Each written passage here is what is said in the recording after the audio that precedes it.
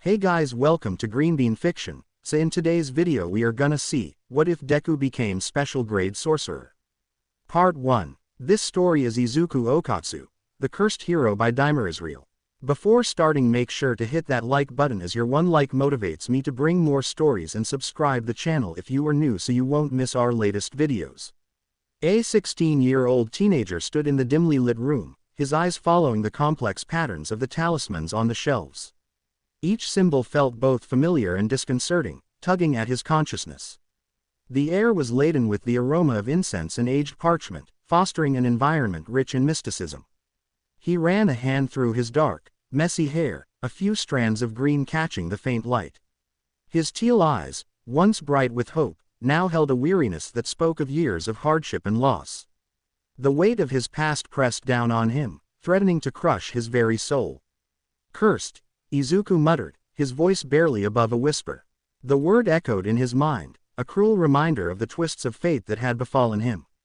Cursed to be loved, cursed to amount to nothing, cursed to never find someone who truly cares. His fingers clenched into fists at his sides. And the most damning curse of all, to be powerless, unable to change my destiny or protect those I hold dear. As he examined the talismans, realizing they were designed to contain his overprotective feelings for his friend within his soul, Izuku turned to sit back down. The sudden creak of an opening door halted his movement, the sound cutting through the silence like a knife. A figure stepped into the room, his presence immediately commanding attention. Clad in a black jumpsuit that accentuated his athletic build, the newcomer moved with a fluid grace that spoke of years of training. Bandages covered his face, obscuring his eyes, but his snow-white hair stood in stark contrast to the dimness of the room. Despite his concealed gaze, the stranger exuded an aura of power and wisdom that sent a shiver down Izuku's spine. Each step was purposeful and deliberate, the soft rustle of his clothing mingling with the echo of his footsteps. As the man approached, Izuku felt an inexplicable pull, as if drawn by the stranger's sheer charisma. He came to a stop before Izuku, his posture controlled yet somehow inviting. "Izuku Yagi," the man spoke, his voice a blend of authority and gentleness that caught Izuku off guard. "We must talk." Izuku raised his weary eyes, dark circles beneath them a testament to his exhaustion. His gaze met the stranger's obscured face, a mix of apprehension and curiosity swirling within him. He unconsciously touched the necklace around his neck, the last memento of his departed friend, drawing strength from its familiar presence. Taking a deep breath, Izuku steadied himself. He thought about the name he had chosen for himself, a small act of rebellion against the life that had been forced upon him. "My name is Izuku Okkotsu now," he thought, the words a silent affirmation of his new identity. "Formerly Izuku Yagi." He paused, gathering his thoughts before speaking. The weight of his experiences, and the strange circumstances that had led him to this place all swirled in his mind. With a mixture of resignation and determination, he met the stranger's gaze once more. "And this," Izuku thought, his voice quiet but steady, "this is my cursed story. 12 years ago, age 4, Musudafu Hospital, Japan. Oka-chan, don't you think I might have a cool quirk?" Izuku asked, his round face beaming with excitement. His fluffy, pure black hair streaked with vivid green danced around his head in wild, unrestrained waves. "Yeah, Oka-chan, I hope I get an awesome quirk too." Izumi chimed in, her long, curly green locks bouncing as she shifted in her seat. The twins shared striking emerald eyes, their cheeks adorned with 3 freckles arranged like a delicate constellation. Their mother, Inko Yagi, smiled warmly at her children's enthusiasm. She was a slender woman with a gentle demeanor that instantly put others at ease. Her big, expressive eyes were a few shades deeper than her children's, reminiscent of lush forest foliage. Her straight, sleek hair cascaded past her shoulders in a shiny curtain of deep green, save for a small, spiky ponytail that bounced playfully at the base of her neck. "I'm sure you both will develop amazing quirks," she reassured them, gently stroking Izuku's unruly hair. The family sat in the waiting room at Musudafu Hospital, the air thick with anticipation as they awaited the doctor's return with the results of the twins' quirk assessment. Izuku, slightly shorter than his sister, fidgeted restlessly, his mind racing with possibilities about the incredible power that might suddenly manifest within him. Izumi leaned forward, her forest green gaze sparkling with determination. "I can't wait to find out," she whispered, her voice trembling with barely contained excitement. The twins exchanged knowing looks, their young minds painting vivid pictures of the great deeds and incredible talents that surely awaited them. In their burgeoning, curious imaginations, the world remained an open canvas to be colored by their individuality. The door creaked open, and the twins' heads swiveled towards it with sudden interest. Their eyes grew wide as the doctor himself entered. He was an elderly man with a kindly demeanor, his soft, wrinkled features radiating warmth. Despite the gentle sag of advanced age, he carried himself with a quiet dignity that commanded respect. His balding head gleamed under the fluorescent lights, a meticulously trimmed mustache twitching as he smiled. The white lab coat he wore bore faded stains, a testament to years of dedicated service. Peculiar goggles in the form of gears hung from his neck, hinting at an inventive mind and a keen eye for detail. His name tag, swaying gently with each measured step, read, Dr. Tsubasa. As he approached the family, his presence exuded calm authority. The corners of his eyes crinkled as he offered a warm smile, instantly putting the anxious twins at ease. "Well, Mrs. Yagi, I have some news regarding the assessment of the children's quirks," Tsubasa began, his voice soft and low, tinged with a hint of solemnity. He paused, carefully weighing his words as he addressed the family waiting anxiously for his response. Inko's heart began to race as she instinctively reached out to squeeze her children's hands reassuringly. Izuku and Izumi both leaned forward, their emerald eyes wide with a mixture of excitement and apprehension. Tsubasa's sharp gaze softened as he met the twins' hopeful expressions. "The good news is that your daughter, Izumi, has manifested an extraordinary quirk." A warm smile spread across his wrinkled features as he turned to address the young girl. "Izumi, my dear, you possess the unique ability to attract objects with your mind." Izumi's eyes widened, her mouth forming a tiny O of surprise and delight. "Really?" she breathed, her voice barely above a whisper as she processed the incredible news. Tsubasa nodded encouragingly. "Yes, indeed. With proper training and dedication, you could become a great hero." A beaming smile spread across Izumi's face, her freckles dancing animatedly with unrestrained happiness. Inko gazed at her daughter with pride, her eyes shining with unshed tears of joy. However, the doctor's expression turned grave as he shifted his focus to Izuku, whose light-colored eyes still glowed with anticipation. Tsubasa felt a heaviness in his heart, knowing the difficult truth he had to impart. Quirkless. That single word hung in the air, a smothering weight that crushed Izuku's cherished dreams beneath its oppressive force. The emerald eyes that once burned bright with hope and wonder dimmed as the doctor's grim pronouncement sank in. Izuku's mind whirled, desperately grasping at every possibility that this was all just a terrible mistake. His mouth opened and closed, but no words came out. The silence that followed the doctor's devastating words was deafening. Beside him, Izumi's bright smile wavered, her brow furrowing in confusion as she struggled to understand the implications of her brother's lack of a quirk. Inko's hand shot to her mouth, stifling a gasp as her heart ached for her son. Dr. Tsubasa's face was a picture of compassion, his eyes sparkling with sincere sadness for the little boy whose dreams he had just shattered. "Izuku," he began, his voice gentle but heavy with solemnity, "I know this is hard to hear, but being quirkless doesn't mean your life is over. There are still many paths you can follow, many ways you can contribute to society." Inside Izuku's mind, a tornado of hopes and dreams lay in pieces. He had dreamed of being like the great heroes, using extraordinary powers for justice and protection. Now, that possibility seemed to slip through his fingers like sand, leaving him adrift in a sea of uncertainty. He felt tears pricking at the corners of his eyes but stubbornly refused to let them fall. Gritting his teeth, he struggled to keep his expression neutral. But I wanted to be a hero," he finally managed, his voice quavering with the weight of his broken dreams. Feeling his heartache for the young boy, Tsubasa gently patted Izuku's shoulder. "I know, my boy.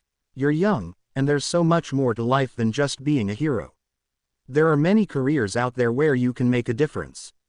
"Thank you, Doctor," Inko said, her eyes clouded with a mix of sorrow and resignation. Her smile was small and tight-lipped, never quite reaching her eyes, betraying the turmoil within. Izuku's shoulders sagged, his gaze fixed on the floor as a single tear traced its way down his freckled cheek. His dreams of soaring through the skies and saving lives with incredible powers crumbled around him like shattered glass. Izumi looked from her brother to her mother, her brows knitted in confusion. "But Oka-chan, what about Izuku? Doesn't he get a quirk too?" she asked, her voice laced with concern. Inko's heart clenched at the raw disappointment etched across her son's face.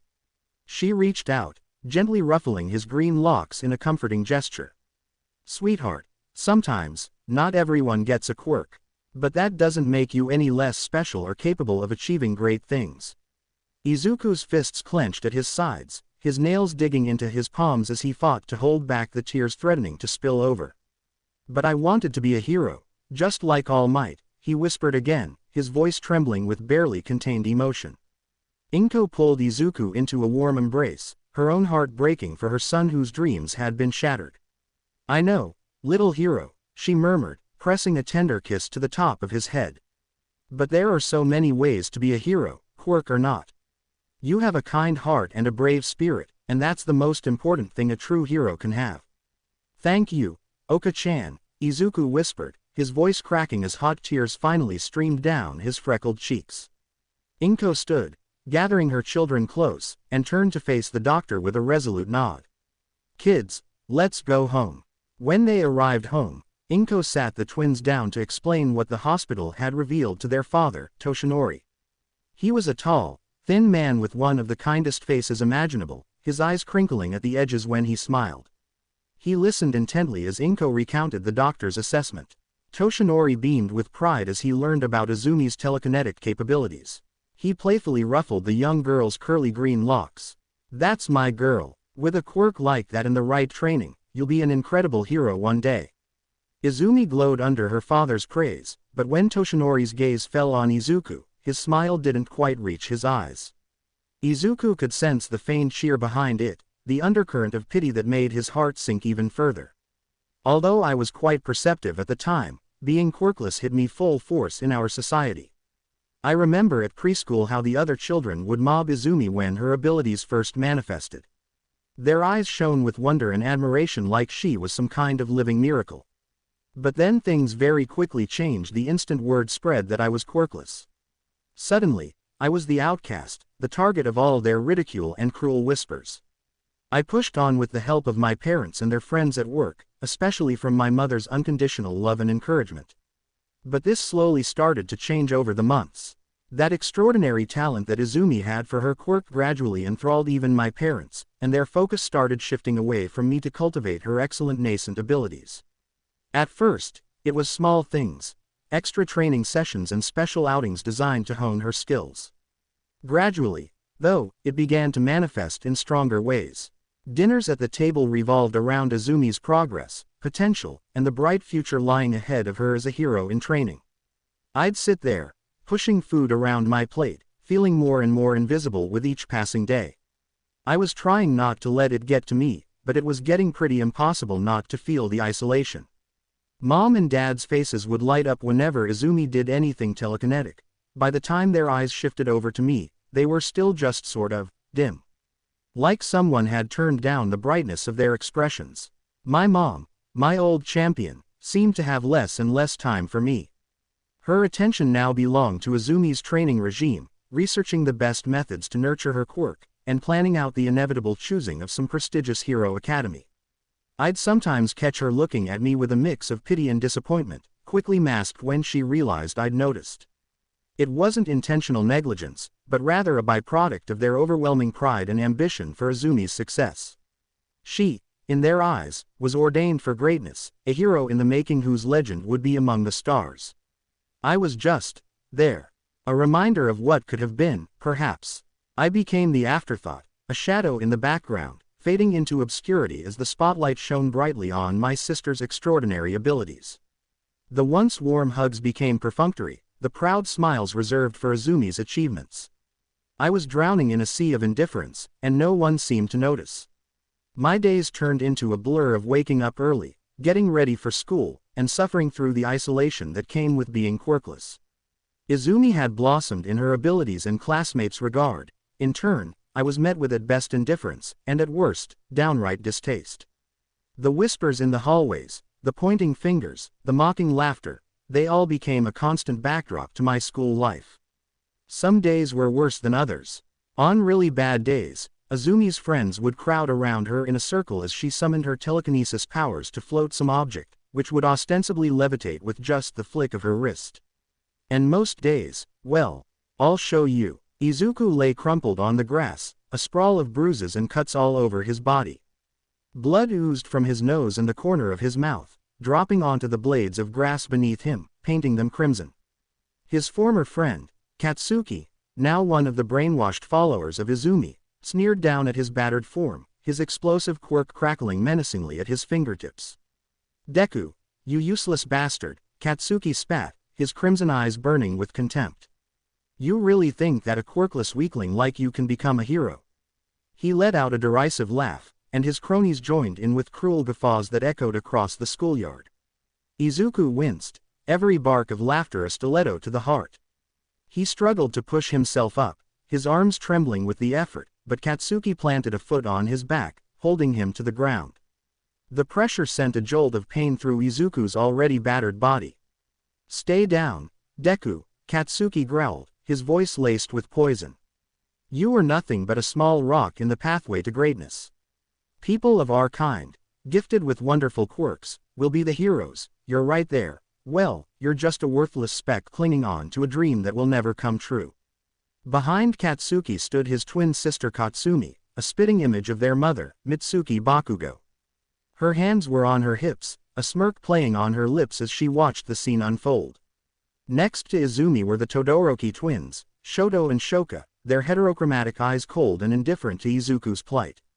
Tears pricked at Izuku's eyes as his vision began to blur, fighting against the weight Katsuki was applying with his foot.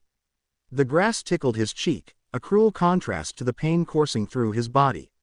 I won't give up," he rasped, his voice hoarse from all the beatings. "I'll become a hero, no matter what it takes." Katsuki sneered, his expression twisting into a sadistic grin. "Oh yeah, and how do you plan on doing that, huh? You are about as useful as a pile of trash." He leaned down, his hot breath fanning across Izuku's face, smelling of nitroglycerin from his quirk. "Face it, Deku, you're nothing, and you'll never amount to anything." With a vicious push, Katsuki ground Izuku's face into the dirt, eliciting a muffled cry of pain from the green-haired boy. Katsuki then stepped back, laughing away with the rest of his former friends. The sound echoed in Izuku's ears, a haunting melody of cruelty and rejection. As the group walked away, their laughter fading into the distance, Izuku remained on the ground, his body aching, his spirit crushed. Yet, somewhere deep inside, a spark of determination refused to be extinguished. It was small, barely a flicker, but it was there, a stubborn resolve to become a hero, no matter the cost. "Why me? Why does it have to happen to me?" Izuku whispered, his voice shaking with anguish as he collapsed onto the grass. Tears streamed down his freckled cheeks, mixing with the blood from his nose and the split in his lip as it dripped, creating red trails on his skin. He tried to push himself up, but a sharp pain lanced through his ribs, forcing a grimace to twist his features. His arms shook with the effort as his body, battered and bruised from relentless beatings, threatened to collapse again. The world around him seemed to spin, a kaleidoscope of green grass and blue sky, mocking him with its beauty in the face of his pain. In that moment, Izuku felt so alone, a speck of insignificance in a world that celebrated powers and scorned those without. His dream to fly high across the skies and save lives with powers beyond imagination seemed to crash down on him like shattered glass, each shard a reminder of his perceived worthlessness. "Will anyone in this world ever accept me?"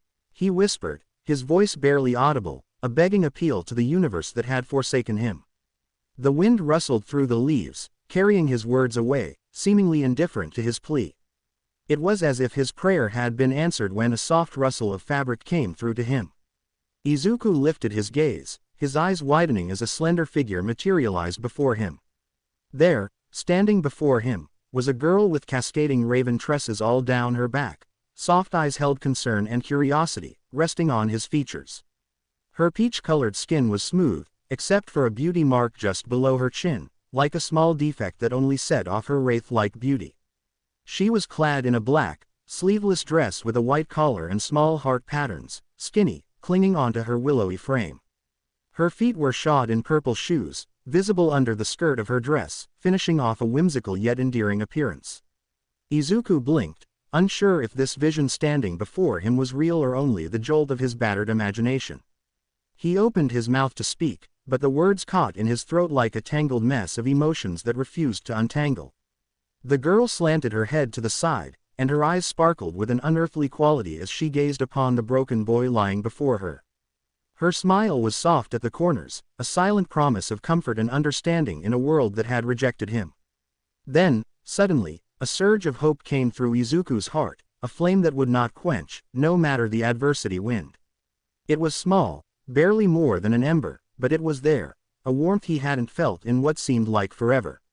She spoke with a soft and sweet voice, like a gentle breeze on a summer day. "Are you okay? Do you need help?" she asked, her eyes never leaving Izuku's beaten form. "No, I'm fine," Izuku replied, wincing as he tried to sit up. The girl's presence had startled him, but there was a gentleness in her demeanor that put him at ease. He couldn't help but feel a strange sense of comfort in her presence, as if she understood his pain without him having to explain. She tilted her head, her brown tresses cascading over her shoulders like a waterfall of chocolate. "Are you sure? You look pretty beaten up."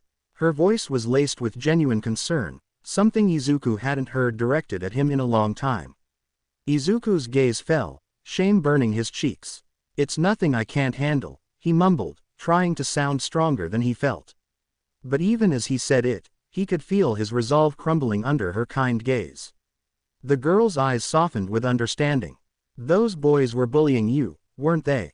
When Izuku didn't respond, she sighed, a sound filled with empathy rather than pity. "I'm Rika, Orimoto Rika, Izuku Yagi," he mumbled, finally meeting her gentle gaze. Her eyes were a light brown and looked at him with curiosity and kindness. Rika's lips curved into a warm smile that seemed to light up the entire schoolyard. "It's nice to meet you, Izuku." She glanced around the space, then back at him.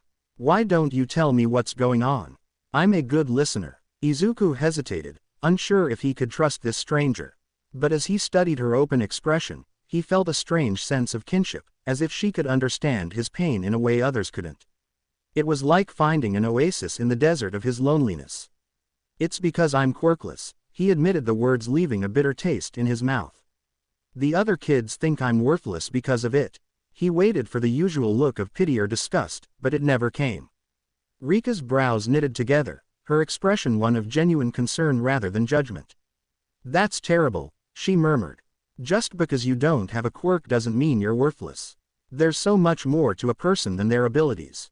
Warmth bloomed in Izuku's chest at her words, a feeling he hadn't experienced in a long time. It was like a ray of sunlight breaking through storm clouds. "You think so?" he asked, his voice barely above a whisper, afraid to hope. "Of course." Rika's gaze sharpened with determination, a fire blazing in her brown eyes. "Izuku, do you want to be my friend?" she asked softly, extending a delicate hand to help him up. Izuku's eyes widened at the sudden offer, flicking from her offered hand to her soft smile, searching for any sign of trickery or mocking. Seeing neither, he placed his palm gingerly in hers, marveling at how warm and real it felt. She lifted him to his feet with little apparent effort, steadying him when he swayed slightly. As he stood, Izuku winced, and the throbbing aches and pains of the earlier beating made themselves known once more. Rika's brow furrowed at his discomfort, her hand still holding his gently. Swallowing past the lump in his throat, Izuku met her gaze once more. I'd like that," he said quietly, "to be your friend, I mean." The words felt foreign on his tongue, but they brought with them a surge of hope he hadn't felt in years. The instant he said it, Rika's face lit up like the rising sun at dawn, her radiant smile seeming to dispel all lingering shadows of his torment. "Great," she exclaimed, her enthusiasm infectious. "We can start by patching you up. I know a quiet spot where we can rest for a bit." She took his arm, careful of his wounds, and turned to cross the schoolyard with him toward a more secluded corner beneath the drooping branches of a weeping willow. As they walked, Izuku studied her beside him, this strange, ethereal girl who had appeared from nowhere yet spoke with such compassion.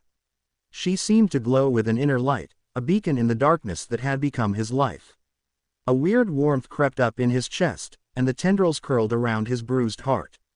Maybe, just maybe, he had finally found his way out of the dark, haunting loneliness that had taken over his life. With each step they took together, Izuku felt a little lighter, a little stronger. For the first time in what seemed to be forever, Izuku allowed himself to rekindle the most remote ember of hope within himself. With Rika by his side, he felt possibilities begin to unfurl, like the petals of a flower opening to the sun. As they settled beneath the willow tree, its leaves creating a curtain of privacy around them, Izuku realized that perhaps his story wasn't over yet. Perhaps it was just beginning. 4 years later, age 10, July 15th.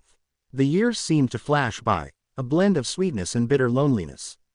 As Izumi continued to rise, basking in the adoration of our parents and peers, I found solace in Rika's steadfast companionship.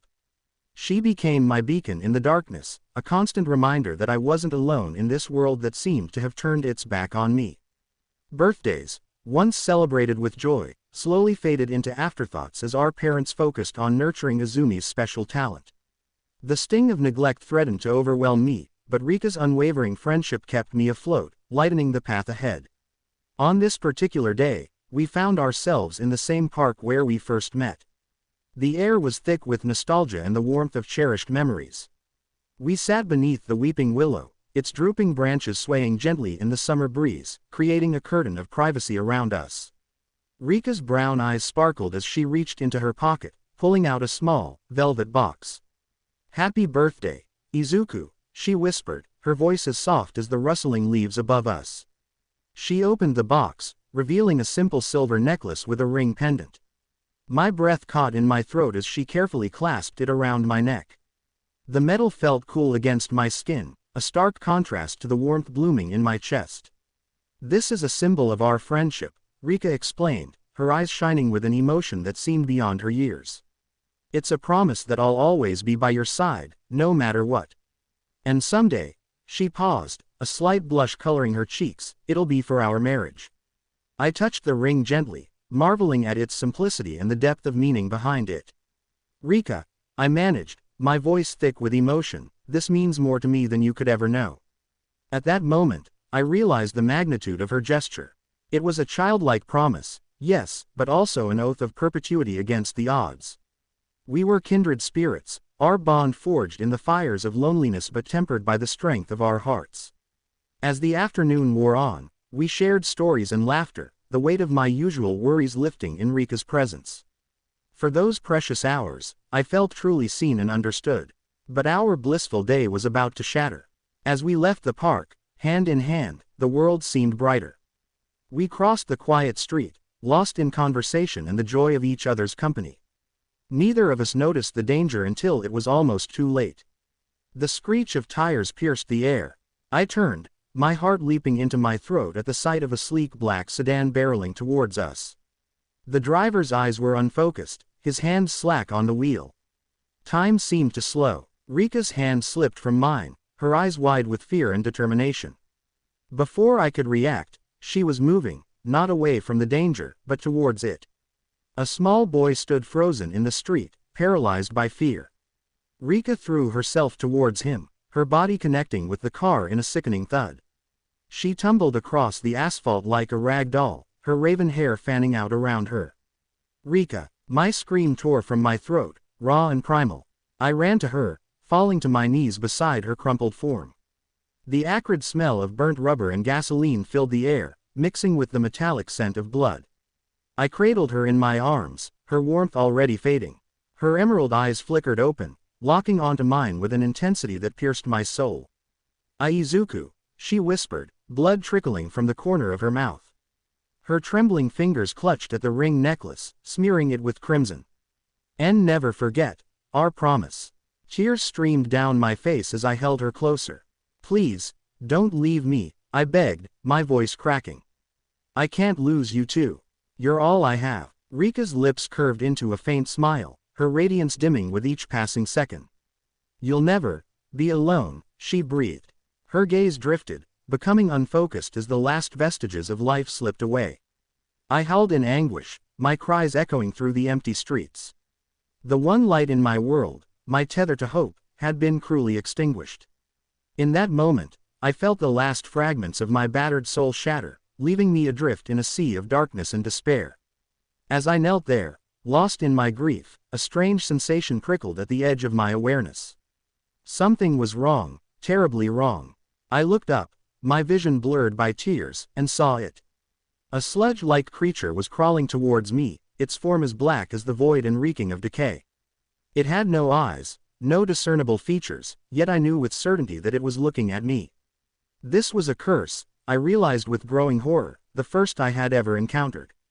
It spoke, its voice a grating, inhuman sound that sent shivers down my spine. Izuku, it rasped, when we grow uup. Yes geet mariet. Revulsion and terror seized me as the foul creature reached out a ropey tendril that curled around my legs with a cold, clammy embrace. My face contorted into an expression of abject horror, my whole being recoiled from this foul aberration. It's a promise, Izuku. Rika, I cried out, my voice raw with anguish. I sprinted towards her fallen form, my heart pounding in my chest. The acrid smell of gasoline and burnt rubber filled the air as I dropped to my knees beside her. Gently, I cradled Rika's limp body in my arms. Her raven hair was matted with blood, the crimson liquid seeping into the delicate fabric of her dress. I felt my breath catch in my throat as I took in the sight of her, so fragile and broken. Her eyes fluttered open, those beautiful chocolate brown pools finding my teal pupils. Izuku, she whispered, her voice barely audible. A thin line of blood trickled from the corner of her mouth as she struggled to speak. With trembling hands, she reached for the ring necklace around her neck, smearing it with red. And never forget, our promise. Tears streamed down my freckled cheeks, hot and relentless. I pulled her closer, desperately trying to share my warmth as I felt hers fading away. Please, don't leave me, I begged, my voice cracking under the weight of my sorrow. I can't lose you too. Despite the pain, Rika managed a faint smile. It was a shadow of her usual radiance, but it was still there, still fighting. You'll never be alone, she breathed. Her chocolate brown eyes, once so full of life, began to lose focus. I watched, helpless, as the light in them dimmed and finally went out. A howl of pain tore from my throat, echoing through the empty streets. I clung to Rika's lifeless body, rocking back and forth as wave after wave of grief crashed over me. She had been my beacon of hope, my anchor in a world that had been nothing but cruel. And now, she was gone. At that moment, I felt the last fragments of my battered soul crumble away. I was adrift in a sea of darkness and despair, with nothing left to hold on to. As I sat there, lost in my misery, I felt a strange presence. It slithered towards me from the depths of the shadows, its form shifting and pulsing like viscous sludge. The air around it seemed to thicken, carrying the sickly sweet stench of decay. The entity, though featureless, seemed to regard me with an unnerving awareness. I felt its attention on me like a physical weight, making my skin crawl.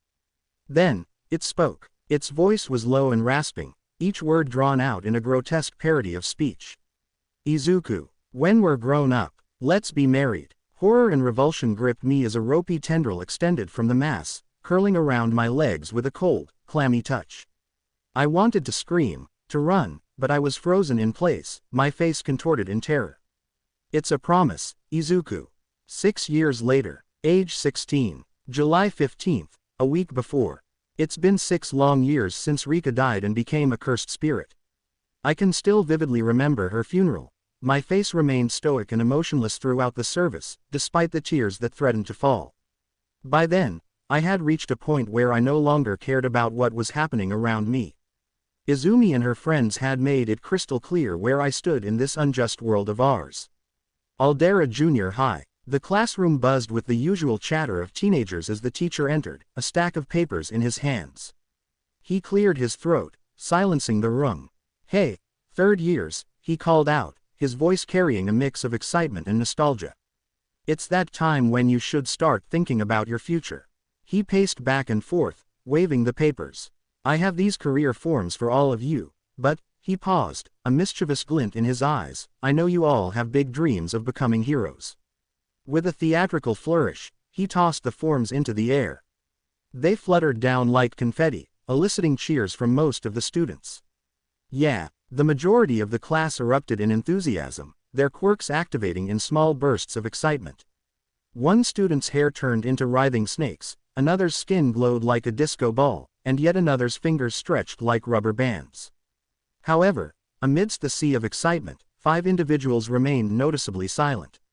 Their expressions ranged from indifference to barely concealed arrogance, setting them apart from their peers. The teacher's smile faltered slightly as he noticed the divide. Yes, you all have wonderful quirks, he continued, his tone more subdued. But remember, it's against the rules to use them in school. Hey, a scoffing voice cut through the excitement. All heads turned to the mid-right of the classroom, where Katsuki Bakugo sat with his feet propped up on his desk. Don't lump me and my friends together with all you extras. The 16-year-old Katsuki, his spiky blonde hair as wild as his personality, wore a smug grin. With their useless quirks, they should consider themselves lucky just to be some delisted sidekicks. Before he could continue his rant, another student interrupted. Quit being so full of yourself, Katsuki. Katsuki's eyes flashed with cruel amusement or arrogance, tiny sparks dancing in his palms. Shut it, extras should know their place. The teacher, sensing the growing tension, quickly intervened. Ah, Bakugo, he said, his eyes scanning the room before settling on a group of students. I heard that you, Katsumi, the Todoroki twins, and Izumi are all aiming for Ua High School. The class's attention shifted to the mentioned students. Shoto and Shoka Todoroki sat side by side, their dual-colored hair a stark reminder of their powerful lineage. Shoka's hair had grown longer over the years, cascading down her back in a mesmerizing mix of red and white. Next to them, Katsumi Bakugo leaned back in her chair, a confident smirk playing on her lips. She had undergone quite a transformation since childhood. Her long blonde hair was styled uniquely, a spiky fringe framed her face, while 2 short pigtails at the back added a touch of playfulness to her fierce appearance.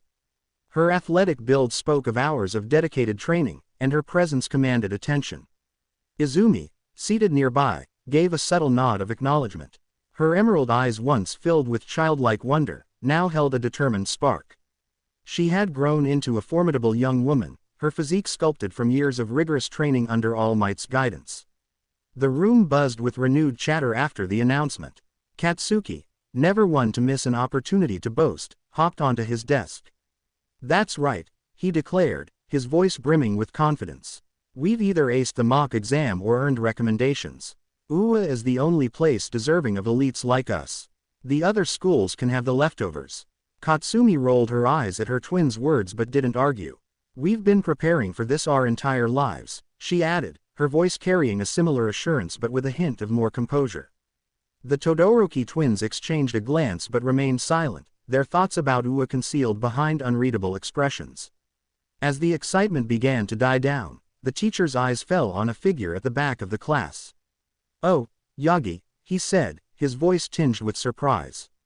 You're also going for Ua, aren't you? The classroom plunged into an eerie silence. It felt as if all the air had been sucked out, leaving a void of shock and disbelief. The background seemed to blur, leaving only the intense emotions at the center of the room. Bakugo's face contorted with a mix of shock and fury. His crimson eyes widened and then narrowed dangerously, his jaw clenched so hard it seemed on the verge of snapping.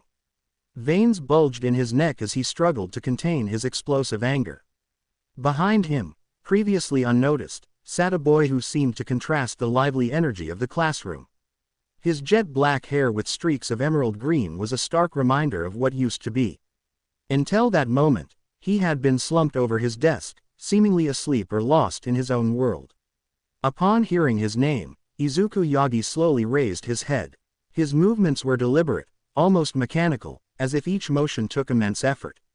As his face came into view, the class collectively held their breath. Izuku's teal eyes, once vibrant with life and dreams, now appeared hollow and distant. Dark, permanent bags hung beneath them, a testament to sleepless nights and haunting memories. His gaze held a cold, glassy quality as if he were looking through everyone rather than at them. For a brief moment, Izuku and Bakugo locked eyes. During that fleeting instant, a hint of something, maybe acknowledgement, maybe defiance, flashed across Izuku's expression before it returned to its usual mask of indifference. Yes, Izuku replied, his voice flat and emotionless. So what? The classroom erupted into laughter, the tension breaking like a dam. Comments flew from all directions, each more mocking than the last. The second best twin. Really? You can't get a hero license with good grades alone, Yagi. What's your quirk again? Oh right, you don't have one. Amidst the cacophony of laughter and jeers, Izuku remained still, his expression unchanged. He had long since learned to tune out their words, to let them wash over him like water off a duck's back. But deep inside, in a place he rarely acknowledged, a small flame of determination continued to burn. Bakugo seethed with silent anger, his face contorted into a mask of rage. His crimson eyes, blazing with fury, locked onto Izuku's stoic form. With deliberate and menacing steps, he advanced towards Izuku's desk, each footfall echoing in the now silent classroom. The air crackled with tension as Bakugo's palm ignited with small, threatening explosions. The sharp scent of nitroglycerin hung in the air, a potent reminder of the unpredictable ability at his disposal. Suddenly, he forcefully slammed his explosive hand down on Izuku's desk, sending a tremor through the room. The sudden loud noise caused several students to flinch, but Izuku remained unfazed. His emotionless teal eyes slowly rose to meet Bakugo's intense glare. The sharp contrast between Bakugo's explosive anger and Izuku's cold indifference created an almost tangible tension in the air. Wow, Bakugo, I'm surprised you didn't do that earlier, Izuku remarked sardonically, his voice laced with a hint of boredom. You think you're funny, Deku. Bakugo snarled, the low, even tone of his voice making it all the more threatening. Small explosions kept popping in the palm of his hand, scorching the surface of Izuku's desk. You think a quirkless nobody like you has any place at UA? Izuku's response was a deliberate blink, his face remaining impassive. At this, Bakugo seemed to grow even angrier, his face twisting further into a deep scowl. What's wrong, Deku? Cat got your tongue, Bakugo snarled, leaning in closer. His hot breath ghosted over Izuku's face, carrying the faint scent of caramel. Or are you finally realizing just how pathetic your dreams are? Izuku's expression didn't change, but something flickered in the depths of his eyes. It wasn't fear, nor was it anger. It was a more somber, deep-set mixture of resignation and barely contained resentment. My dreams. Izuku finally spoke, his voice barely above a whisper. What do you know about my dreams, Kachan? The childhood nickname slipped out, laced with a bitterness that even Bakugo paused at. For a moment, the classroom was silent, the tension palpable. Then Izuku continued, a hard edge to his voice. You're right, I am quirkless, but that doesn't mean I can't try. It doesn't mean I can't fight. Bakugo's free hand clenched tightly, his knuckles white from the strain. His entire body shook and quivered with barely restrained anger, like a volcano on the verge of eruption. You dare, he growled, his voice quavering with rage. Bakugo's arm surged forward, unleashing a torrent of explosions from his palm. But before the blast could connect, Izuku's hand darted out with unexpected speed, seizing Bakugo's wrist with a strong, unwavering grip. In one fluid motion, Izuku twisted, using Bakugo's momentum against him. The blonde's eyes widened in shock as he felt his feet leave the ground. With a resounding thud, Bakugo's back slammed onto Izuku's desk, the impact knocking the wind from his lungs. Izuku maintained his hold, twisting Bakugo's arm into a painful lock. See, Kachan, he said, his voice low and cold. A bitter smirk played at the corners of his mouth, a far cry from the timid smiles of their childhood. This is what I meant by fighting. Bakugo's face contorted, a mix of pain, shock, and unbridled fury. His crimson eyes burned with a rage that seemed to set the very air around them ablaze. He struggled against Izuku's grip, small explosions popping futilely from his trapped palm. You bastard! Bakugo snarled through gritted teeth, his face contorted with a mixture of pain and fury. His red eyes blazed with an intensity that could melt steel, but beneath the anger, there was a flicker of disbelief. How dare you? When did you? He stammered, struggling to comprehend how the tables had turned so dramatically. Izuku's grip remained firm, his teal eyes cold and unforgiving. I wouldn't do that if I were you, he warned, his voice low and steady. I could dislocate your arm right now. The class watched in stunned silence, the air thick with tension. The seemingly impossible had happened. The quirkless Deku had overpowered the explosive prodigy. Even Katsumi, usually quick to jump to her twin's defense, stood frozen, her eyes wide with shock. Bakugo's muscles tensed as he fought against Izuku's hold, small explosions crackling ineffectively from his trapped palm. Each pop and sizzle only seemed to emphasize his powerlessness in this situation. "Let me go," Bakugo growled, each word dripping with venom. His free hand twitched, itching to unleash an explosion, but the awkward angle of his position left him at a disadvantage. Izuku leaned in closer, his breath ghosting over Bakugo's ear. "Not so fun being on the other side, is it, Kachan?" he whispered, the childhood nickname now a mockery of their shared past. For a moment, something flickered in Bakugo's eyes, a hint of recognition, perhaps even a touch of fear. But it was quickly consumed by the inferno of his rage. "I'll kill you for this, Deku," he spat, renewing his struggles. Izuku's grip tightened fractionally, eliciting a barely suppressed wince from Bakugo. "You've been trying to do that for years," Izuku replied, his voice eerily calm. "How's that working out for you?" The teacher, finally finding his voice, suddenly stood up. His chair scraped against the floor, shattering the tense silence that gripped the classroom. "Yagi, Bakugo, that's enough," he shouted, his face reddening with a mixture of anger and embarrassment for losing control of his class. "Both of you, let go of each other right now and return to your seats." Izuku maintained eye contact with Bakugo for a moment, his inscrutable teal eyes locking with Bakugo's fiery gaze. Then, he slowly loosened his grip on Bakugo's arm. As Bakugo hastily got up and massaged his wrist, Izuku calmly adjusted his uniform. "Sorry, sensei," Izuku said, showing no trace of genuine remorse in his voice. "It won't happen again." Bakugo, still furious, attempted to speak, but the teacher interjected sharply. "No more, Bakugo. Get back to your seat. Now." As Bakugo stomped back to his desk, muttering curses under his breath, the rest of the class watched in stunned silence. The air was thick with tension, and whispers began to circulate among the students. "Did you see that? How did Deku do that? Maybe he's not as useless as we thought." Izuku ignored the murmurs, his face an impassive mask as he sat back down. He could feel the weight of his classmates' stares, a mixture of fear, curiosity, and newfound respect. As the class gradually settled into the familiar routine of the day, Izuku noticed Izumi out of the corner of his eye. His sister's gaze held a mix of surprise, concern, and something else he couldn't quite identify. Their eyes briefly connected, and Izuku felt a moment of something indescribable. But he swiftly pushed it aside, refocusing his attention on the teacher's monotonous voice. Time skip. As the final bell rang, signaling the end of another grueling school day, Izuku began to pack up his belongings. The classroom buzzed with the usual chatter and movement of students eager to leave, but Izuku remained focused on his task, his movements mechanical and precise. He reached for his hero analysis journal, number 13 in a long series that documented his tireless observations of heroes and their quirks.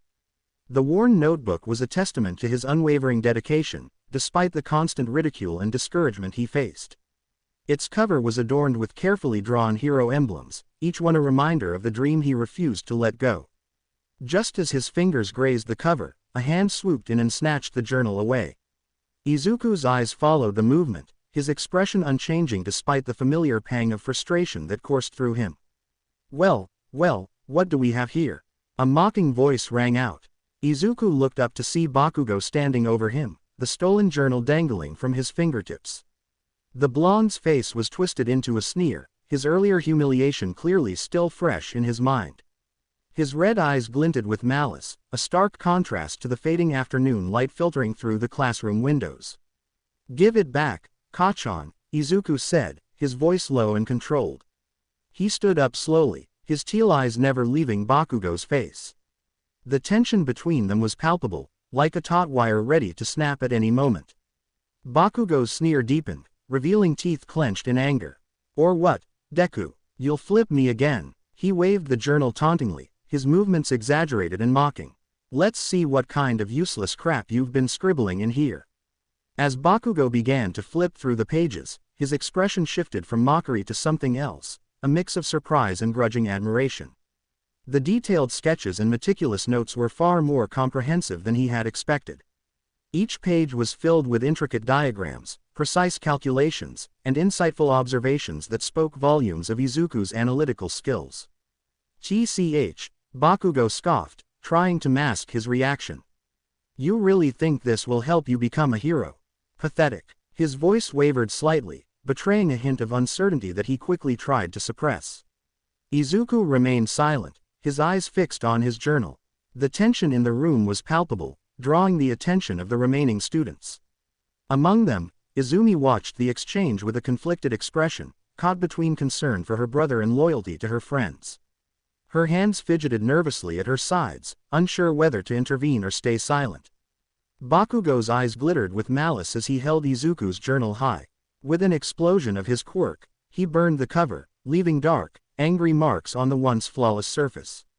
The sharp smell of burning paper filled the room, making some students wrinkle their noses in disgust. "Oops," Bakugo sneered, his voice oozing with feigned innocence. "Looks like your precious little book had an accident." Without warning, he strode to the open window and threw the journal out. The notebook spiraled through the air, its pages fluttering like wounded birds, before softly landing in the koi pond below.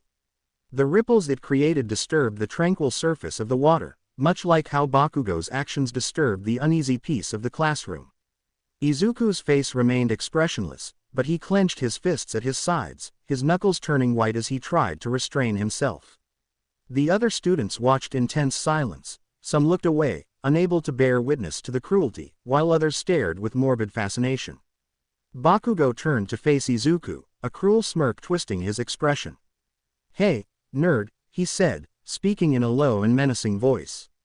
He took a step closer, invading Izuku's personal space, and continued, "If you're so desperate for a quirk, there might be a way." Izuku's eyes narrowed slightly, a flicker of wariness passing through them. Bakugo leaned in, his breath warm against Izuku's ear. "Why don't you take a swan dive off the roof?" he whispered, his words laced with venom. "Who knows, maybe you'll be lucky and reborn with a quirk in your next life." A collective gasp echoed through the remaining students. Even Bakugo's usual supporters appeared uneasy at the gravity of his words. The air in the classroom seemed to grow heavy, weighted down by the cruelty of the suggestion. Izuku stood motionless, his face an unreadable mask. For a brief moment, the air between them crackled with tension, like the calm before a storm.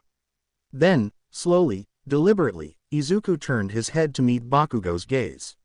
His teal eyes, usually dull and lifeless, now burned with an intensity that made Bakugo take an involuntary step back. It was as if a switch had been flipped, revealing a side of Izuku that few had ever seen. "Is that what you want, Kachan?" Izuku asked, his voice unnervingly calm. "For me to disappear?" The words hung in the air, heavy with unspoken emotions and years of pent-up frustration. After storming out of the room, Bakugo shouldered past the other students roughly. The sound of his footsteps faded down the hallway, leaving an uncomfortable silence in his wake. Once Bakugo was out of sight, Izuku's composure began to crumble. His shoulders started to tremble, a mix of pent-up anger and deep-seated sadness coursing through his body. He clenched his fists tightly, his knuckles turning white as he tried to contain the storm of emotions threatening to break free. Izuku muttered, "Damn bastard," under his breath, the words laden with years of torment and frustration. He closed his eyes, took a deep breath, and steadied himself. As he opened his eyes, he caught sight of his reflection in the classroom window. The person staring back at him seemed like a stranger, tired, with hollow eyes, as if carrying the weight of the world on his shoulders. For a moment, Bakugo's harsh words replayed in his mind, and he briefly felt the urge to look down at the ground below. The thought sent a shiver down his spine, and he quickly pushed it away. As Izuku shook his head to clear his thoughts, he noticed his notebook floating in the koi pond. The sight of his hard work drifting aimlessly in the water stirred a mix of determination and defiance within him. The koi swam around it, their colorful scales a stark contrast to the sodden pages of his dreams. With a deep sigh, he gathered his remaining belongings and made his way to the door. Pausing at the threshold, his hand resting on the doorframe, he looked back at the now empty classroom. The late afternoon sun cast long shadows across the desks, giving the room an almost ethereal quality. A bittersweet smile played at the corners of his mouth as he took in the scene. "I'm not giving up," he whispered to the empty room, his voice growing more determined with each word. "Not now, not ever." The words seemed to echo in the silence, a promise to himself and a challenge to the world. With that, Izuku strode into the hallway, his footsteps reverberating in the silent corridor. He had a drenched notebook to retrieve and a dream to pursue, no matter what anyone else thought. As he walked, his back straightened and his chin lifted slightly. The day's events had shaken him, but they had not broken him. If anything, they had only strengthened his resolve. The school corridors were mostly empty now, the other students having rushed home. Izuku's footsteps echoed off the walls as he made his way toward the exit, each step bringing him closer to his waterlogged notebook and, in a way, to his dreams. Despite everything, a small flame of hope still burned within him, refusing to be extinguished by Bakugo's cruel words or anyone else's doubt. Time skip. As Izuku strolled under the bridge, the sense of being followed intensified. The shadows seemed to dance and twist unnaturally, and an eerie silence descended upon the area. The air grew thick and heavy as if weighted down by an unseen presence. Izuku's grip tightened on the strap of his backpack, his knuckles turning white, but his face remained impassive. Years of enduring Bakugo's torment had taught him to mask his emotions well. A subtle smirk played on Izuku's lips as he felt the presence drawing nearer. Without turning, he spoke softly but firmly, his voice carrying a hint of warning. "You know," he addressed the unseen pursuer, "I wouldn't do that if I were you." The air filled with squelching and oozing sounds, growing louder with each passing second. Slowly, Izuku turned around, his teal eyes scanning the space behind him. What he saw made his skin crawl. A massive, sludgy figure loomed before him, its form constantly shifting and pulsating like a living nightmare. It towered over Izuku, easily twice his size, with no discernible features save for two glowing, malevolent eyes that seemed to bore into his soul. The stench of sewage and decay emanated from the creature, so potent it made Izuku's stomach churn. The sludge villain's eyes narrowed, fixing Izuku with a predatory gaze. Well, it croaked, its voice reminiscent of thick mud bubbling up from the depths of a swamp. "What do we have here? A young, healthy body, just perfect for my needs." Izuku's smirk remained fixed, a stark contrast to the revolting figure before him. His calm demeanor seemed to infuriate the sludge villain, whose eyes narrowed dangerously, glowing with malice. "Why the fuck are you smiling, you little shit?" It snarled, its voice a guttural growl that echoed ominously in the underpass. Tendrils of slime began to reach out towards Izuku, their movements slow and menacing, like the tentacles of some eldritch horror. Izuku's teal eyes gleamed with an eerie light, his expression unchanging as he watched the approaching tendrils. "You know," he said, his voice unnervingly calm, carrying a hint of something dark and dangerous. "Sometimes the most innocent-looking person can harbor the most dangerous secrets." "Is that right, Rika?" Izuku murmured, his voice barely above a whisper. The sludge villain's eyes widened in bewilderment, its tendrils pausing mid-advance. "Who the hell is Ri?" Before the villain could finish his sentence, a bone-chilling screech pierced the air, causing the temperature in the underpass to plummet dramatically. An overwhelming sense of dread engulfed them as the sludge villain's form quivered, its eyes darting around frantically, searching for the source of the terrifying sound. Behind the villain, a dark figure materialized out of thin air. It was a sight that defied description, a grotesque and otherworldly being that seemed to be a twisted amalgamation of a young girl and something far more sinister. Long, lank hair covered a face that was half human, half monstrous. Empty eye sockets stared out from beneath a cracked skull, with a deep silt running down the middle of its forehead. Its elongated arms ended in razor-sharp claws that reached out hungrily, eager to tear into flesh. The creature's stance was aggressive, its arms extended outwards threateningly, radiating an aura of pure malevolence. Izuku had been accompanied by Rika, the Queen of Curses, for the past 11 years. Her voice was an unsettling blend of a child's innocence and the malevolence of an eldritch horror as she rasped, "Izuku, this thing, it intends to hurt you." The sludge villain, now caught between Izuku and the terrifying apparition, started to tremble violently. Its liquid form quivered with fear, its eyes frantically shifting between the two threats. What's happening?" It stuttered, all of its earlier confidence evaporating in an instant. What kind of quirk? Izuku cut in, his teal eyes glowing with an eerie light, interrupting the villain mid-sentence. A humorless smile played on his lips as he observed the growing panic in the villain's eyes. Rika is something far beyond what you can understand. It's not just a quirk. She's something else entirely. Rika's form grew larger, her presence filling the underpass with a suffocating sense of dread.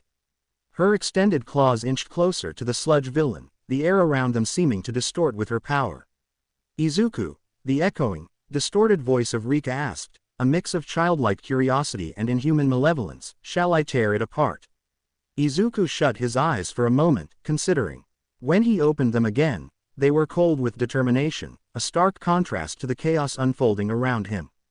No, Rika, he whispered, his voice carrying a weight of authority that belied his years.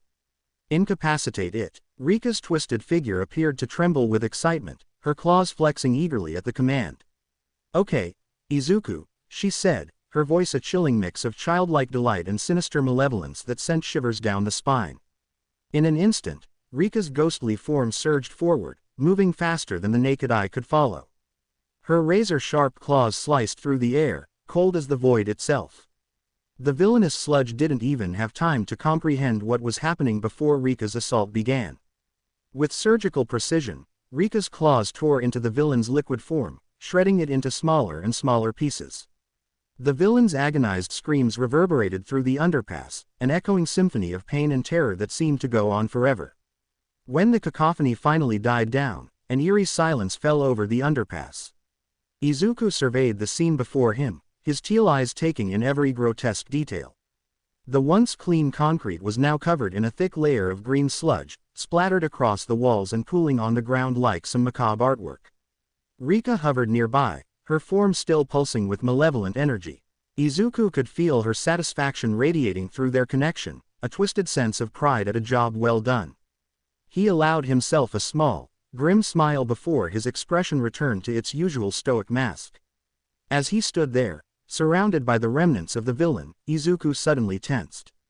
His senses, honed by years of hypervigilance, picked up on something new. There was another presence nearby, hidden but unmistakable. Someone else is here, he murmured, his eyes scanning the area with renewed intensity. The sewage tunnel to his left seemed to be the source of this new presence. Izuku's mind raced, considering the possibilities. Was it another villain lying in wait? A potential witness to the gruesome scene? Or perhaps, a hero who had stumbled upon the aftermath? He turned to Rika, his voice low and steady, betraying none of the tension he felt.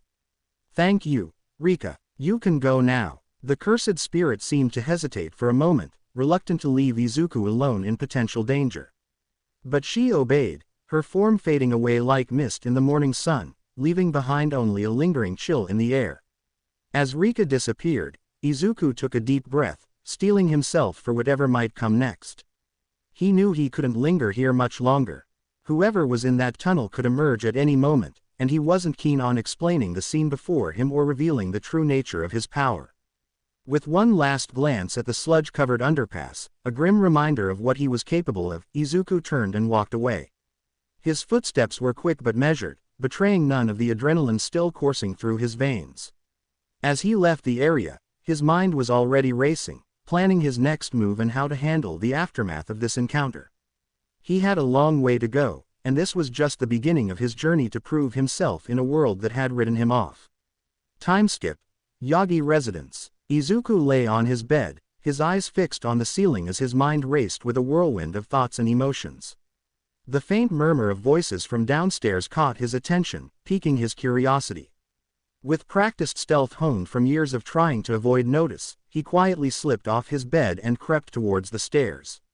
As he reached the top step, Izuku peered down, his teal eyes widening in surprise.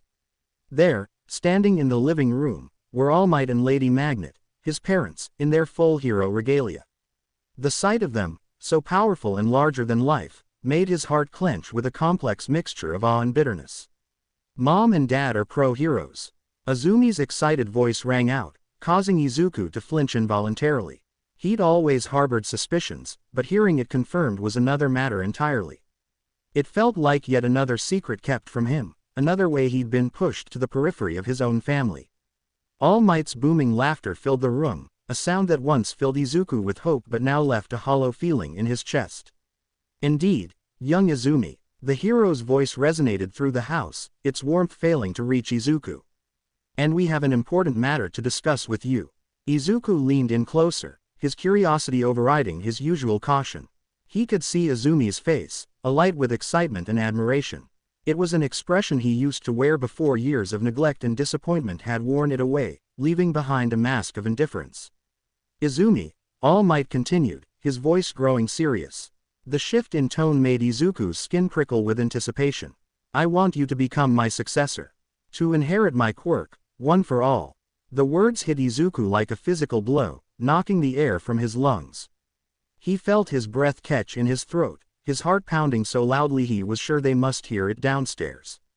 His father, his idol, was offering such immense power to his sister. The unfairness of it all threatened to overwhelm him, a tidal wave of emotions he struggled to contain. But, why me? Izumi asked, her voice tinged with uncertainty. Izuku found himself leaning even further forward, desperate to hear the answer, clinging to a last shred of hope. Why not Izuku? There was a pause, heavy with unspoken words. Izuku's heart raced, hope and dread warring within him. Then, All Might's voice, lower this time, shattered what remained of Izuku's world. I don't think he can be a hero. The words echoed in Izuku's mind, each repetition like a knife twisting in his gut. He stumbled back, nearly losing his balance, his vision blurring as tears threatened to spill over. The world around him seemed to dim, the voices from downstairs fading into a muffled buzz. But Dad, Izumi protested, her voice seeming to come from far away, Izuku's been working so hard. Izumi, Lady Magnet cut in, her voice gentle but firm, a tone Izuku couldn't remember ever being directed at him. Your father knows best. Izuku, he's just not cut out for this life. Something inside Izuku snapped. 12 years of neglect, of abuse, of being overlooked and pushed aside, it all came crashing down on him in that moment. He rushed back to his room, slamming the door behind him with a force that shook the walls. The sound echoed through the house, a physical manifestation of his anguish. His eyes darted around wildly, taking in the All Might merchandise that covered every surface. Posters, action figures, even his bedspread, all bearing the face of the man who had just crushed his dreams. The sight of it all, once a source of comfort and inspiration, now felt like a cruel mockery of his aspirations. With a cry of anguish that he barely recognized as his own, Izuku lunged at the nearest poster. He tore it down, his fingers digging into the paper, ripping it to shreds. Then another, and another. Action figures were thrown against the wall, shattering into pieces with satisfying crashes. He yanked the All Might bedspread off his bed, tearing it in half with strength born of raw emotion. An hour passed in a blur of destruction. When Izuku finally came back to himself, he was sitting in the middle of his ruined room, panting heavily. Torn posters and broken figures littered the floor around him, a physical manifestation of his shattered dreams. The room, once a shrine to his hero, now looked like a battlefield. As his breathing slowed, a strange calm settled over him. The initial storm of emotion had passed, leaving behind a cold, hard resolve. An idea began to form in his mind, crystallizing with each passing moment. If they don't want me, he muttered, his voice low and determined, then I'll make it to Ua, my own way. With newfound determination, Izuku grabbed his backpack and began to pack. He moved with purpose, selecting clothes, his intact notebooks, and some money he'd saved. Each item he packed felt like a step towards a new future, one he would forge for himself, away from the shadows of his family's expectations.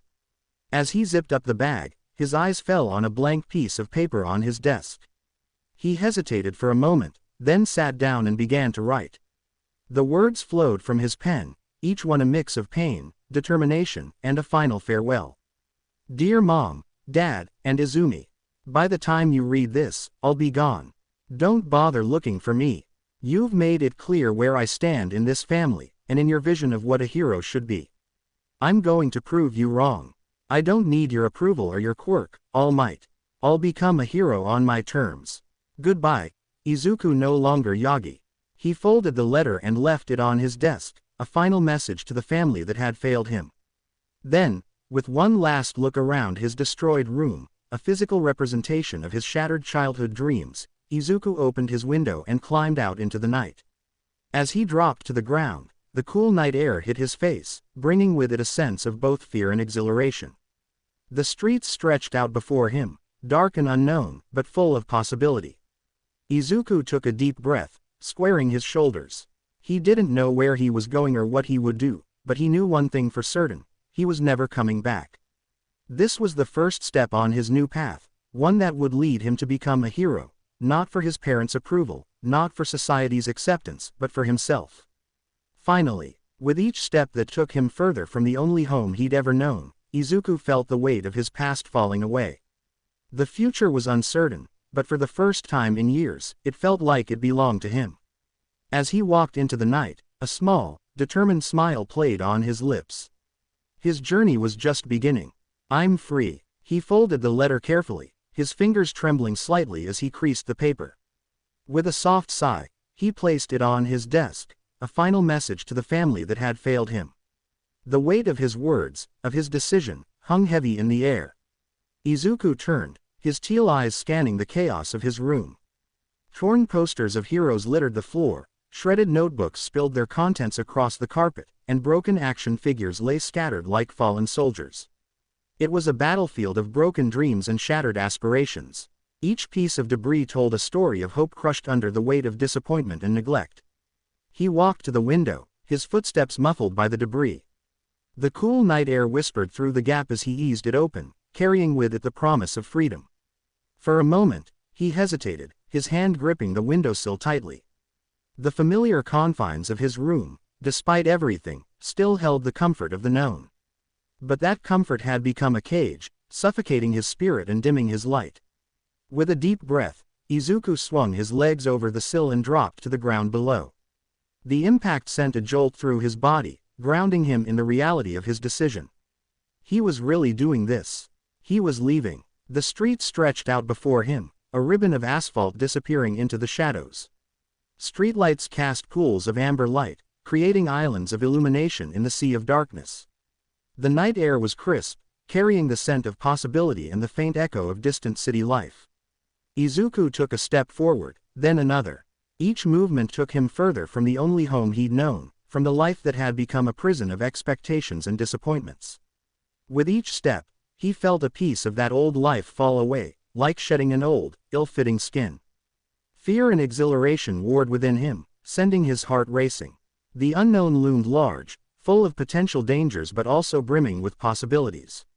He didn't know where he was going or what challenges lay ahead, but for the first time in years, the future felt like it belonged to him.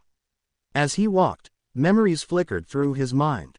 The sting of his mother's indifference, the burn of his father's disappointment, the acidic bite of his sister's betrayal. But with each step, those memories seemed to lose their power over him. They were part of a past he was leaving behind. Finally, the word escaped his lips in a whisper, carried away by the night breeze. It held within it years of pent-up frustration, of dreams deferred, of a spirit nearly broken but now, at last, breaking free. The streets of the sleeping city became his new world. Each corner held the promise of a new adventure, each alley a potential hiding place, each stranger a possible ally or enemy. Izuku's senses were alive, drinking in every detail of this newfound freedom. As he walked into the night, a small, determined smile played on his lips. It wasn't the wide, innocent grin of his childhood, but something harder, tempered by years of adversity. This smile spoke of resilience, of a spirit bent but not broken, of hope that refused to die. "I'm free," he murmured, tasting the words on his tongue. They felt right, they felt true. For the first time in years, Izuku felt the spark of genuine excitement for what the future might hold. Izumi Pav, Mom, Dad, and I were returning from an outing for my birthday. The car ride was filled with laughter and chatter, the radio playing softly in the background. I gazed out the window, watching the city lights blur past, a smile playing on my lips. Yet, a nagging thought kept tugging at the back of my mind, like a persistent itch I couldn't scratch. It was Izuku's birthday too, yet he wasn't with us. I pushed the guilt aside, focusing on the warmth of the family around me, the way Dad's eyes crinkled when he laughed, and Mom's gentle hand on my shoulder. As we pulled into our driveway, I noticed an unusual stillness about the house. The porch light was off, and no welcoming glow came from the windows. A shiver ran down my spine, though I couldn't explain why. Climbing the stairs, my footsteps echoed in the quiet hallway, each creak of the floorboards seeming unnaturally loud. When I reached the top, I saw Izuku's bedroom door slightly ajar, a thin slice of darkness visible through the gap. A sense of unease crept over me as I approached, my heart beginning to race. I pushed the door open, wincing at the loud creak that broke the silence. My breath caught in my throat as I took in the scene before me. The room was in shambles, clothes strewn about like discarded skins, books torn and scattered like fallen leaves, and the All Might poster that once proudly adorned the wall now lay in tatters on the floor, the hero's smile now a grotesque grimace. "What the hell happened?" I whispered, my voice trembling. The words hung in the air, unanswered. My eyes darted around the room, trying to make sense of the chaos. That's when I spotted it, a folded piece of paper on Izuku's desk, stark white against the dark wood. With shaking hands, I picked it up, the paper feeling unnaturally heavy. I unfolded it, my eyes scanning the words written in Izuku's familiar, messy scrawl. "Dear Mom, Dad, and Izumi, by the time you read this, I'll be gone. Don't bother looking for me. You've made it clear where I stand in this family, and in your vision of what a hero should be. I'm going to prove you wrong. I don't need your approval or your quirk, All Might. I'll become a hero on my terms. Goodbye, Izuku no longer Yagi." The words blurred as tears welled up in my eyes. One drop fell onto the paper, smudging the ink, distorting the last "goodbye" into a watery mess. The weight of my actions, or rather, my inaction, over the years crashed down on me like a physical blow. Memories flooded back. The times I'd laughed along with others who mocked him, the moments I'd chosen to stay silent when I should have spoken up, the countless occasions I'd put my own comfort above his needs. My legs gave out, and I sank to the floor, clutching the letter to my chest. The carpet was rough against my knees, but I barely noticed. The realization of what I'd done, hit me like a punch to the gut. At that moment, I saw clearly the part I'd played in driving my own brother away. "Izuku!" I screamed, my voice raw with anguish and regret. The sound echoed through the empty room, bouncing off the bare walls and coming back to me, a stark reminder of the absence it now held. As I knelt there, surrounded by the remnants of Izuku's shattered dreams, I couldn't help but wonder. How had we let things come to this? The All Might figurines that used to stand proudly on his shelves now lay broken on the floor, a metaphor for our fractured family. And more importantly, was it too late to make things right? The silence of the room seemed to mock me, offering no answers, only the crushing weight of guilt and regret. Japan was filled with ancient mysticism before people knew about quirks and the luminescent baby. Jujutsu sorcerers, who used a special power called cursed energy, lived among the people, and they were both admired and feared. These sorcerers protected society from evil curses while controlling their powers. As the sorcerers gained more influence, dark forces grew alongside them. Cursed spirits, created from human negativity, became more common and dangerous. The line between protector and threat blurred, putting the world of Jujutsu sorcery in a fragile state. Negative emotions cursed one child after a friend's death. People wondered how this new world of heroes would react to a child affected by ancient curses. Would they accept this powerful but risky individual, or would fear to lead them to reject what they didn't understand? This set the stage for a clash of beliefs, testing humanity's ability to accept differences and marking a crucial moment for both Jujutsu sorcery and the emerging world of heroes. A couple of minutes earlier, the evening calm at the Yagi household was shattered by the sudden, unexpected ring of the doorbell. Inko, her green hair tied back in a loose ponytail, wiped her hands on her apron and made her way to the front door, curiosity piqued by the late-night visitor. As she reached for the doorknob, a booming, "Happy birthday, young listeners!" exploded through the air with the force of a sonic boom. The sheer volume caught Inko off guard, sending her stumbling backward with a startled yelp, her slippers skidding on the polished wooden floor. In an instant, Toshinori was by her side, his lean form expanding into the muscular frame of All Might. "Are you all right, dear?" he asked, his deep voice laced with concern as he helped Inko to her feet.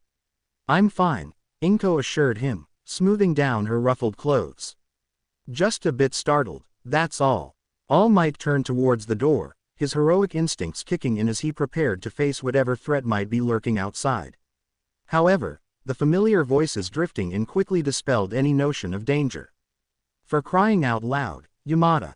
Aizawa's irritated grumble cut through the air. "Do you have to be so loud all the time? Seriously, you idiot." Nimari chimed in, her voice sharp with annoyance. "You probably woke up the entire neighborhood." "Ow, ow, I said I was sorry." Yamada whined pathetically. "Nimari, stop hitting me.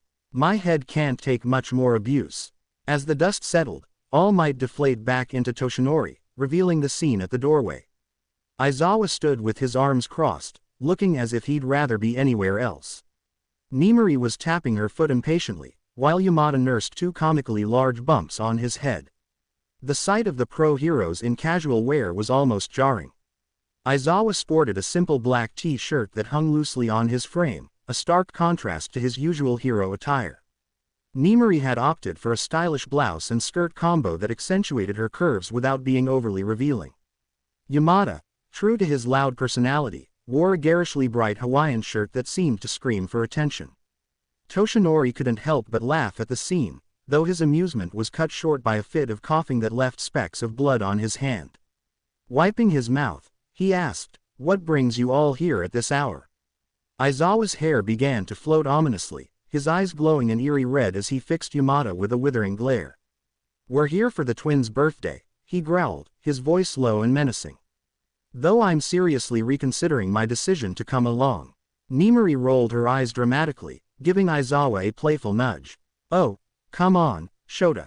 Try to have some fun for once in your life." Toshinori chuckled at their antics, his thin frame shaking slightly. "Well, this is certainly a surprise. Though perhaps next time, Hazashi, you could consider knocking instead of announcing your presence to the entire city." Yamada rubbed the back of his neck sheepishly, his usual bravado dampened by embarrassment. "Yeah, sorry about that. I got a bit carried away with the excitement." Inko, having regained her composure, warmly invited them in. "Izumi will be thrilled to see you all," she said, her smile bright but faltering slightly as she added, "and Izuku too, I'm sure." The shift in Inko's tone wasn't lost on the pro-heroes. They exchanged quick, meaningful glances, sensing an undercurrent of tension at the mention of Izuku's name. "Speaking of which," Yamada began, his voice uncharacteristically subdued, "where are the birthday Izu?" His question was abruptly cut off by a piercing scream from upstairs. "Ku." The single syllable, filled with raw anguish, froze everyone in place for a split second. Then, as one, they sprang into action, racing up the stairs with Aizawa in the lead, his capture weapon at the ready. With a swift, powerful kick, Aizawa burst through Izuku's bedroom door. The scene that greeted them was one of utter chaos. The room looked as if it had been hit by a localized hurricane. Posters of heroes hung in tatters from the walls, books and action figures were strewn across the floor, and in the center of it all knelt Izumi, her body racked with heart-wrenching sobs. The adults stood in stunned silence, trying to make sense of the devastation before them. Izumi's cries echoed through the room, a haunting soundtrack to the scene of destruction. As the reality of the situation began to sink in, one thought crystallized in their minds: something was terribly, irreversibly wrong. Inko rushed to her daughter, enveloping her in a tight embrace.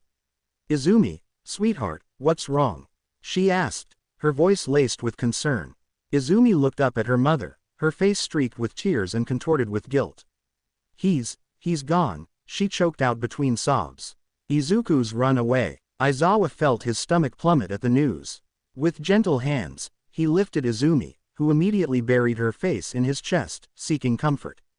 "Uncle Aizawa," she whimpered, her voice muffled against his shirt, "it's all my fault. Izuku left because of me." As he held the distraught girl, Aizawa noticed a crumpled piece of paper clutched tightly in her hand. Carefully, he extracted it from her grasp and began to read. With each word, his anger grew, a slow-burning fury that threatened to consume him. Without a word, he passed the letter to Yamada and strode purposefully towards Toshinori.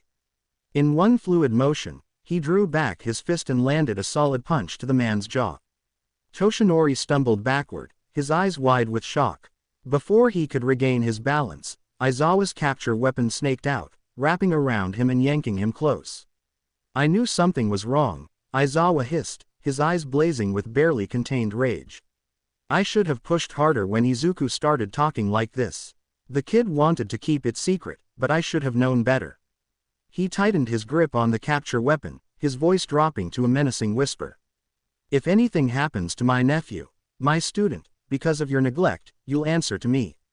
And believe me, you don't want that. The room fell into a tense silence, broken only by Izumi's muffled sobs. Everyone stood frozen, the air thick with unspoken accusations and mounting dread. Wait a minute, Yamada said, breaking the oppressive quiet. He turned to Izumi, his expression a mix of worry and confusion. What did you mean when you said it was your fault? All eyes in the room swiveled to Izumi. She sniffled, trying to compose herself as she wiped away her tears. I need to tell you all something, she said, her voice barely above a whisper. But it's not just about me. We need to call the Bakugos and the Todorokis too. And Principal Nezu. They all need to hear this. The heroes exchanged worried glances. Whatever this was, it was clearly bigger than they had initially thought. Aizawa tightened his embrace around Izumi. Are you sure about this, problem child? He asked, his gruff voice tinged with concern. Izumi nodded, her eyes shining with determination despite the tears that still clung to her lashes. Yes, it's time everyone knew the truth. About Izuku, about me, about everything. Toshinori felt a chill run down his spine. What could possibly be so serious that it involved all these people? Nimari stepped forward, placing a comforting hand on Izumi's shoulder. All right, sweetheart, we'll make the calls, but first, let's get you some tea to calm your nerves. As they made their way downstairs, Inko spoke up, her voice trembling with a mixture of fear and confusion. Izumi, honey, what's going on? What haven't you told us? Izumi looked at her mother, her eyes a storm of guilt and resolve. Mom, there's a lot you don't know. About Izuku, about me, about what's been happening at school. I promise I'll explain everything. Just, not yet, not until everyone's here. They descended the stairs, the air heavy with unasked questions and mounting tension. As Yamada reached for his phone to make the necessary calls, one thing was abundantly clear: whatever Izumi had to say was going to change everything. The foundations of their world were about to be shaken, and nothing would ever be the same again. Meanwhile, somewhere in Musudafu, as the night descended upon Musudafu, Izuku Yagi found himself wandering the city streets, his heart heavy with the weight of his decision. The familiar buildings and landmarks that had once been comforting now seemed to loom over him, silent witnesses to his departure. The cool night air nipped at his skin, sending a shiver down his spine that had nothing to do with the temperature. His backpack, hastily stuffed with whatever essentials he could grab in the moment of his flight, hung heavy on his shoulders. Each step he took seemed to echo in the quiet streets, a constant reminder of the solitude he now faced. The city, usually bustling with life, felt eerily empty at this late hour, mirroring the hollowness in Izuku's chest. To distract himself from the gnawing uncertainty that threatened to overwhelm him, Izuku fumbled in his pocket for his old iPod. The device, a hand-me-down from Izumi that she had long since outgrown, felt comfortingly familiar in his hands. He untangled the earbuds with shaky fingers, grateful for this small connection to his past life. Lost in thought, Izuku almost missed the muffled sounds coming from a nearby alleyway. He paused, pulling out one earbud to listen more carefully. The voices were hushed but urgent, laced with an edge that sent chills down his spine. As he peered into the alley, his heart raced at the scene unfolding before him. 6 burly thugs surrounded a young girl, their intentions clearly malicious. "Help me, please help me," she cried out frantically, her voice cracking with fear. The leading thug snarled at her, then smirked maliciously. "Don't worry, I won't bite," he taunted, his voice dripping with contempt. "Unless you're willing to give me a good time." He leered at her, his grimy hands reaching out to unbutton her top until her bra was clearly visible. The girl, despite her predicament, caught Izuku's attention. She appeared to be around his age, with striking teal eyes that seemed to glow even in the dim light of the alley. Her long orange hair was tied in a high ponytail on the left side of her head, with bangs split into 3 clumps framing her face. Even in her casual wear, a simple white t-shirt and jeans, she possessed a certain grace that made Izuku's breath catch in his throat. However, the girl's beauty was overshadowed by the immediate danger she was in. The thugs had knocked her to the ground, their leering faces and wandering hands making their intentions clear. The concrete beneath her scraped against her skin as she struggled, leaving angry red marks. Note: the reason why I put this ost in here. The rhythm of the slow piano is perfect for this scene. But, that's just me though. Damned bastards, Izuku thought, silently seething with rage. He felt a surge of anger unlike anything he'd experienced before, his blood boiling in his veins. Without a second thought, he reached into his backpack and pulled out a simple mask he'd packed on impulse, a plain black domino mask that covered the area around his eyes. As he slipped the mask over his face, Izuku felt a strange sensation wash over him. It was as if a dam had broken inside him, releasing a flood of energy he never knew he possessed. Unbeknownst to him, a soft pink aura began to shimmer around his body, barely visible in the dim light of the alley. Acting on pure instinct, he dashed forward with surprising speed, aiming for the leader who had pinned the girl to the concrete. His feet barely seemed to touch the ground as he moved, propelled by a force he couldn't explain. Time slowed down as Izuku ran. So, Rika, he thought, reminiscing on her sacrifice to protect that poor boy all those years ago. This is how it was for you, right?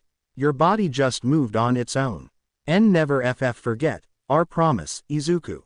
Rika's voice echoed in his head as he ran. He saw a forced ghost of Rika, not in her curse form, but as the young girl he remembered. Beside her stood his younger self, still at the age of 6, wide-eyed and innocent. Become a hero, a real hero, for me Izuku, she said with a bright and radiant smile, her eyes shining with hope and trust. Thank you, Rika, he replied in his head, a bittersweet smile crossing his face. As the minor hallucination faded, he realized the leader was still holding the girl down, and he was still running at him with full speed. Letting out a battle cry in his mind, Izuku's fist connected with the thug's jaw in a solid right cross. The impact was far greater than Izuku had anticipated. As his fist made contact, arcs of reddish-black lightning crackled around it, amplifying the force of the blow. The thug was sent flying backwards, crashing into a pile of trash cans with a resounding clang that echoed through the alley. The other thugs stood frozen in shock, their eyes darting between their fallen leader and the masked figure that had seemingly appeared out of nowhere. Izuku himself was momentarily stunned by the power of his own attack, staring at his fist in disbelief as the last sparks of strange lightning faded away. What the hell was that? Izuku wondered, flexing his fingers as the pink aura around him pulsed. This pink aura, it's never happened before. Even when I was training with Aizawa-sensei. Who the hell are you? Wailed one of the thugs, his voice quavering with fear. Get that brat, another shouted, snapping out of his stupor and charging towards Izuku. The other thugs moved towards Izuku, their faces a mix of anger and bewilderment. Izuku felt his heart pounding in his chest, but an unexpected calm washed over him. He took a deep breath, centering himself as he'd seen countless heroes do in their moments of crisis.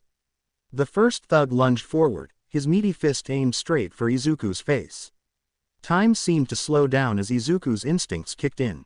He sidestepped the punch with surprising agility, feeling the rush of air as it missed him by mere inches. In one fluid motion, Izuku grabbed the thug's outstretched arm and used the man's momentum against him, sending him stumbling into his companions. The satisfying sound of bodies colliding filled the alley. As the thugs regrouped, Izuku quickly assessed his surroundings. The alley was narrow, lined with dumpsters and discarded cardboard boxes. The limited space would restrict his movement, but it also meant his attackers would have to come at him in smaller groups. His eyes darted around, searching for anything he could use to his advantage. They landed on a discarded metal pipe lying nearby, its dull surface glinting in the dim light. Without hesitation, he snatched it up, the cool metal grounding him in the moment and providing a reassuring weight in his hands. Two more thugs charged at him simultaneously, their faces contorted with rage. Izuku ducked under one swing, feeling the whoosh of air above his head. He blocked another attack with the pipe, the impact sending vibrations up his arm. The metallic clang echoed off the alley walls. Seizing the moment, Izuku countered with a swift kick to one thug's knee, aiming for the vulnerable joint. The man crumpled with a howl of pain that reverberated through the narrow space. The other received a sharp jab from the pipe to his solar plexus, leaving him gasping for air and clutching his midsection. "Who's next?" Izuku asked, his voice steady despite the adrenaline coursing through his veins. The remaining thugs exchanged wary glances, their confidence visibly shaken by the unexpected resistance from this masked stranger. The alley fell silent for a moment, save for the labored breathing of the injured men. The two thugs Izuku had knocked down earlier struggled to their feet, groaning and rubbing their sore spots. Their once crisp clothes were now dirty and disheveled, a testament to their unexpected tumble. The leader, nursing his jaw where Izuku's punch had landed, stepped forward with a menacing glare. A thin trickle of blood ran from the corner of his mouth, which he wiped away with the back of his hand. "That hurt, you little brat," he snarled, his earlier smirk replaced by a grimace of pain and anger. His eyes narrowed dangerously as he spat out his next words. "You're dead now." As if on cue, all 6 thugs began to close in on Izuku, forming a tight circle around him. Their eyes gleamed with malice in the dim light of the alley, reminding Izuku of a pack of hungry wolves circling their prey. The tension in the air was palpable, thick enough to cut with a knife. Izuku's mind raced, assessing the situation. He was outnumbered and cornered, but strangely, he felt a sense of calm washing over him. The pink aura around him pulsed gently, almost reassuringly, like a protective cocoon. It was barely visible, but Izuku could feel its warmth, a stark contrast to the cold fear that should have been gripping him. 6 on 1, huh? Izuku mused, his voice taking on an eerily calm tone that even he didn't recognize. The thugs, focused on their impending revenge, failed to notice the subtle shift in Izuku's demeanor. They were too busy cracking their knuckles and sneering at what they thought was easy prey. At that moment, Izuku felt a strange urge. He turned slightly as if addressing an invisible audience beyond the alley walls. Breaking the fourth wall, he spoke with an unexpected hint of humor in his voice, a small smile playing on his lips beneath the mask. "Hey, you guys," he said, his tone light despite the dire situation. "Ever seen Ip Man? Well, check this out." Without waiting for a response, Izuku shifted his stance. His feet moved into position, one slightly forward, his weight balanced perfectly on the balls of his feet. His hands came up, open and relaxed, in a classic Wing Chun guard position. The transformation was remarkable. Gone was the nervous, quirkless boy. In his place stood a focused fighter, ready to take on all comers. The thugs paused, momentarily thrown off by Izuku's strange behavior and unfamiliar stance. This hesitation was all Izuku needed. As the first thug lunged forward, Izuku's hands blurred into motion, deflecting the attack with a swift pak sao before countering with a rapid-fire series of chain punches to the man's chest. The thug's eyes widened in shock as each strike landed with precision, driving the air from his lungs. Izuku finished the combo with a roundhouse kick to the face, his foot connecting with a satisfying thud. The thug's head snapped back, and he crumpled to the ground, unconscious. Izuku settled back into his stance, his breath coming in short, controlled bursts. The adrenaline coursing through his veins sharpened his senses, making him acutely aware of every movement around him. The dim light of the alley cast long shadows, adding to the tension of the moment. As he prepared for the next attack, a flicker of motion caught his eye. Behind the lead thug, a familiar flash of orange hair streaked through the air. It was the girl he'd come to save, her teal eyes blazing with determination.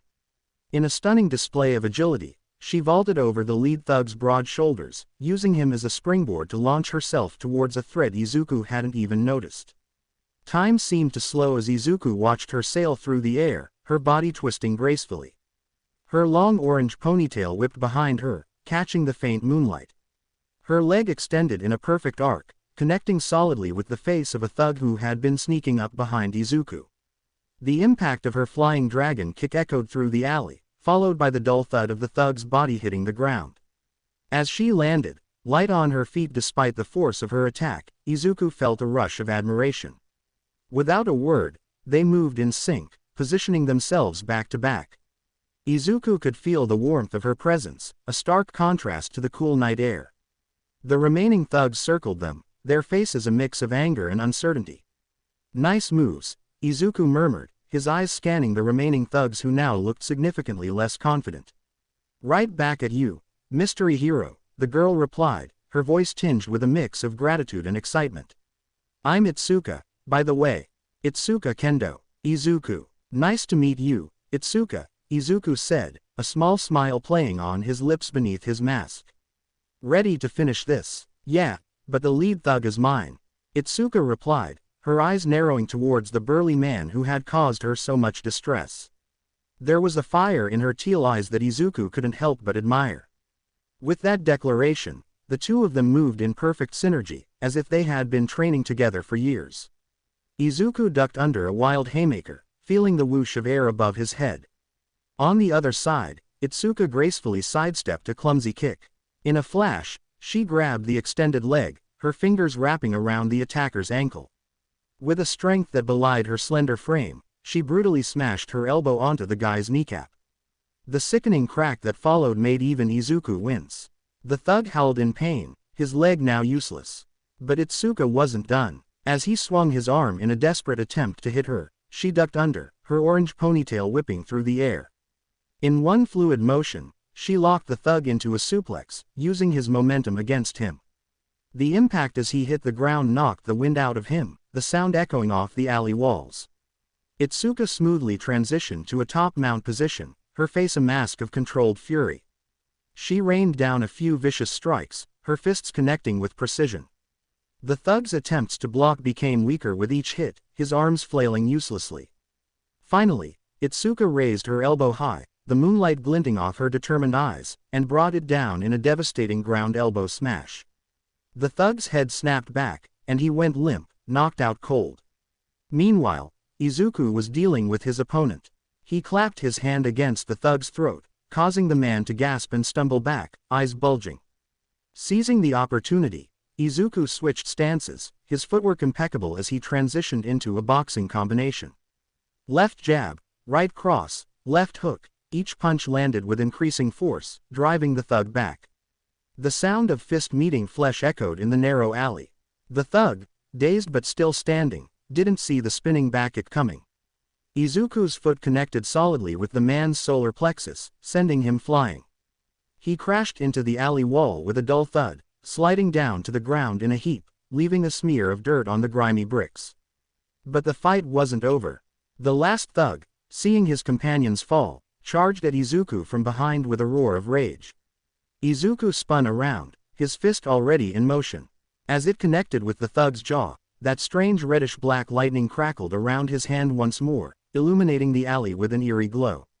The impact was tremendous, lifting the thug off his feet and sending him soaring through the air before crashing into a pile of garbage bags. The bags burst on impact, scattering trash across the alley.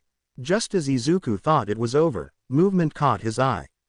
The lead thug, bruised and battered, had pulled out a gun. His hand shaking with pain and anger, he aimed it at Itsuka, who was still catching her breath after her last fight. The metallic click of the gun's safety being removed seemed to echo in the sudden silence. Time seemed to slow down.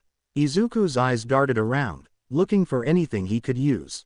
He spotted a metal pipe lying nearby, knocked loose during the scuffle. Without hesitation, he scooped it up and hurled it with all his might. The pipe whistled through the air, spinning end over end. It struck the thug's gun arm with pinpoint accuracy, eliciting a cry of pain as the weapon clattered to the ground. The sound of metal hitting concrete rang out, followed by the thug's pained groan. Itsuka, alerted by the noise, spun around. Seeing the fallen gun and the thug's pained expression, she didn't hesitate. With a grimace of determination, she delivered a powerful kick right between the thug's legs. The man's eyes bulged, and he let out a high-pitched wheeze before collapsing to his knees. Itsuka stood over him, her chest heaving with exertion but her eyes still blazing with righteous anger. The alley fell silent, save for the groans of the defeated thugs and the heavy breathing of Izuku and Itsuka. That, she spat, her voice trembling with a mix of anger and relief, was for earlier, you creep. Izuku nodded, a grim satisfaction settling over him as he surveyed the scene. The alley was a battlefield of groaning bodies and scattered debris, testament to the fierce fight that had just unfolded. Adrenaline still coursed through his veins, making his hands tremble slightly. The cool night air carried the acrid scent of sweat and fear, mingling with the metallic tang of blood. "Let's leave these fools for the cops," Izuku said, his voice low and steady despite the turmoil of emotions swirling inside him. He reached for his phone, intending to make an anonymous call to the authorities. Before he could dial, Itsuka suddenly wrapped her arms around him tightly. The unexpected contact made Izuku stiffen, unsure how to react. He could feel her body shaking against his, her face pressed into his shoulder. Her warmth seeped through his clothes, a stark contrast to the chill of the night. "Thank you," she whispered, her voice muffled and thick with emotion. "I don't know what would have happened if you hadn't shown up." As Itsuka clung to him, Izuku felt a protective instinct surge within him. He awkwardly patted her back, trying to offer comfort while maintaining a sense of propriety. The scent of her shampoo, a faint hint of lavender, mixed with the lingering aroma of the fight.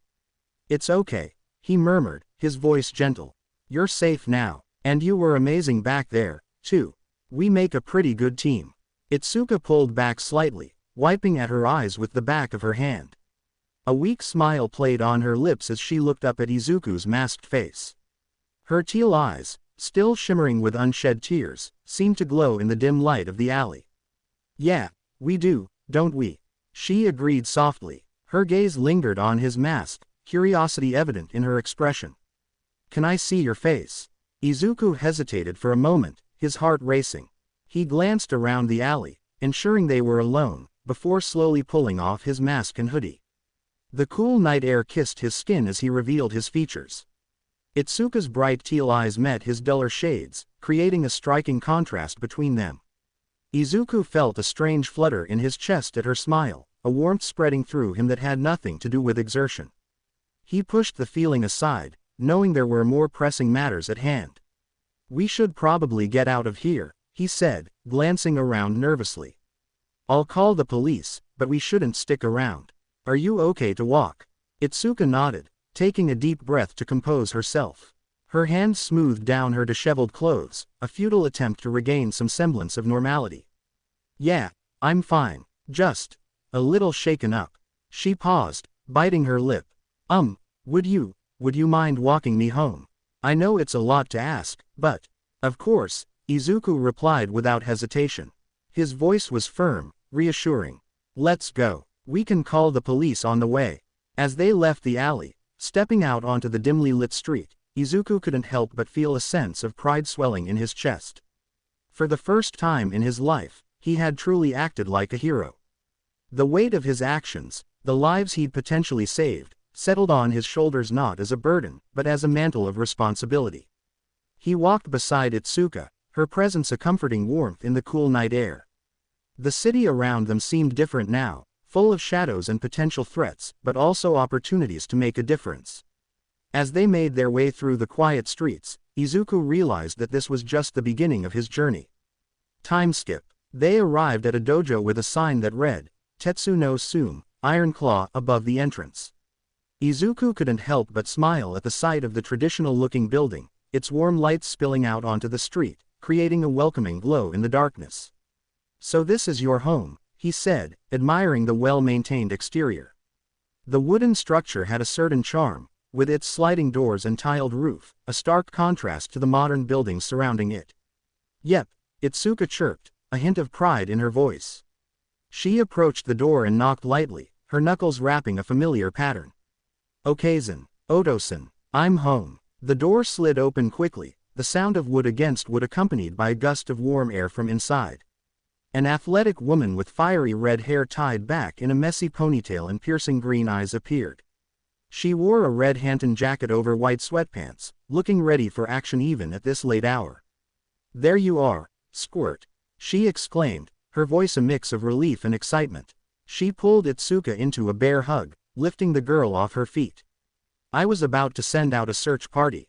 Itsuka squirmed out of the hug, rolling her eyes but unable to hide her smile. "Mom, I'm fine. Oh, and I brought someone with me." Itsuka's mom finally noticed Izuku, who was awkwardly shifting from foot to foot.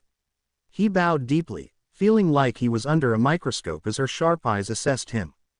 Hideo, she called over her shoulder, excitement creeping into her voice. Our little Itsuka brought a boy home. She turned back to Izuku, her eyes twinkling with curiosity and a hint of mischief. What's your name, kiddo? Izuku, ma'am, he replied, still bowing, his voice slightly muffled by his position. Oh, none of that formal stuff. Call me Akane, she said, gently nudging him to stand up straight. She was giving him a once-over, like she was trying to figure him out. Her eyes lingered on his scruffy clothes and the way he held himself, a mix of curiosity and concern flashing across her face. Just then, heavy footsteps approached from inside, each step resonating through the wooden floor. A mountain of a man appeared in the doorway, ducking slightly to fit through. He had Itsuka's orange hair, but his kind brown eyes seemed out of place on such an intimidating figure. His muscular frame filled the doorway, and Izuku had to crane his neck to look up at him. This is my husband, Hideo, Akane said, sounding pretty proud, patting the giant man's arm affectionately. Hideo moved forward with surprising grace for such a big guy. He looked from Itsuka to Izuku, his eyebrows raised in a silent question. So, he rumbled, his voice deep as thunder but not unkind, what brings you to our doorstep at this hour, young man? Izuku took a deep breath, steeling himself. He started explaining what happened, his words tumbling out faster as he recounted the events. As he talked about the thugs in the alley and how he and Itsuka fought them off, the atmosphere in the small entryway grew tense. Hideo listened with his arms crossed, his expression a mix of worry and pride. Itsuka stood tall next to Izuku, nodding along to confirm his story, occasionally adding details he missed. Akane's mood did a complete 180. Her earlier warmth vanished, replaced by a quiet fury that seemed to radiate from her very being. Her red hair started floating, defying gravity as if it had a mind of its own. A red aura shimmered around her, making the air waver like heat rising from pavement on a hot day. When Izuku described what the lead thug tried to do to Itsuka, Akane's eyes disappeared under her bangs, shadowed by her fury. Her fists clenched so tight her knuckles went white, small tremors running through her arms. The red aura got stronger, with little sparks of energy crackling around her like miniature lightning bolts. Those bastards, Akane growled, her voice low and dangerous, barely containing her rage. How dare they touch my baby girl? Hideo put a hand on his wife's shoulder, though he looked pretty angry too. His jaw was clenched, a vein pulsing in his temple. Easy, love, he murmured, his deep voice a soothing rumble. Our girl's safe, thanks to this young man. Izuku, feeling the tension crackling in the air, quickly added, Itsuka was amazing too. We fought side by side. She's really tough. He glanced at Itsuka, hoping his words would help calm her parents. Itsuka nodded, putting a hand on her mom's arm. It's true, Mom. Izuku saved me, but I used everything you and Dad taught me. Those guys didn't know what hit them. Akane's aura slowly faded, her hair settling back down like a retreating tide.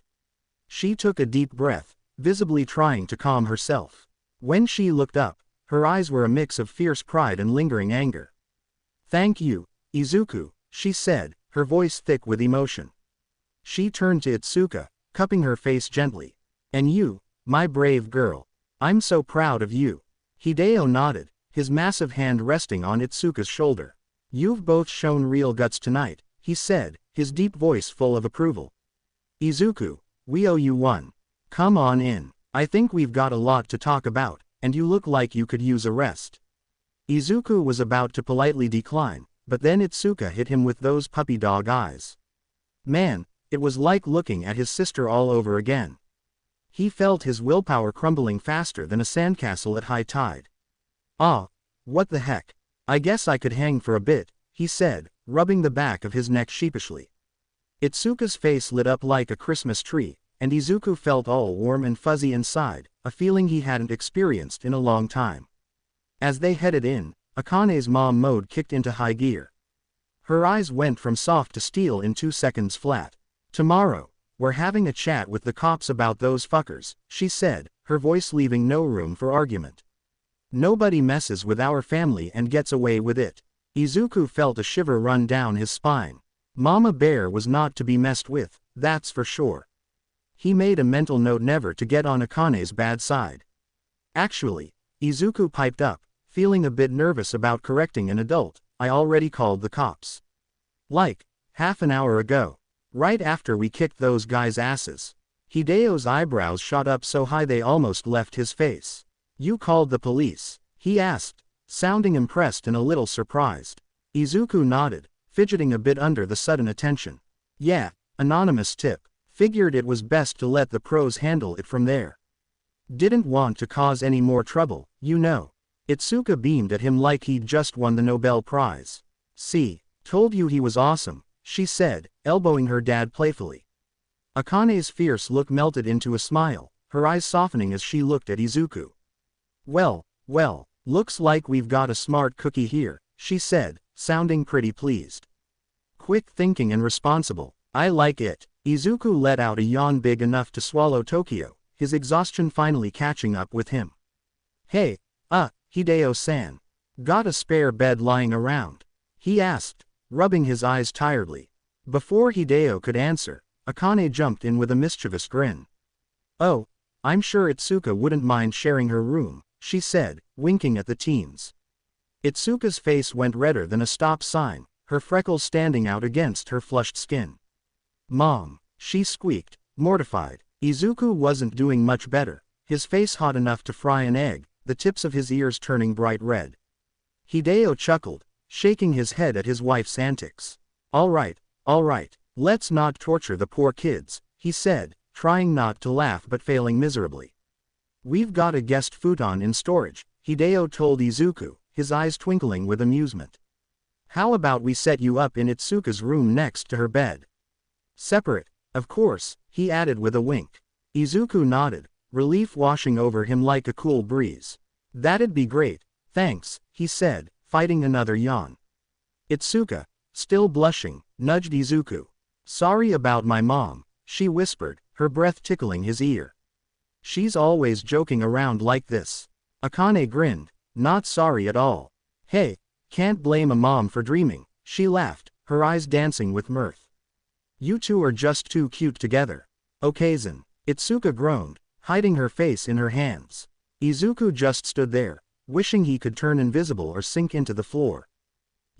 I'm going to take a shower, Itsuka groaned, her cheeks still pink from her mom's teasing. She shuffled to her room, grabbed some comfy clothes, and headed for the bathroom, shooting Izuku an apologetic look over her shoulder. Okay, honey, Akane called after her, a hint of amusement still in her voice. She turned to Izuku with a wink. Now, let's get you set up, shall we? Izuku nodded, trying not to yawn again. He followed Akane and Hideo into Itsuka's room, feeling a bit awkward about invading her space. The room was cozy, with martial arts posters lining the walls and a few stuffed animals peeking out from the bed. A small desk in the corner was covered in school books and hero magazines, a testament to Itsuka's interests. The air smelled faintly of lavender and something uniquely Itsuka. All right, kiddo, let's make you a comfy nest, Hideo said, pulling out the futon from a closet. He glanced at Izuku with a grin. Hope you don't mind a bit of snoring. Itsuka gets it from her mom. I do not snore, Akane protested, whacking her husband playfully with a pillow. The pillow made a soft whump against Hideo's broad chest, hardly moving the big man. Izuku couldn't help but chuckle at their antics. It felt nice, warm, like a real family, something he hadn't experienced in a long time. As they set up the futon, laying out soft blankets and fluffing pillows, Akane kept sneaking glances at Izuku. Finally, she couldn't hold back anymore. So, Izuku, got any plans for the future? Thinking about being a pro hero? Izuku froze for a second, his hand stilling on the blanket he was smoothing out. Then he shrugged, trying to appear nonchalant. Maybe, I haven't thought about it much, he lied, not wanting to get into his complicated history. Hideo raised an eyebrow, his expression skeptical but kind. Really, with moves like what you pulled off tonight? Kid, you've got potential written all over you. Izuku felt a warmth spread through his chest at the praise. It was so different from what he was used to hearing. Thanks, he mumbled, not sure how to respond, a small smile tugging at the corners of his mouth. As they finished setting up, they heard the bathroom door open. "All yours, Izuku," Itsuka called out, her voice echoing slightly in the hallway. "There's a spare toothbrush under the sink if you need it." Izuku grabbed his backpack and headed to the bathroom, grateful for a moment alone to collect his thoughts. What a crazy night it had been. And now here he was, about to sleep in a stranger's house, being treated like he belonged. He splashed some water on his face, staring at his reflection in the slightly steamy mirror. For the first time in a long while, he didn't hate what he saw looking back at him. His green eyes seemed a little brighter, his shoulders a little straighter. Maybe, just maybe, things were looking up. As he brushed his teeth with the spare toothbrush, Izuku couldn't help but wonder what tomorrow would bring.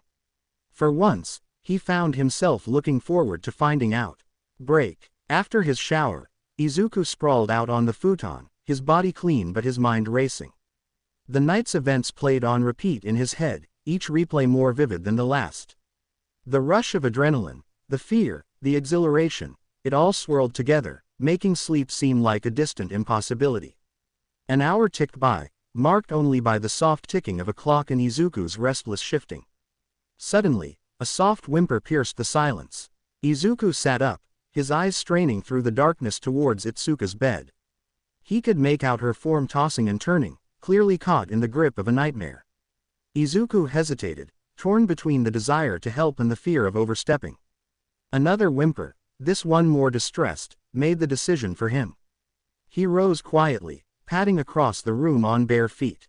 "Itsuka," he whispered, reaching out to gently shake her shoulder. "Hey, it's okay. You're safe now." Itsuka's eyes snapped open, wide and unfocused. For a heart-stopping moment, she looked at Izuku as if he were a stranger, fear clouding her features. Then, recognition dawned, and with a choked sob, she launched herself into his arms.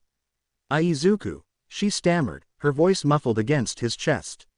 They were back. The alley. "I couldn't. I was so scared." Izuku awkwardly patted her back, his own heart racing at the unexpected closeness. "Shish, it's all right," he murmured, trying to sound reassuring. "It was just a bad dream. Remember how we handled those guys earlier? We're a pretty good team, right?" Itsuka nodded against him, her breathing gradually slowing. She pulled back slightly, her cheeks flushed with embarrassment in the dim light. "Sorry," she mumbled, not quite meeting his eyes. "I didn't mean to freak out on you like that." Izuku shook his head, offering a small smile. "No need to apologize. After everything that happened tonight, anyone would be shaken up."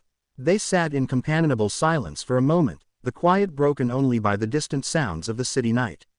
Then, Itsuka spoke, her voice small and hesitant. "Would you, maybe stay? Just until I fall asleep?" Izuku felt heat rise to his face, grateful for the darkness that hid his blush. He nodded, managing to keep his voice steady. "Yeah, of course, if it'll help you feel better." He settled next to her on the bed, careful to stay on top of the covers. Itsuka curled up against him, her head finding a spot on his shoulder. Within minutes, her breathing evened out, sleep claiming her once more. Izuku had every intention of sneaking back to his futon once Itsuka was soundly asleep. But the warmth of her beside him, combined with the exhaustion from their eventful day, proved too powerful a lullaby. Before he knew it, his own eyes had drifted shut, soft snores escaping him. In the doorway, Hideo and Akane stood silently, having been drawn by the earlier sounds of distress. They shared a tender smile at the sight of the two teenagers, peacefully asleep and finding comfort in each other's presence. "Should we let him stay just one night?" Hideo whispered, his voice barely audible in the stillness of the dojo. His eyes darted between Itsuka and the sleeping form of Izuku, concern etched deeply into the lines of his weathered face. The moonlight streaming through the window cast long shadows across the room, giving the scene an almost surreal quality. Akane shook her head, placing a gentle hand on her husband's arm. "Nah, let them be," she murmured. "Looks like they both needed this. Besides, I can see in that boy's eyes he's had it rough. A little peace won't hurt him." As they quietly closed the door, Akane leaned against Hideo, a mischievous glint in her eye despite the late hour. "You know," she said, her voice low but playful, I have a feeling we'll be seeing a lot more of that kid around here.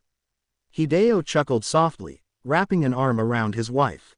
You think so? Well, if he keeps our little Spitfire safe and happy, he's welcome anytime. They made their way back to their own room, leaving the two teenagers to their peaceful slumber. In the quiet of the night, it seemed as if the world had shrunk down to just this moment, this connection forming between two young souls who had found unexpected solace in each other. Meanwhile, the tension in the Yagi house was palpable, thick enough to slice with a knife. The living room was packed to the brim with an eclectic mix of people, the Yagas, Bakugos, Todorokis, and a handful of pro-heroes. Even Principal Nezu, with his enigmatic animal features, perched on the edge of an armchair, his beady eyes scanning the room. The air felt heavy, charged with a volatile cocktail of shock, anger, and guilt. Izumi had just finished her gut-wrenching confession about Izuku's years of torment. Her voice had quivered as she recounted the relentless bullying, not just from Katsuki, but from herself and the Todoroki twins too. As she spoke, the adults' faces had morphed from confusion to horror to barely contained rage. If looks could kill, the Yagas would have been 6 feet under from the death glares they were receiving. Toshinori, once the symbol of peace and strength, now sat with his head in his hands, looking like a deflated balloon. Inko was quietly sobbing into a handkerchief, her small frame shaking with each muffled cry. The pro-heroes exchanged dark glances, their hands clenching into fists at their sides, knuckles turning white with suppressed anger. But trust Katsuki to pour gasoline on an already raging fire. The explosive teen, seemingly oblivious to the room's mood, decided to open his big mouth. Hey, why should we care about that useless Deku? He sneered, lounging back in his chair with an air of arrogant nonchalance. He probably died in a ditch somewhere by now. The room went dead silent. You could have heard a pin drop. Mitsuki's face turned an alarming shade of red, her eyes bulging as she visibly struggled to contain her fury. But someone else beat her to the punch. Literally. Wham! The sound of flesh hitting flesh echoed through the room like a thunderclap. Everyone's jaws hit the floor as they watched mild-mannered Masaru Bakugo, of all people, deck his son. Katsuki's head snapped back, blood spraying from his nose in a crimson arc. What the hell, old ma?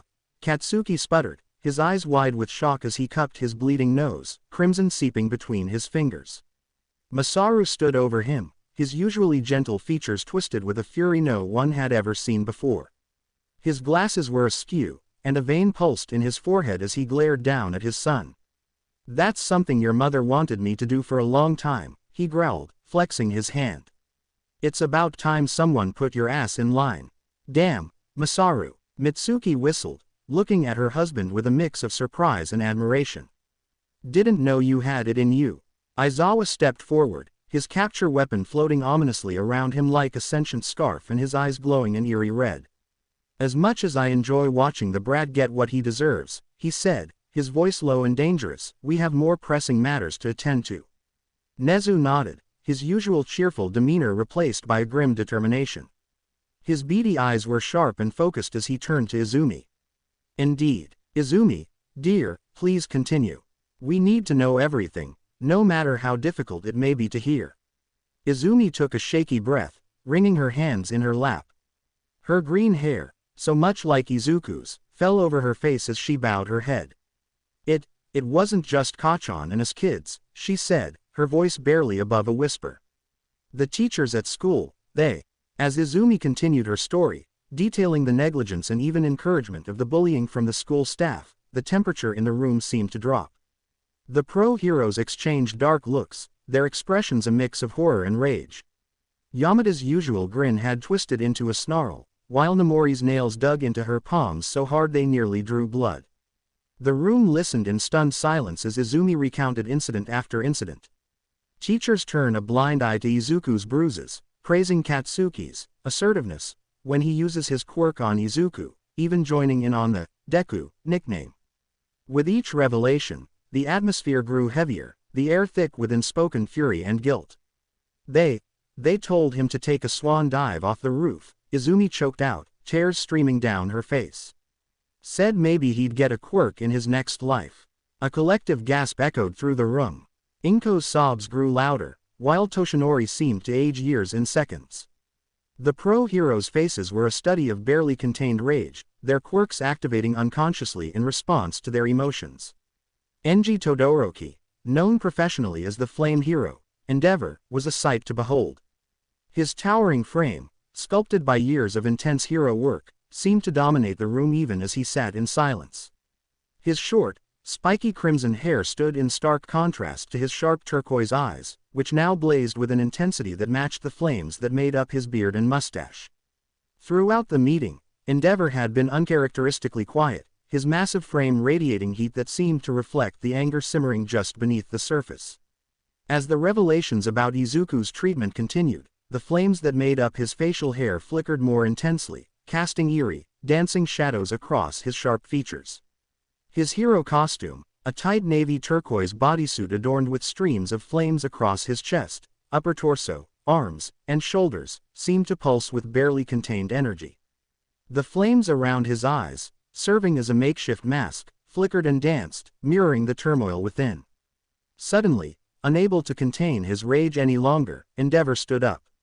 His chair scraped loudly against the floor, the harsh sound cutting through the tense atmosphere like a knife. The room fell into an immediate, heavy silence as all eyes turned to the number 2 hero. Flames danced around his clenched fists, the heat emanating from him causing the air to shimmer. His turquoise eyes, usually cool and calculating, now blazed with a fury that made even the bravest heroes in the room flinch. "I'm going to burn that cursed school to the ground," he growled, his voice low and dangerous, reminiscent of the rumble before an avalanche. The temperature in the room seemed to rise several degrees as his quirk responded to his anger, the air becoming thick and oppressive. Then, with a swiftness that belied his massive frame, he turned his gaze to his children, Shoto and Shoka. The twins, despite their own formidable quirks, visibly flinched under their father's intense stare. A mixture of anger and disappointment was evident in his eyes, the flames of his beard casting flickering shadows across their faces. "I'm ashamed of you too," Endeavor said, his voice barely above a whisper but carrying the weight of a thunderclap. The words hung in the air, heavy with years of complicated history and unspoken emotions.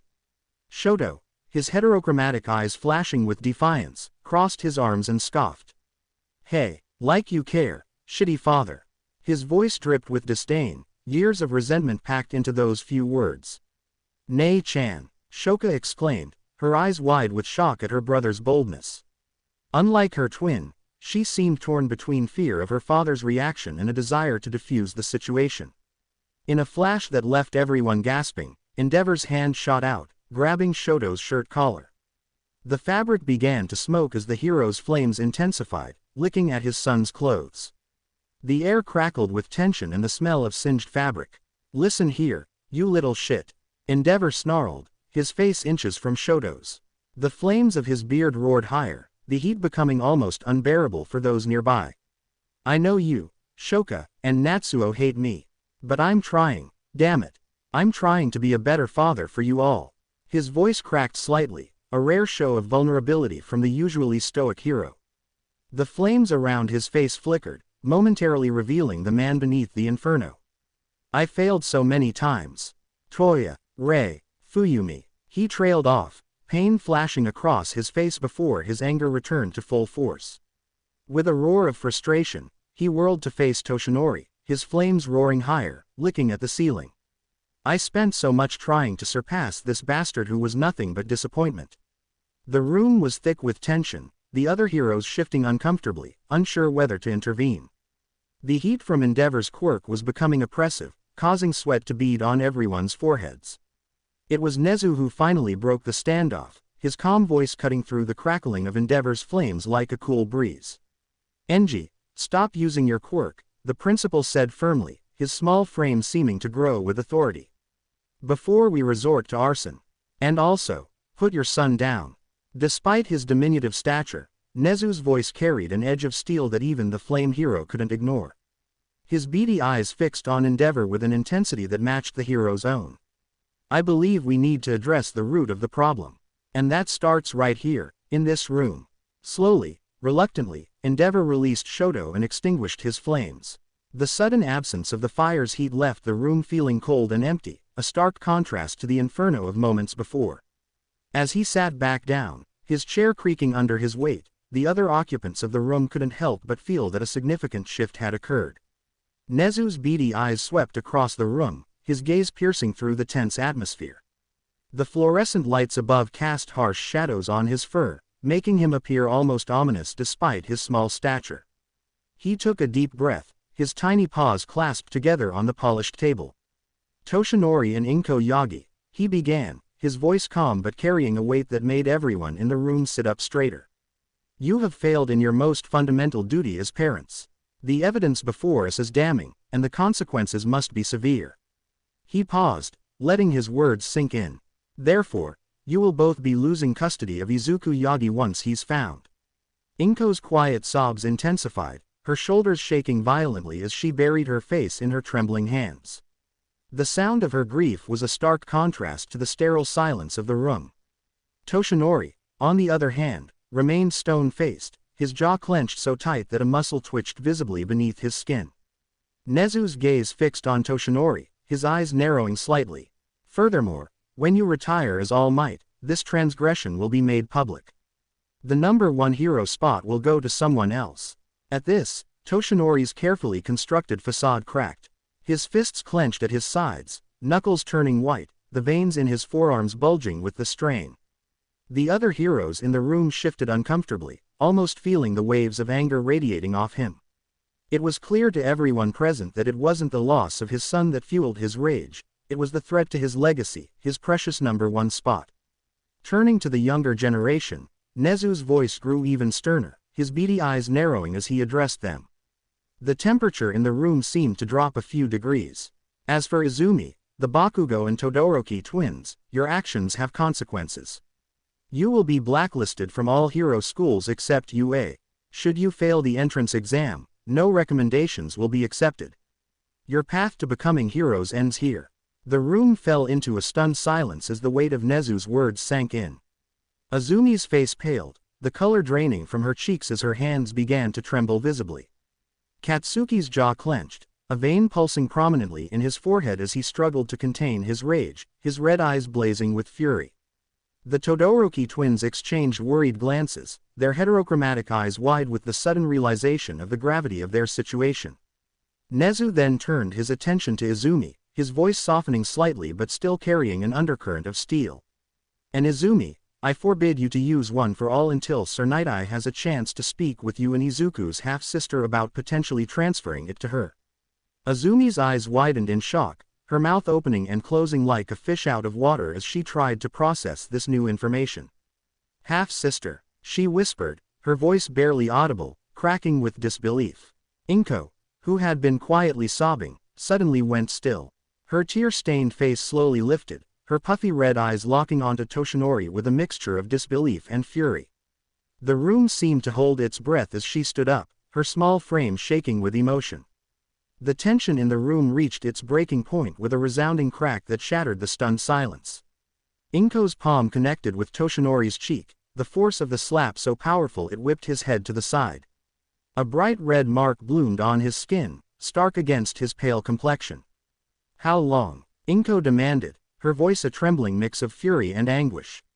Her usually neatly styled green hair was now disheveled, framing her face like a wild halo. Her eyes, normally soft and kind, blazed with a mixture of hurt and anger that seemed to bore into Toshinori's very soul. Toshinori, the #1 pro hero known as All Might, the symbol of peace and strength, suddenly appeared small and vulnerable. His usual larger-than-life presence seemed to shrink, his broad shoulders hunching as if under an invisible weight. The confident smile that usually adorned his face had vanished, replaced by a look of uncertainty and fear. What do you mean by that?"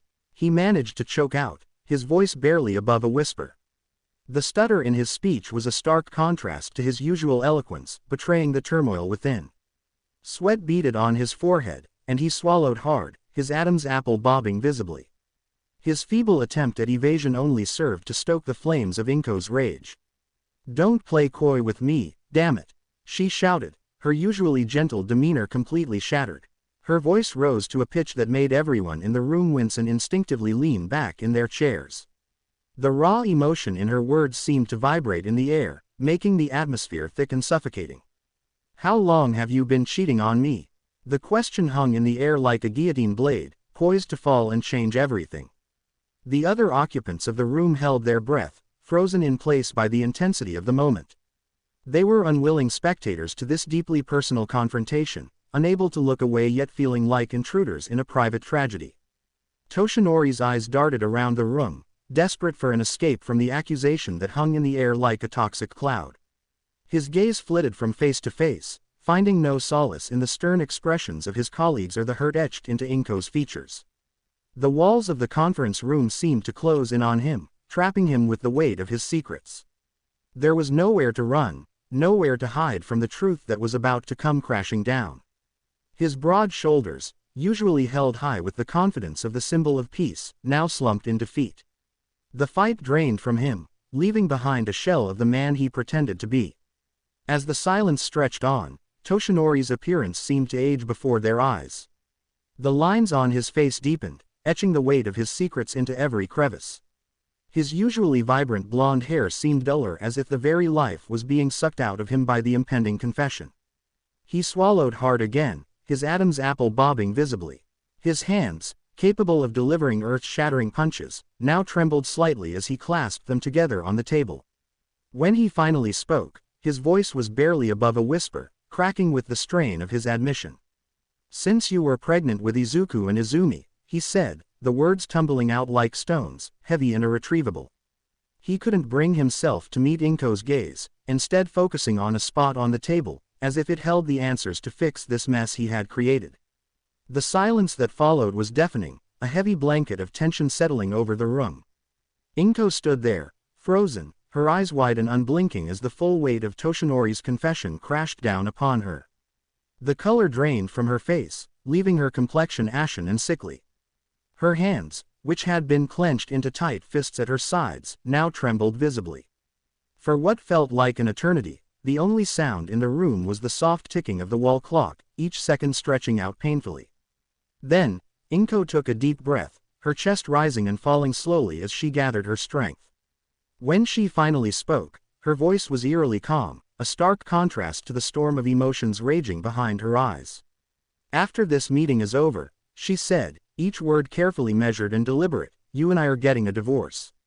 I'm done with you, Toshinori Yagi." The finality in her tone left no room for argument or plea. It was as if she had drawn a line in the sand, separating her past life from the future she now faced alone. Mitsuki, who had been watching her friend with growing concern, immediately sprang into action. She rushed to Inko's side, her movements quick and purposeful. Gently, she wrapped her arms around Inko's shaking form, offering silent support and comfort.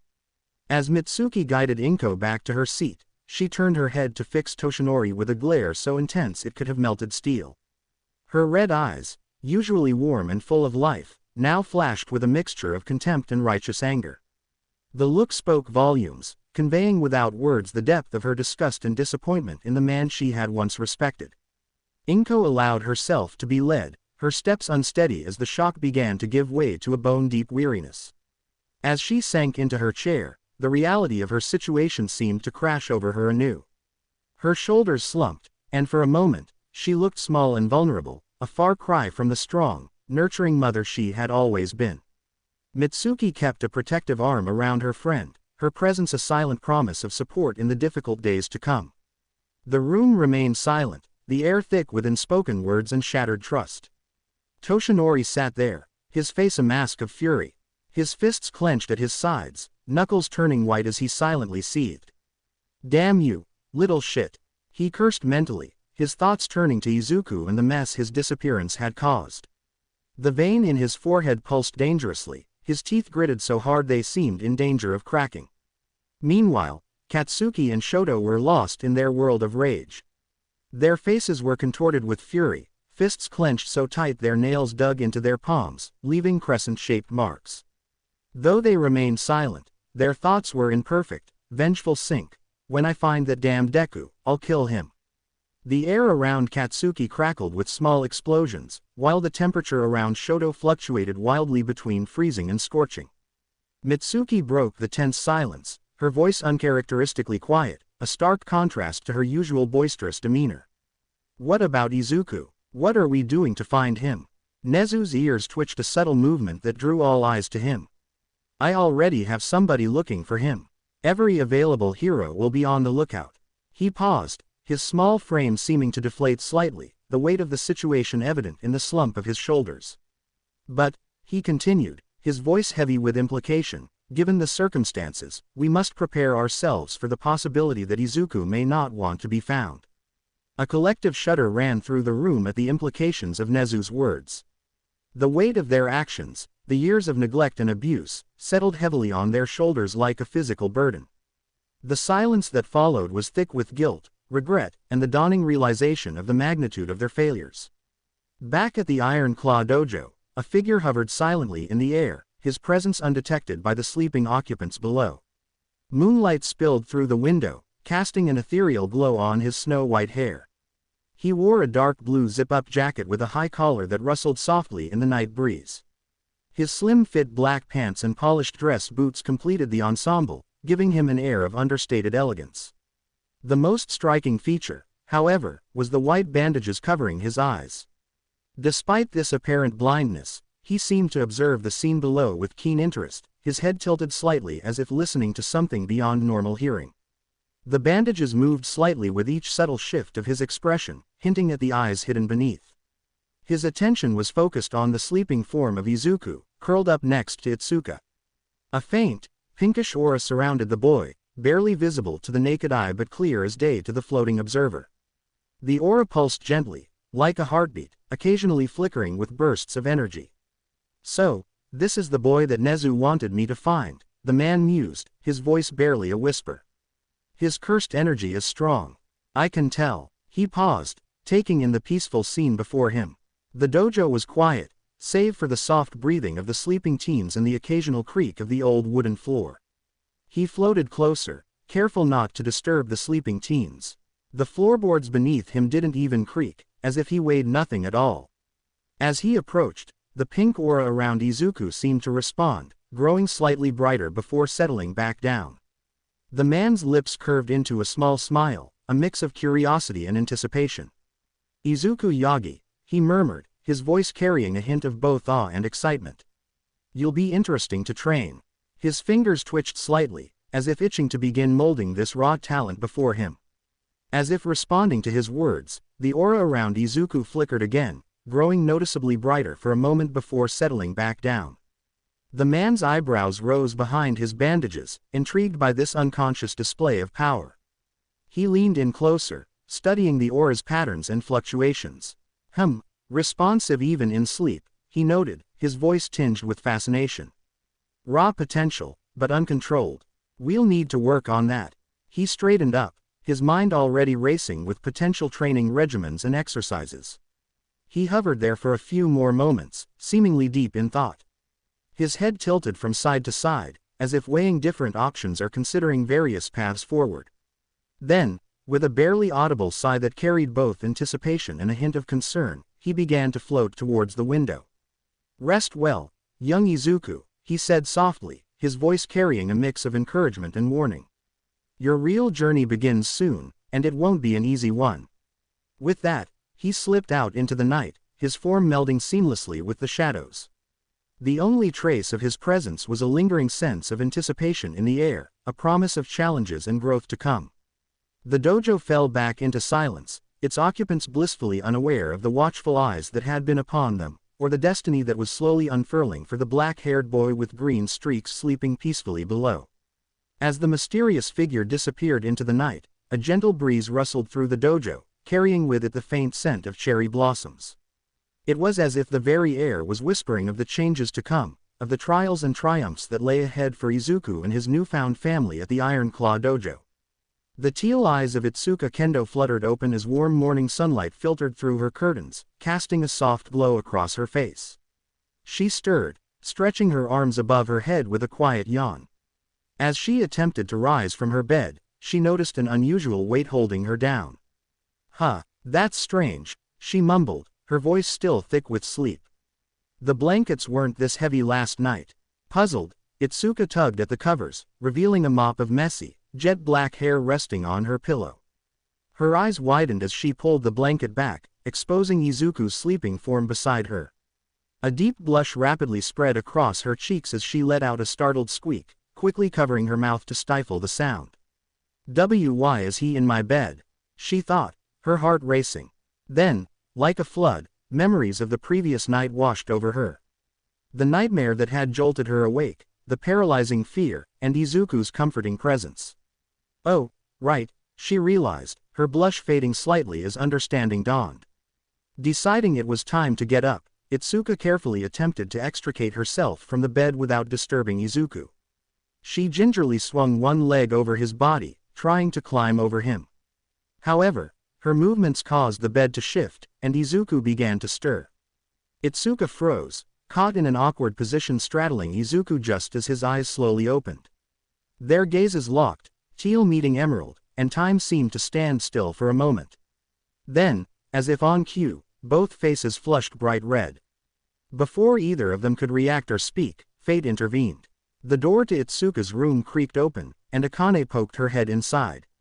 Her eyes took in the scene before her, Itsuka awkwardly positioned over Izuku, both teenagers red-faced and wide-eyed. Instead of the shock or anger they might have expected, Akane's lips quirked into a small, knowing smile. "Breakfast is ready for you two," she said calmly, as if finding her daughter in such a compromising position with their new houseguest was an everyday occurrence. Without another word, she closed the door, leaving Izuku and Itsuka alone once more. The silence that followed was deafening. Itsuka and Izuku stared at each other, mortified and unsure of what to say. Finally, Izuku cleared his throat. I should probably get up now," he managed to say, his voice cracking slightly. Itsuka nodded vigorously, scrambling off him and nearly tumbling to the floor in her haste. "Why yes, of course. I'll just go first and, see you at breakfast." She dashed to the bathroom, leaving a bewildered Izuku behind. Leaning against the closed door, Itsuka groaned softly. "I want to die," she whispered, her face burning with embarrassment. But underneath the mortification, there was a fluttery feeling in her chest she couldn't quite place. Meanwhile, Izuku sat up slowly, his mind reeling. He glanced at the warm spot where Itsuka had been, a mix of confusion and something softer swirling in his chest. What just happened? He wondered aloud, running a hand through his messy hair. As he got up, his foot caught on the blanket, causing him to trip. With a yelp, he tumbled to the floor, landing with a thud. "Ow," he grumbled, rubbing his elbow. "What a great start to the day, Izuku." From downstairs, Akane's voice called up, "Everything okay up there?" "Fine," Izuku and Itsuka called out in unison, then caught each other's eyes through the now open bathroom door. They burst into nervous giggles, the tension breaking slightly. "Well," Itsuka said, a small smile on her lips. "This is not how I thought my morning would go." Izuku chuckled, getting to his feet. "Me neither. But, it's not so bad, right?" Itsuka's smile widened a bit. "No," she said softly. "I guess it's not. Let's go," Izuku said, a nervous smile playing on his lips. "All right," Itsuka replied, her cheeks still tinged with a faint blush from their earlier encounter. As they settled into their seats, Hideo passed Izuku a plate piled high with steaming rice, perfectly grilled fish with a golden brown crust, and an array of colorful vegetables. The aroma wafted through the air, making Izuku's stomach growl audibly. "Eat up, son," Hideo said warmly, his eyes crinkling at the corners. "You look like you could use a good meal." Izuku nodded gratefully, picking up his chopsticks with slightly trembling hands. As he took his first bite, savoring the delicate balance of flavors, his attention was caught by the low murmur of the television playing in the background. A familiar name made him pause mid-chew, his ears perking up. "Hideo-san," Izuku said, swallowing quickly and setting down his chopsticks. "Could you turn up the volume on the TV, please?" Hideo reached for the remote, raising an eyebrow at Izuku's sudden interest. The volume increased, and a news anchor's voice filled the room, her tone serious and professional. "Breaking news," the anchor announced, her expression grave. Aldera Junior High and several other quirk supremacy-based schools have been shut down due to widespread discrimination against students with villain-type quirks or those who are quirkless. Izuku's chopsticks clattered to the table, his eyes widening in shock. Itsuka, sitting next to him, placed a comforting hand on his arm, her touch warm and reassuring as she sensed his distress. The anchor continued, her voice steady but tinged with a hint of disbelief. In related news, the parents of a 16-year-old girl with a villain-type quirk have been arrested on multiple charges. The quirk in question allows the user to transform by ingesting the blood of others. The parents face 2 counts of child abuse, child endangerment, and aggravated assault. They have been sentenced to life in prison without the possibility of parole. A collective gasp went around the table. Akane shook her head, her expression a mix of sadness and anger, her fingers tightening around her chopsticks. How could parents do that to their child?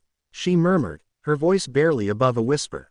The teenager, the anchor went on, her tone softening slightly, has been placed in the care of pro-hero Vlad King, who has experience with blood-related quirks.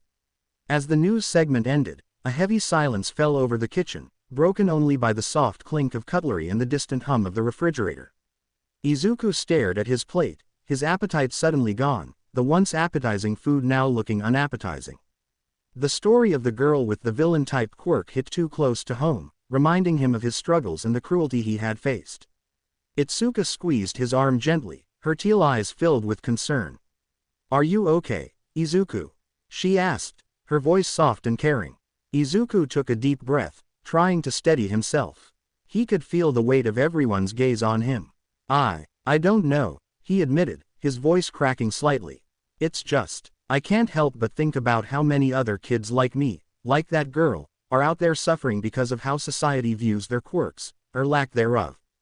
Hideo leaned forward, his expression serious, the lines on his face deepening. "It's a sad reality, but it's good that these issues are finally coming to light. Change can only happen when people are forced to confront the truth." Akane nodded in agreement, reaching across the table to pat Izuku's hand. "And remember, Izuku, you're not alone anymore. You have us now, and we'll support you no matter what." Izuku looked around the table, taking in the kind faces of the Kendo family. For the first time in years, he felt a warmth spreading through his chest, the feeling of belonging, of being accepted. Despite the heavy news, a small, hesitant smile found its way to his lips. "Thank you," he said softly, his voice thick with emotion. "All of you. I don't know what I did to deserve this kindness, but I'm grateful." Itsuka stood up, her movements slow and deliberate. She walked towards Izuku, her teal eyes filled with a mix of compassion and understanding. As she approached, Izuku felt his heart quicken, unsure of what to expect. Without hesitation, Itsuka wrapped her arms around him in a warm embrace. The hug caught Izuku off guard. For a moment, he sat rigid, unused to such physical affection. But as Itsuka held him, he felt the tension in his body slowly melt away. Her warmth seemed to seep into him, filling the cold, empty spaces that years of loneliness had carved out. "You were alone mostly all your life," Itsuka murmured, her breath tickling his ear. She pulled back slightly, her hands resting gently on his shoulders as she looked into his eyes. "I'd say that you are deserving of love, Izuku. More than you know." Izuku felt a lump form in his throat, overwhelmed by the sincerity in Itsuka's words and the kindness in her eyes. He opened his mouth to speak, but no words came out. Instead, he found himself leaning into her embrace once more, his arms hesitantly wrapping around her waist. As they hugged, Izuku felt something warm and wet on his cheek. It took him a moment to realize he was crying, silent tears sliding down his face. But for once, these weren't tears of sadness or frustration. They were tears of relief, of gratitude, of a burden slowly being lifted. Akane and Hideo exchanged a glance, their eyes soft as they watched the scene unfold. They knew that healing would take time, but this moment, this simple act of kindness and acceptance, was a crucial first step.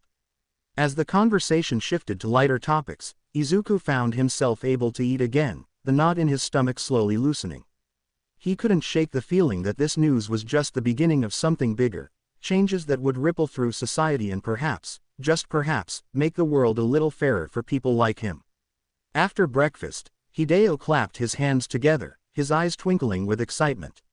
"All right, kids," he exclaimed, pushing back his chair. "Time to work off those calories." To the dojo, Izuku and Itsuka exchanged eager glances, a mix of anticipation and nervousness flickering across their faces. They quickly changed into workout clothes, Izuku borrowing a spare set from Hideo that hung loosely on his lean frame, and Itsuka donning her well-worn gi, the fabric soft from years of use. As they entered the family dojo, the familiar scent of polished wood and sweat greeted them. Sunlight streamed through the high windows, illuminating the gleaming wooden floor and the array of training equipment lining the walls. The air hummed with quiet energy as if the room itself was anticipating the upcoming session. Hideo stood in the center of the dojo, his presence commanding yet approachable. The wooden floorboards creaked softly under his feet as he shifted his weight, his eyes scanning the eager faces of Izuku and Itsuka. Sunlight streamed through the high windows, casting long shadows across the room and highlighting the dust motes dancing in the air. "Today," Hideo announced, his voice carrying a mix of excitement and authority, "we're diving into Muay Thai and Jiu-Jitsu." He turned to Izuku, curiosity glinting in his eyes.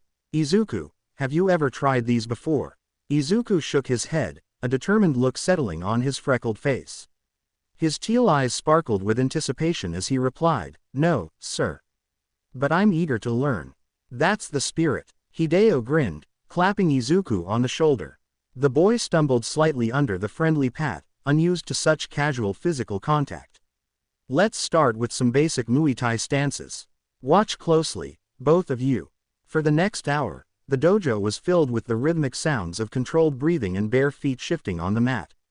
The air grew thick with the scent of exertion as Hideo guided them through punches, kicks, and elbow strikes. His keen eyes caught every misstep, offering corrections with patience and encouragement. Izuku, to everyone's surprise, including his own, was a quick learner. His movements, initially awkward and hesitant, became more fluid with each repetition.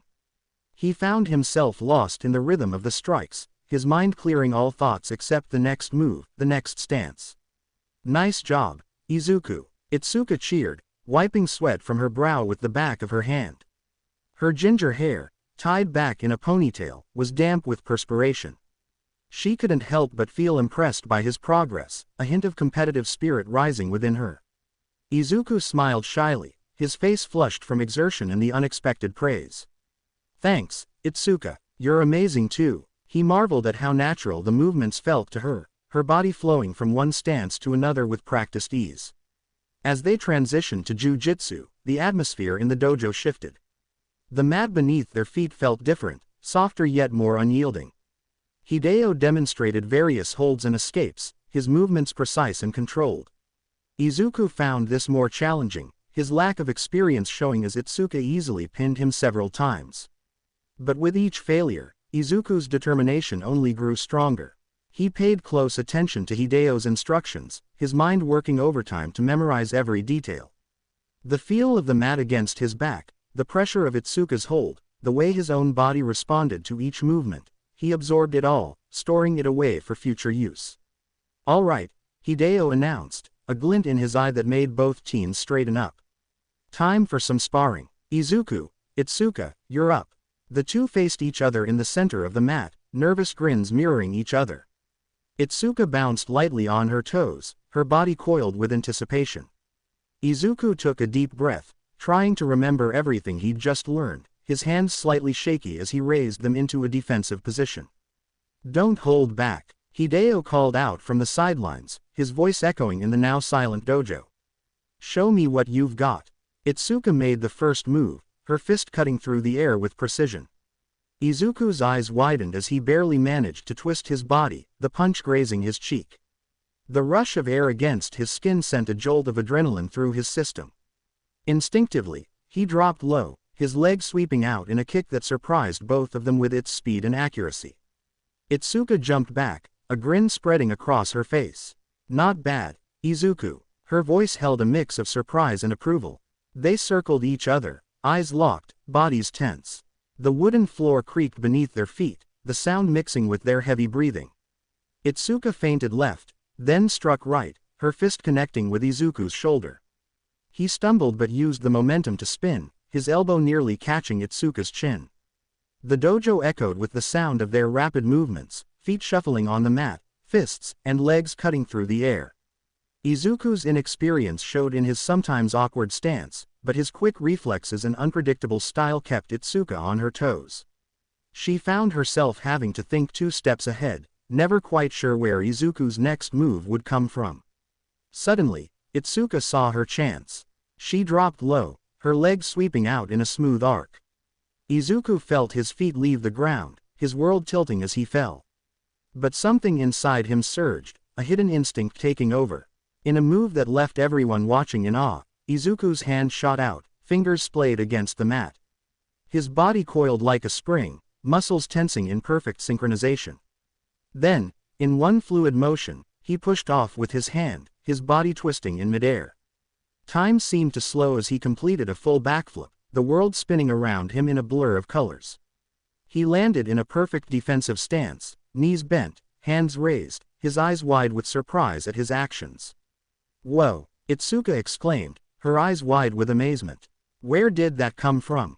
She stood frozen, her planned follow-up attack forgotten in the face of Izuku's unexpected acrobatics. Izuku blinked, just as surprised as everyone else. He looked at his hands, then back at Itsuka, a shy grin spreading across his face. I'm not sure," he admitted, his voice tinged with wonder. "It just felt right, you know. Like my body knew what to do before my brain could catch up." Hideo nodded approvingly from the sidelines, his eyes narrowing slightly in curiosity. He'd seen many talented students over the years, but there was something different about Izuku, something he couldn't quite put his finger on. The sparring continued, each of them pushing the other to their limits. Itsuka's well-honed technique clashed with Izuku's raw instinct and unpredictability.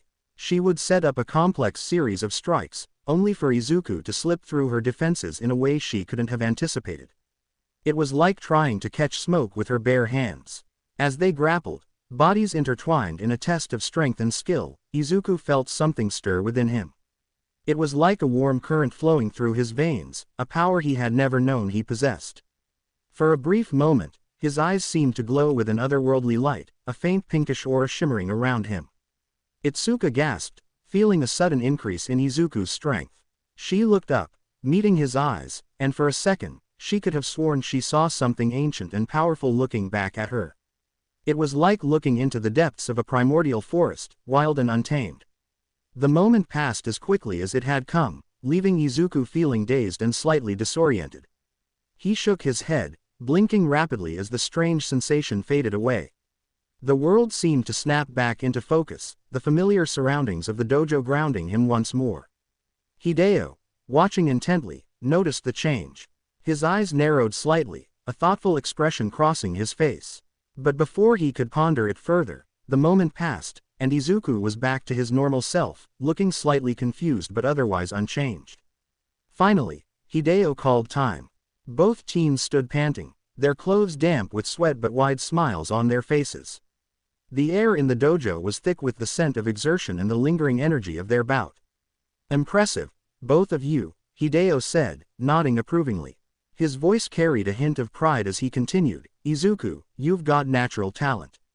Those instincts of yours are quite something. And Itsuka, your form is improving nicely. Your control is getting better every day." Both teams beamed at the praise, their chests swelling with pride. As they cooled down, stretching out tired muscles, Izuku couldn't shake the strange feeling he'd experienced during the spar. It was familiar somehow, like a long-forgotten memory trying to surface. He glanced at his hands, half expecting to see something different, but they looked the same as always, calloused from training, but otherwise ordinary. Itsuka noticed his contemplative look. "Everything okay, Izuku?" she asked, concern evident in her voice. He looked up, meeting her worried gaze.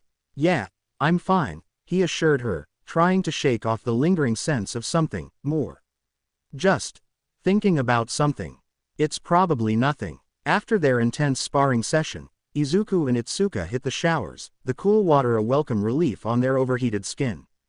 As Izuku let the water cascade over him, he couldn't help but replay the sparring match in his mind. The way his body had moved, the surge of power he'd felt, it was exhilarating and terrifying at the same time. Over the next couple of weeks, a comfortable routine settled in. Mornings were filled with rigorous training sessions, where Izuku and Itsuka pushed each other to their limits.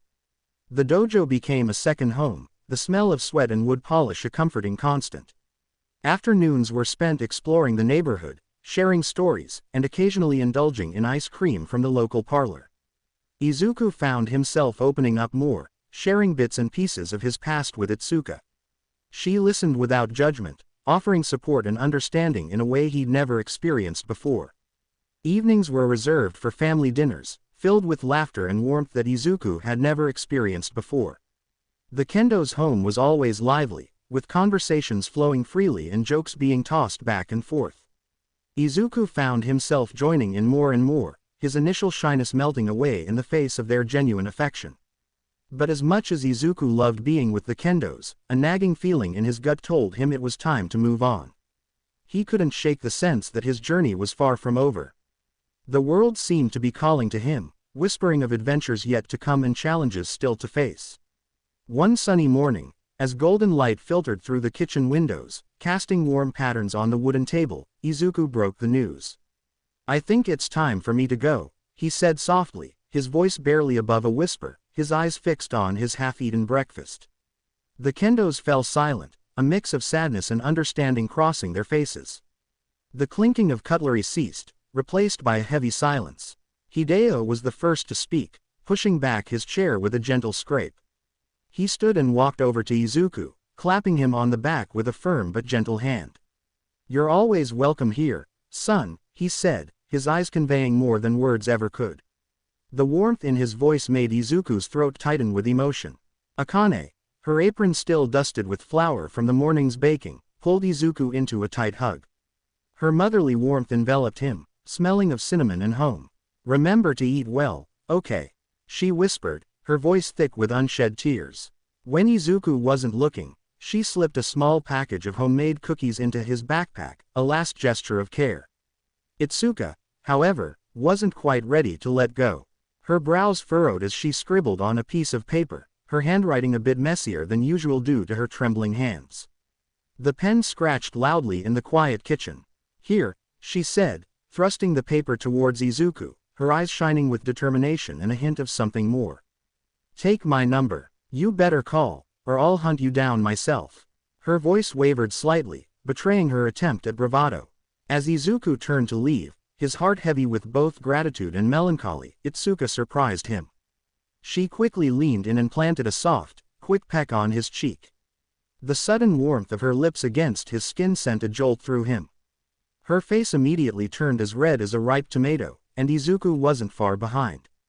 The sudden gesture left him speechless, his mind reeling, his hand unconsciously touching the spot where her lips had been.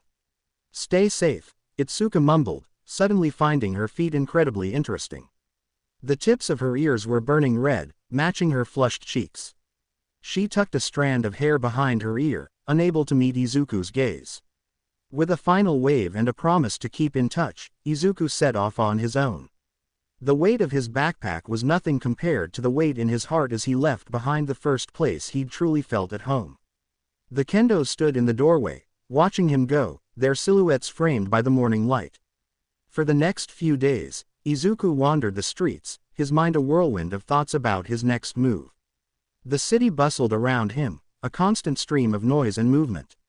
He'd occasionally stop to help someone in need, an old lady struggling with her groceries, her wrinkled hands trembling as she thanked him, a lost child with tear-stained cheeks finding their way home, their small hand clutching his tightly. These small acts of heroism made him feel like he was on the right path, each grateful smile a balm to his troubled soul. But as night after night passed with him sleeping in parks or abandoned buildings, exhaustion began to take its toll.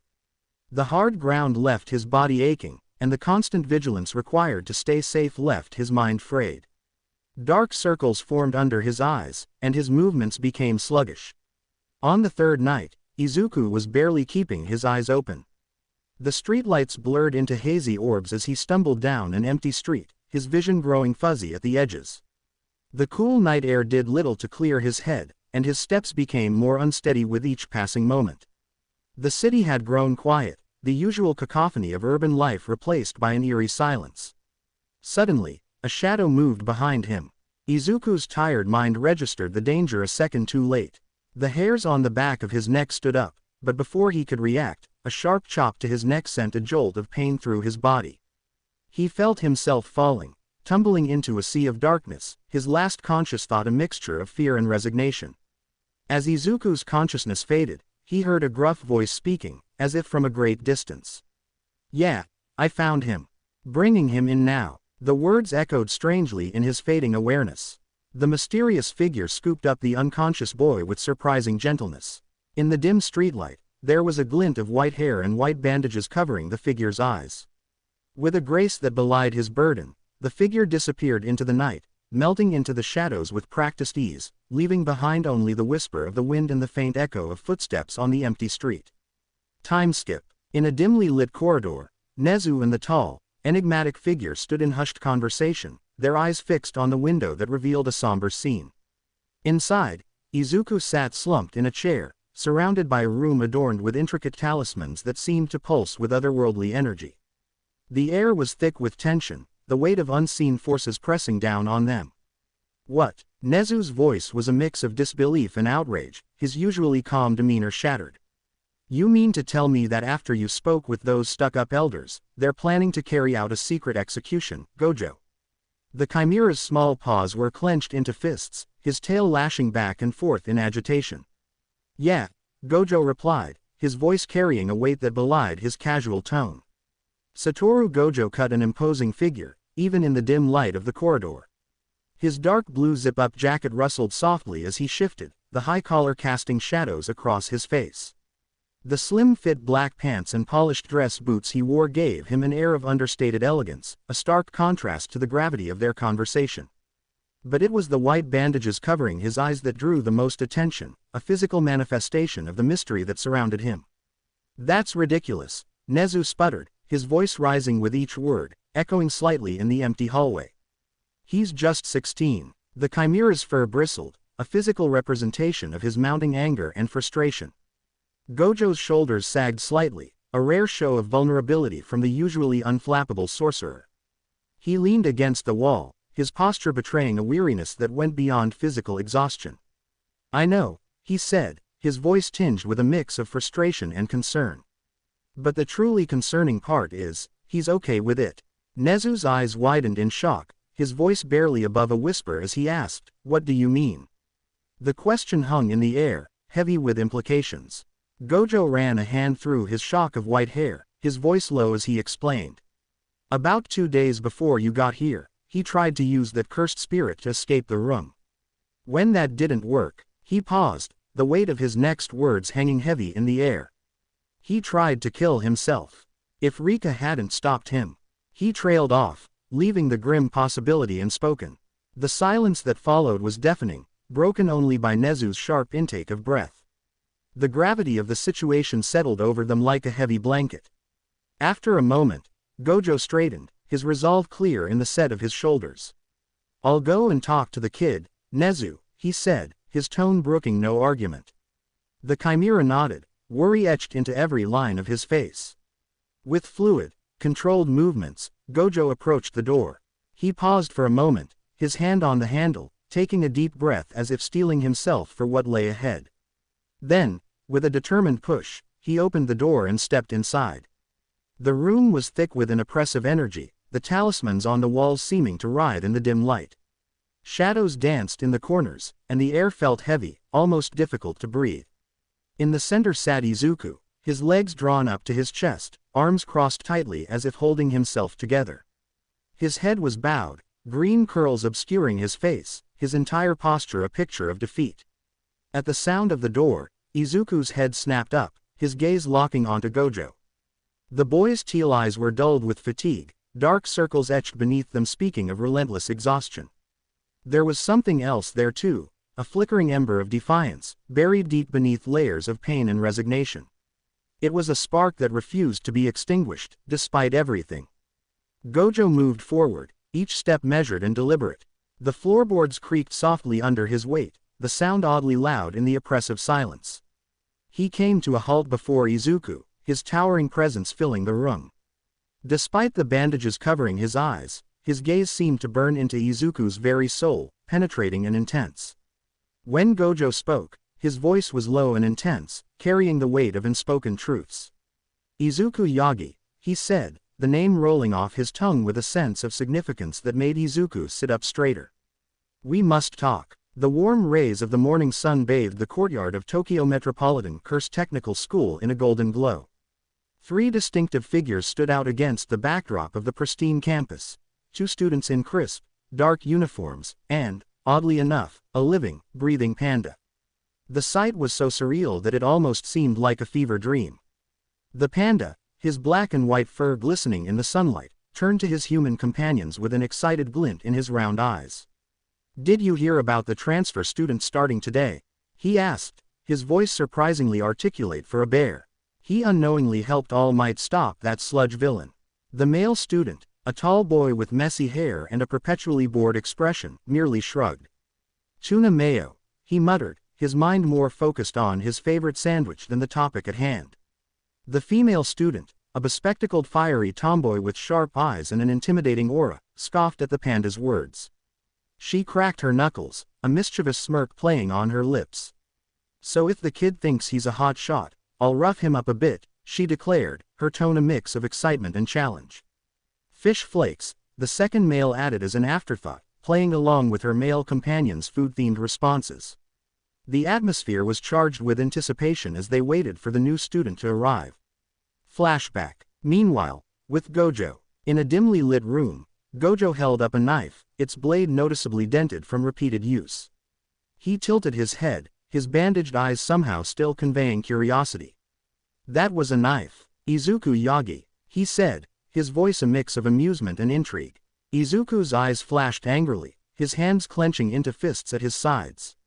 The air around him seemed to crackle with tension. "First of all, don't call me Yagi," he growled, his voice low and filled with a pain that seemed to go far beyond his years. He looked up at the bandage-eyed man, his gaze sharp enough to cut. "Besides," Izuku continued, his voice growing bitter, "I know you have files on me. And you know about my failed suicide attempt." The words hung heavy in the air, a stark reminder of the darkness that had consumed him. Gojo's demeanor shifted slightly, a hint of concern seeping through his carefree facade. He let the knife drop to the floor with a clatter. "Yikes, that's one way to do an introduction," he said, his tone softer than before. "And on your first day at your new school, no less." Izuku's hair fell forward, shadowing his eyes. His shoulders slumped, the weight of his past bearing down on him. "I'm not going," he muttered, his voice barely above a whisper. Gojo paused, studying the boy before him. He could sense the turmoil roiling beneath Izuku's surface, the pain and loneliness that threatened to consume him. "But, you'll be lonely," Gojo said gently, his words more of an observation than a question. Izuku's head snapped up, his eyes blazing with defiance and despair. "Lonely," he scoffed, his voice cracking slightly. "I've been lonely my entire life. What's one more day? There's only one person. No, one family that I care about," Izuku thought, his mind drifting to Itsuka and the Kendo family.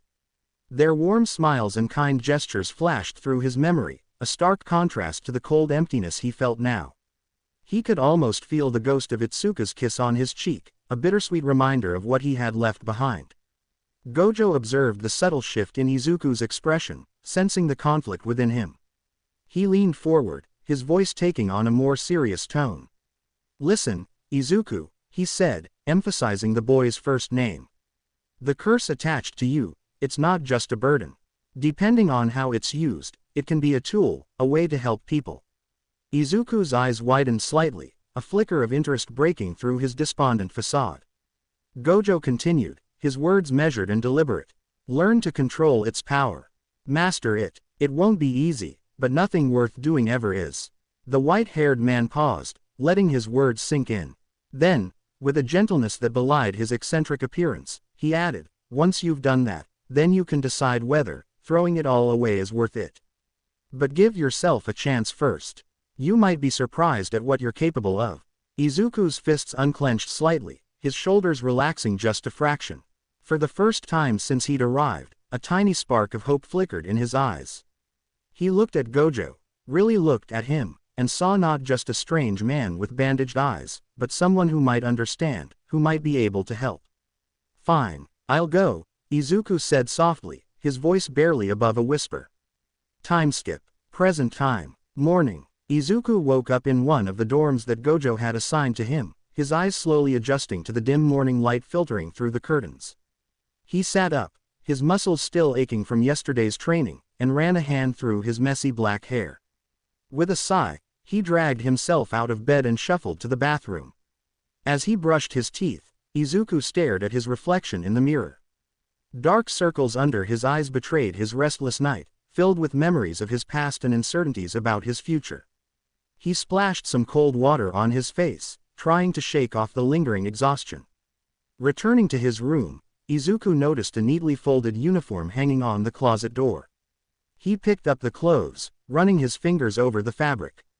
It felt strange, almost surreal, to be putting on a school uniform again after everything he'd been through. Izuku slipped on the loose white uniform jacket, rolling up the sleeves to his forearms. The slender black pants and white sneakers completed the ensemble. He stood in front of the full-length mirror, taking in his appearance. The uniform fit well, but Izuku hardly recognized the person staring back at him. "All right, let's get this shit over with," Izuku muttered, his voice a mixture of resignation and determination. He grabbed his bag and headed out, stepping into the warm sunlight that bathed the campus. As Izuku walked towards the main building, he couldn't help but feel a twinge of anxiety. This was supposed to be a fresh start, but the weight of his past still clung to him like a shadow. He took a deep breath, reminding himself of Gojo's words about mastering his curse and giving himself a chance. Meanwhile, Gojo had already slid into the classroom with his usual flair, facing the 3 students who were present and sitting on desks. His bandaged eyes seemed to sparkle with excitement as he announced, "Students of all grades. Today, we have a new student. Give him a hand." The panda looked up mildly interested. The tall boy barely stirred, his eyes half closed as if he was still half asleep. The bespectacled fiery tomboy merely raised an eyebrow, her expression a mix of skepticism and curiosity. "Really? Not one hand?" Gojo asked, his tone playfully disappointed. The bespectacled fiery tomboy, sitting sideways in her chair with her hand on her head and legs crossed, smirked. "I hear the guy's a wannabe badass. Delinquent. Doubt it. Hell, I bet he's a pussy," she said, her voice dripping with sarcasm. "Salmon," the boy to her right muttered, his contribution to the conversation as cryptic as ever. The panda remained silent, watching the scene unfold with curious eyes. Gojo sighed, his shoulders slumping in exaggerated defeat. "Whatever. Come in," he called out, his voice carrying through the classroom and into the hallway beyond. The halls of Jujutsu High were quiet as Izuku stood outside his assigned classroom. He paused, his hand hovering over the shoji's handle. "The atmosphere feels chilly," he thought, a shiver running down his spine despite the warmth of the day. Inside the classroom, the bespectacled fiery tomboy mused, "Gonna give him the signing treatment." Her eyes glinted with mischief as she prepared for the new student's arrival. As Izuku slid open the smooth wooden shoji door, he felt a sudden rush of energy wash over him. The moment he stepped into the classroom, a deep crimson-red aura erupted around him, casting an eerie glow that seemed to pulse with an unsettling intensity. The atmosphere shifted dramatically, and the 3 students seated at their desks instinctively tensed, their eyes wide with apprehension. Rika's figure emerged from the shadows behind him, her presence adding to the tension in the air. She moved with an air of malevolence, her expression unreadable as she followed him into the room. Izuku made his way to the center, the floorboards creaking slightly beneath his feet, and he could feel their hostile and alert gazes lingering on him as if they were trying to decipher the sudden change that had overtaken the once familiar space. "The name's Izuku, it's nice to," he began, his voice steady despite the tension in the room. However, before he could finish his sentence, a sharp sound echoed through the room, an ominous whoosh followed by a metallic clang as a naginata embedded itself into the chalkboard behind him, sending chalk dust spiraling into the air. The bladed staff was dangerously close to hitting his head on the left side. The abrupt interruption caught everyone's attention, and the atmosphere shifted instantly from casual to tense. With a steadying breath and an unwavering tone, Izuku calmly resumed, "Meet you." His demeanor remained composed, showing that the sudden disruption didn't easily shake him. "Hey, you," the tomboy called out to Izuku, her voice cutting through the tense atmosphere. Her golden eyes narrowed behind her glasses as she studied him. "Don't you know you're cursed? This is a place to learn about curses, not for cursed people." Izuku felt a familiar anger bubbling up inside him. His fists clenched at his sides, and he had to take a deep breath to keep his composure. Great, he thought bitterly, just what I needed. Another elitist school that discriminates against people who are different. Gojo, sensing the rising tension, stepped forward. His bandaged face turned towards the students, his voice taking on a more serious tone. Now, he said, let's not jump to conclusions. Izuku's presence here is no accident. He paused, letting his words sink in before continuing. You see, in our world, the average number of unexplained deaths and missing person cases far exceeds what you might expect. And let's not forget about the disproportionately high suicide rates among the quirkless population. The students' expressions shifted from hostility to curiosity as Gojo spoke. Even Izuku found himself listening intently, despite his lingering anger. The majority of these cases, Gojo explained, his voice taking on a lecturer's cadence, are the result of negative energy that flows out of people. This energy manifests as curses. And in some cases, these curses are wielded by evil curse users. You'll have to fight curses with curses. Here we'll learn about curses in order. This is Tokyo Prefectural Jujutsu High School, Gojo said, his voice full of excitement and seriousness. Izuku's eyes widened, his mouth falling open slightly. He turned to look at Gojo, his expression a mixture of disbelief and exasperation. You're telling me this now? He thought, his inner voice practically screaming in frustration. He couldn't believe that such crucial information had been withheld from him until this moment. The other three students in the room seemed equally taken aback. They exchanged glances, their faces a comical display of surprise and confusion. Almost in unison, they all turned to stare at Gojo, their thoughts practically visible above their heads. You didn't tell him. Gojo, seemingly oblivious to the bewildered atmosphere he had created, simply shrugged. My bad, he said, his tone nonchalant as if he had merely forgotten to mention the weather forecast. Then, his demeanor suddenly shifted, a hint of urgency creeping into his voice. Also, I'd step back if I were you guys. The three students looked at each other, confusion etched on their faces. Before they could react or question Gojo's cryptic warning, the atmosphere in the room changed dramatically. Two pale, slender hands suddenly emerged from the chalkboard behind Izuku, their appearance as unexpected as it was unsettling. The hands seemed to materialize out of thin air, ghostly and translucent, yet undeniably present. One of the hands reached out, its fingers elongating unnaturally as they wrapped around the blade end of the naginata that had been thrown earlier. The weapon, which had been lying forgotten on the floor, now seemed to vibrate with an otherworldly energy. The air in the room grew noticeably colder, a chill seeping into the bones of everyone present. A distorted voice echoed through the classroom, filled with a protective fury that sent shivers down the spines of all who heard it. Do not bully. The voice was unmistakably Rika's, but it was twisted and warped, barely recognizable as human. It carried with it an undercurrent of rage and pain that seemed to reverberate through the very walls of the classroom. Izuku's eyes widened in alarm, his heart pounding so hard he could feel it in his throat. He spun around, his movements jerky with panic. Rika, wait, he called out, his voice cracking with desperation. He raised his hands in a placating gesture, fingers splayed wide as if he could physically hold back the impending chaos.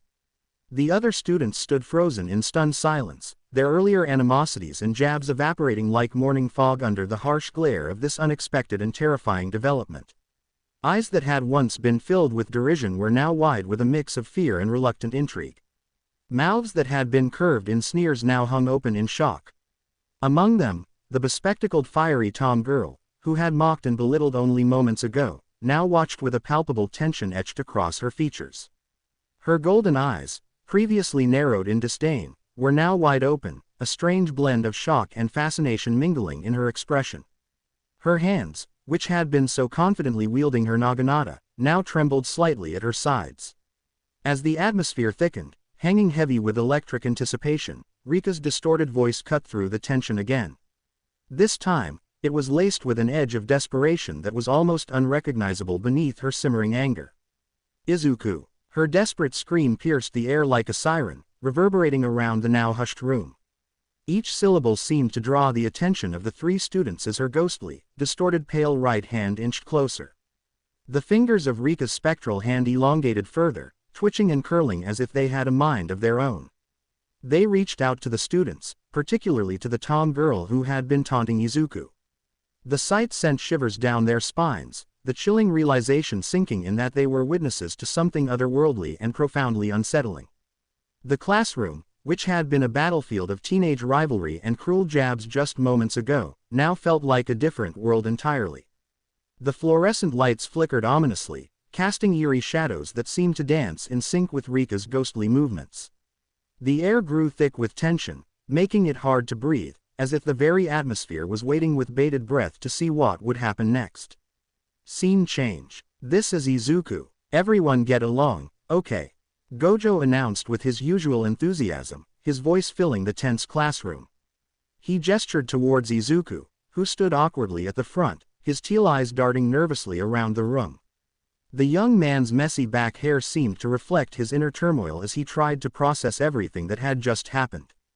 Gojo's tone became slightly more serious as he continued, his hidden eyes seeming to scan the room behind his blindfold. So that's all it is. He's cursed by Rika, a girl who adores him. He paused, letting the weight of his words settle over the class. Attacking Izuku may or may not activate Rika's curse. Anyway, just be careful. His voice took on a hint of amusement as he added, we don't want any more incidents. Izuku couldn't help but sweat drop at the scene before him, his gaze traveling over his new classmates. The fiery tom girl, who had been so quick to judge him earlier, now sported white bandages on her face, stark against her flushed skin. She sat with her arms crossed tightly over her chest, a deep frown etched on her features. Her golden eyes, still visible behind her glasses, seemed to burn with a mix of anger and embarrassment. To her right, the tall boy who had barely stirred earlier now had a comically large knot on the top of his head, with wisps of steam visibly rising from it. His eyes were slightly unfocused, and he swayed gently in his seat as if still trying to process what had just happened. His long, lanky frame seemed even more awkward as he attempted to maintain his balance. Even the panda, which Izuku was still trying to wrap his head around, a talking panda in a school uniform, hadn't escaped unscathed. White bandages were wrapped around the top of its head, creating a stark contrast against its black and white fur. Steam rose from beneath the bandages, giving the surreal impression of a sentient stuffed animal that had somehow been injured. They're going through a rebellious phase, so I'll just make some quick introductions, Gojo said, his voice carrying a mix of amusement and exasperation. He gestured towards the fiery tom girl with the glasses, who was still clutching the naginata. This is Maki Zenin, a curse tool user. Izuku's eyes widened as he took in Maki's appearance. She stood with a confident posture, her athletic build evident even under her school uniform. Her small golden eyes seemed to flash with intelligence and a hint of defiance as they met Izuku's gaze. Long dark green hair was tied into a short ponytail that swayed slightly with each movement, while fringes fell over her forehead and smaller strands framed her face. The glasses perched on her nose caught the light, and Izuku wondered if they were the special kind he'd heard about, the ones that allowed the wearer to see curses. She utilizes special tools to exorcise curses, Gojo continued, a hint of pride in his voice. Don't let her appearance fool you, she's quite skilled. Maki scoffed at the introduction, rolling her eyes, but Izuku noticed a slight upturn at the corner of her mouth. She eyed him with a mixture of curiosity and wariness as if reassessing her earlier judgment. Gojo then turned to the tall boy with the spiky platinum blonde hair. This is Toge Inumaki, our curse speech user. Izuku couldn't help but stare at Inumaki's unique features. His purple-colored eyes were striking against his pale skin, and his uniform, tinted a deep royal blue, set him apart from the others. What caught Izuku's attention the most, however, was the high collar with a zipper that covered Inumaki's mouth. Strange, intricate markings peeked out from beneath the collar, visible on his cheeks.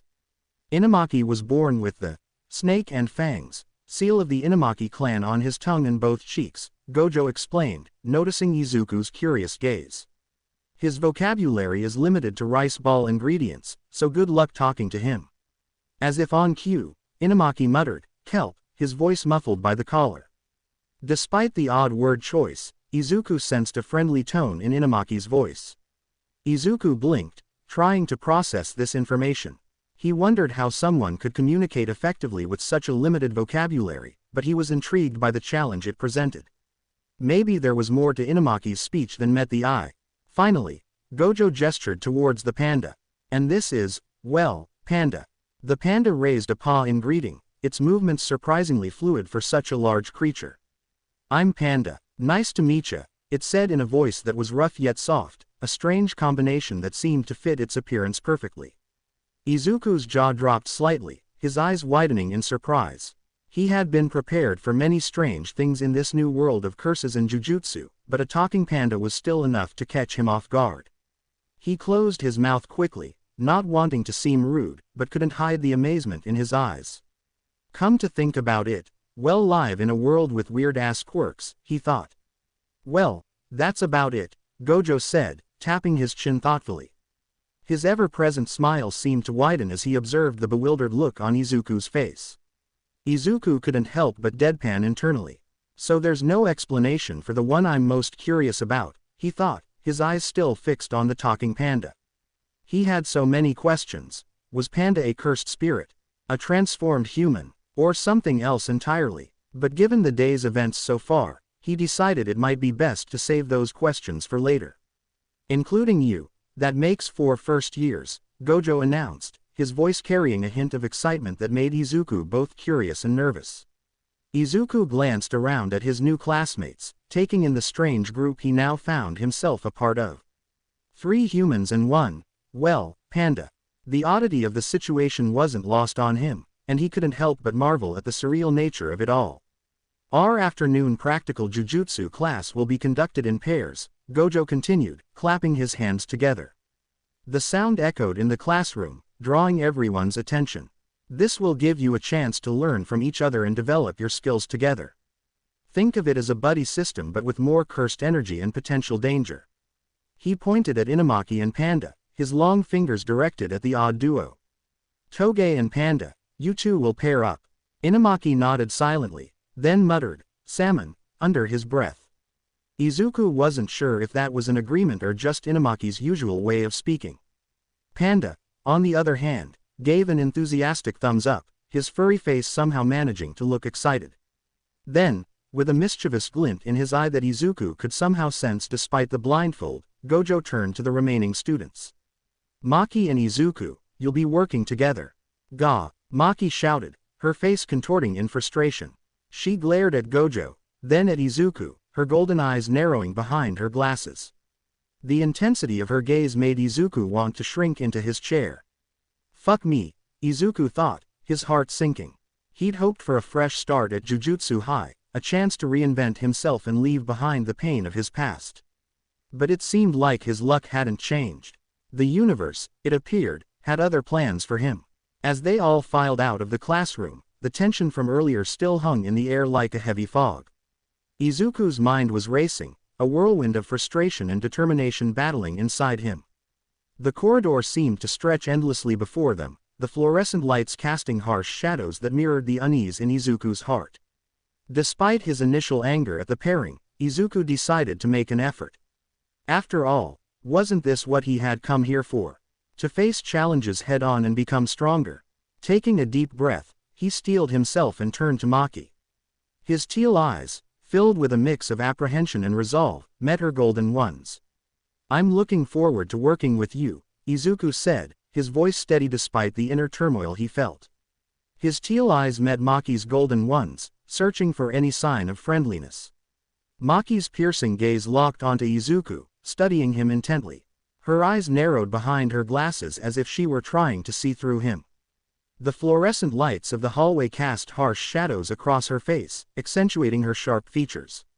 After a moment that felt like an eternity, she spoke, her voice laced with a mix of curiosity and disdain.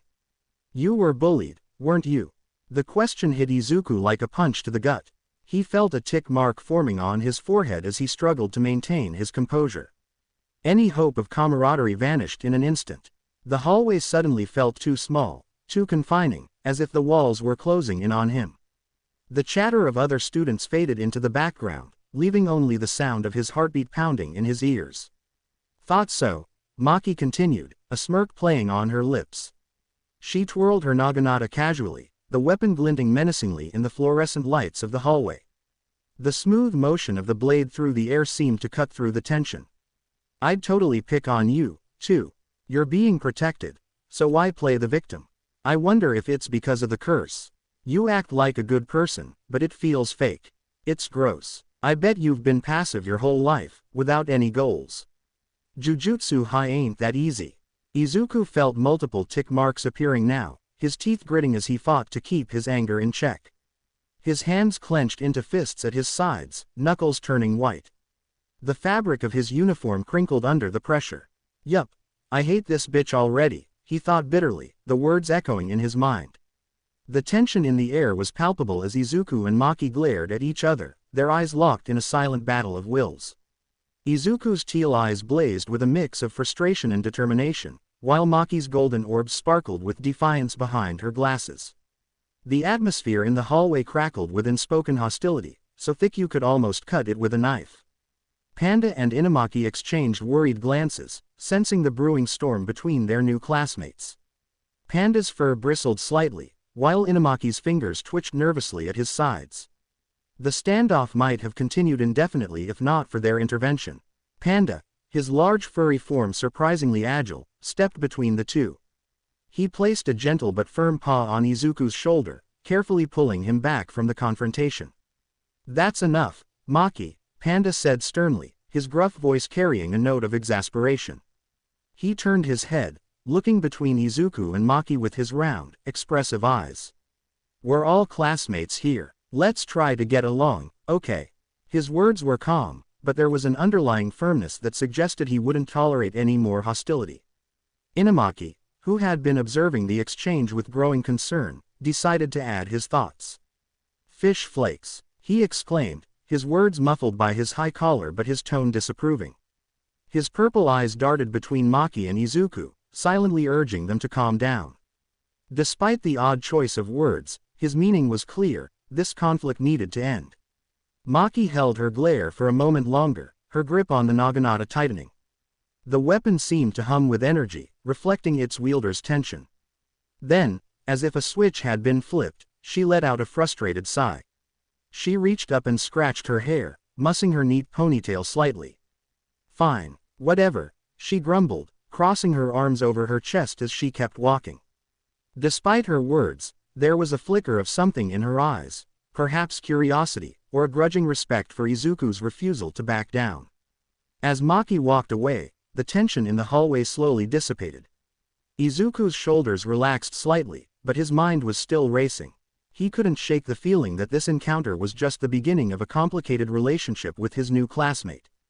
As they continued down the hallway, the tension slowly dissipated. Panda, his large furry form surprisingly graceful, fell into step beside Izuku. Sorry about that, he said, his voice a low, comforting rumble. Maki can be a little harsh sometimes. Don't take it personally, okay? Izuku's shoulders slumped slightly, the fight draining out of him. He glanced at Maki's retreating back, her ponytail swaying with each determined step, then back at Panda's concerned eyes. It's fine, he said quietly, a hint of resignation in his voice. She's not wrong, you know. I've been through a lot. Panda nodded sympathetically, placing a gentle paw on Izuku's shoulder. We all have our struggles, Izuku.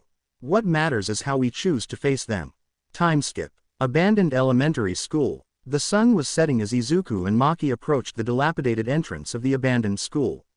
The building loomed before them, its once cheerful facade now a haunting reminder of better days. Paint peeled from the walls in long, curling strips, and cracked windows stared out like hollow eyes. Is this really the place? Izuku asked Gojo, his voice tinged with disbelief and a hint of apprehension. The eerie silence that surrounded the building sent a shiver down his spine. Gojo's voice carried its usual mischievous tone as he replied, a smirk playing on his lips, it's just a normal elementary school. An ordinary school, where children go missing. His words hung in the air, heavy with implication. Go missing, Izuku screamed, his eyes widening in shock. His heart raced as he imagined the terror those children must have felt, lost and alone in this decaying structure. Gojo nodded, his expression hidden behind his blindfold. A school is just a school. So, the disappearances are most likely due to a naturally formed curse. Izuku swallowed hard, his mind racing with possibilities. So, you're saying the kids were abducted by a curse? He asked, his voice barely above a whisper, as if afraid the very walls might be listening. Yep, 2 of them, Gojo replied, his casual tone a stark contrast to the gravity of the situation. He stood there, hands in his pockets, as if discussing the weather rather than missing children. Maki, who had been silently observing their surroundings, spoke up. Her golden eyes scanned the building, alert for any signs of danger. Places with a lot of memories tend to be hotbeds for curses, she said matter-of-factly, adjusting the case that held her naginata. The weapon seemed to hum with anticipation. Gojo nodded, his silver hair catching the dim light of the setting sun. Schools and hospitals are frequently thought of. Each time, they absorb negative emotions. He paused, letting his words sink in. As these emotions accumulate, curses form, as happened here. Suddenly, Gojo's demeanor changed. His voice took on a solemn tone as he began to chant, the words seeming to vibrate in the air around them. That which frightens more than darkness itself, that which is darker than black, purify this defilement. Izuku felt a chill run down his spine, goosebumps rising on his arms. Is it just me or is it getting darker? He asked, his voice trembling slightly. As if in response to his question, an inky barrier of black energy began to form around the school, enveloping it in an otherworldly shroud. The air grew thick and heavy, pressing down on them. This is the veil, Gojo explained, placing a reassuring hand on Izuku's shoulder. It makes the school invisible from the outside and causes curses to appear inside. Think of it as a stage for your test. Izuku's heart pounded in his chest as the reality of their situation began to sink in. Gojo's next words did little to calm his nerves. Solve the problem from within, it should be manageable, Gojo said as he walked back towards the entrance, his footsteps echoing in the eerie silence. The veil continued to close around them, the outside world fading from view. Just before the veil closed completely, Gojo turned back to them with a grin that seemed to glow in the growing darkness. All right then, I genuinely hope you don't die. Die, sensei, Izuku shouted, panic evident in his voice. But it was too late. The veil closed with a soft whoosh, sealing Izuku and Maki inside the cursed school. The air inside felt different, charged with an energy that made the hairs on the back of Izuku's neck stand on end. Maki's voice cut through Izuku's panic, sharp and focused. Newbie, don't look away, she said firmly, her hands moving swiftly to assemble her naginata from its case. The weapon gleamed in the dim light, a beacon of hope in the darkness that surrounded them. As Izuku and Maki cautiously stepped further into the abandoned school, their eyes adjusted to the dim light. The hallway stretched before them, littered with fallen debris and forgotten memories. Suddenly, they froze in their tracks. Before them stood 3 grotesque entities that could only be described as curses.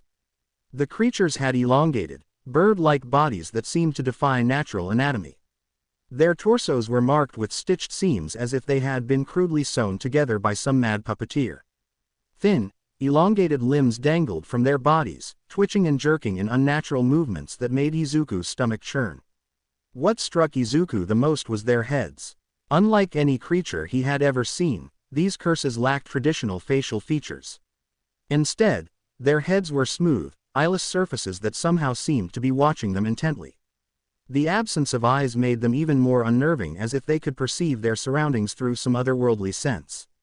Izuku felt a chill run down his spine as he observed the curses. Their bodies seemed to shimmer and shift in the dim light, making it difficult to focus on any one part of them.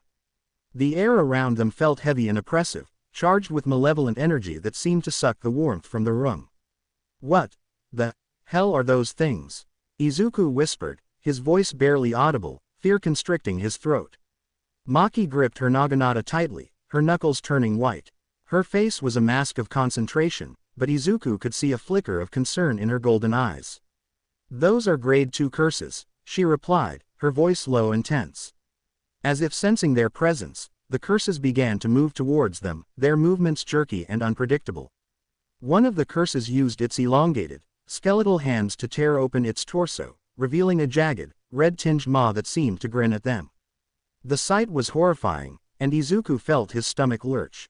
"Come in," it croaked, its voice a rasping whisper that echoed in the hallway, seeming to come from everywhere at once. "Go.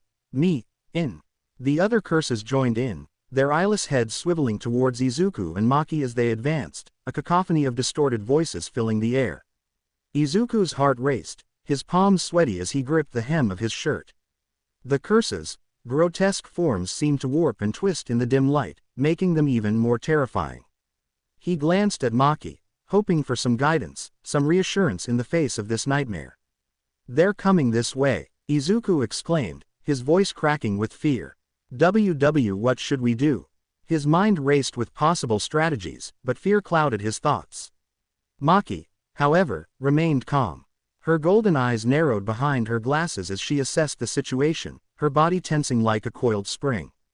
Without a word, she stepped forward, her naginata held firmly in both hands.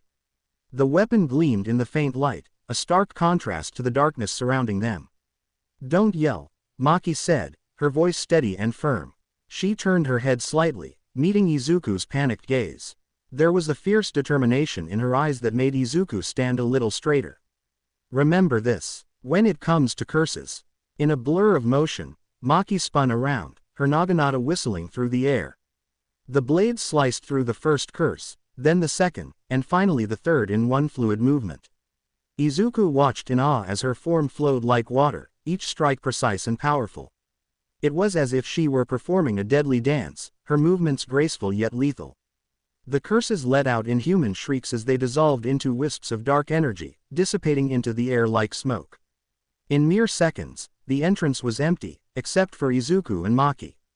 The silence that followed was deafening, broken only by their heavy breathing. Maki turned to Izuku, her eyes blazing with determination. "The weak ones always come in swarms.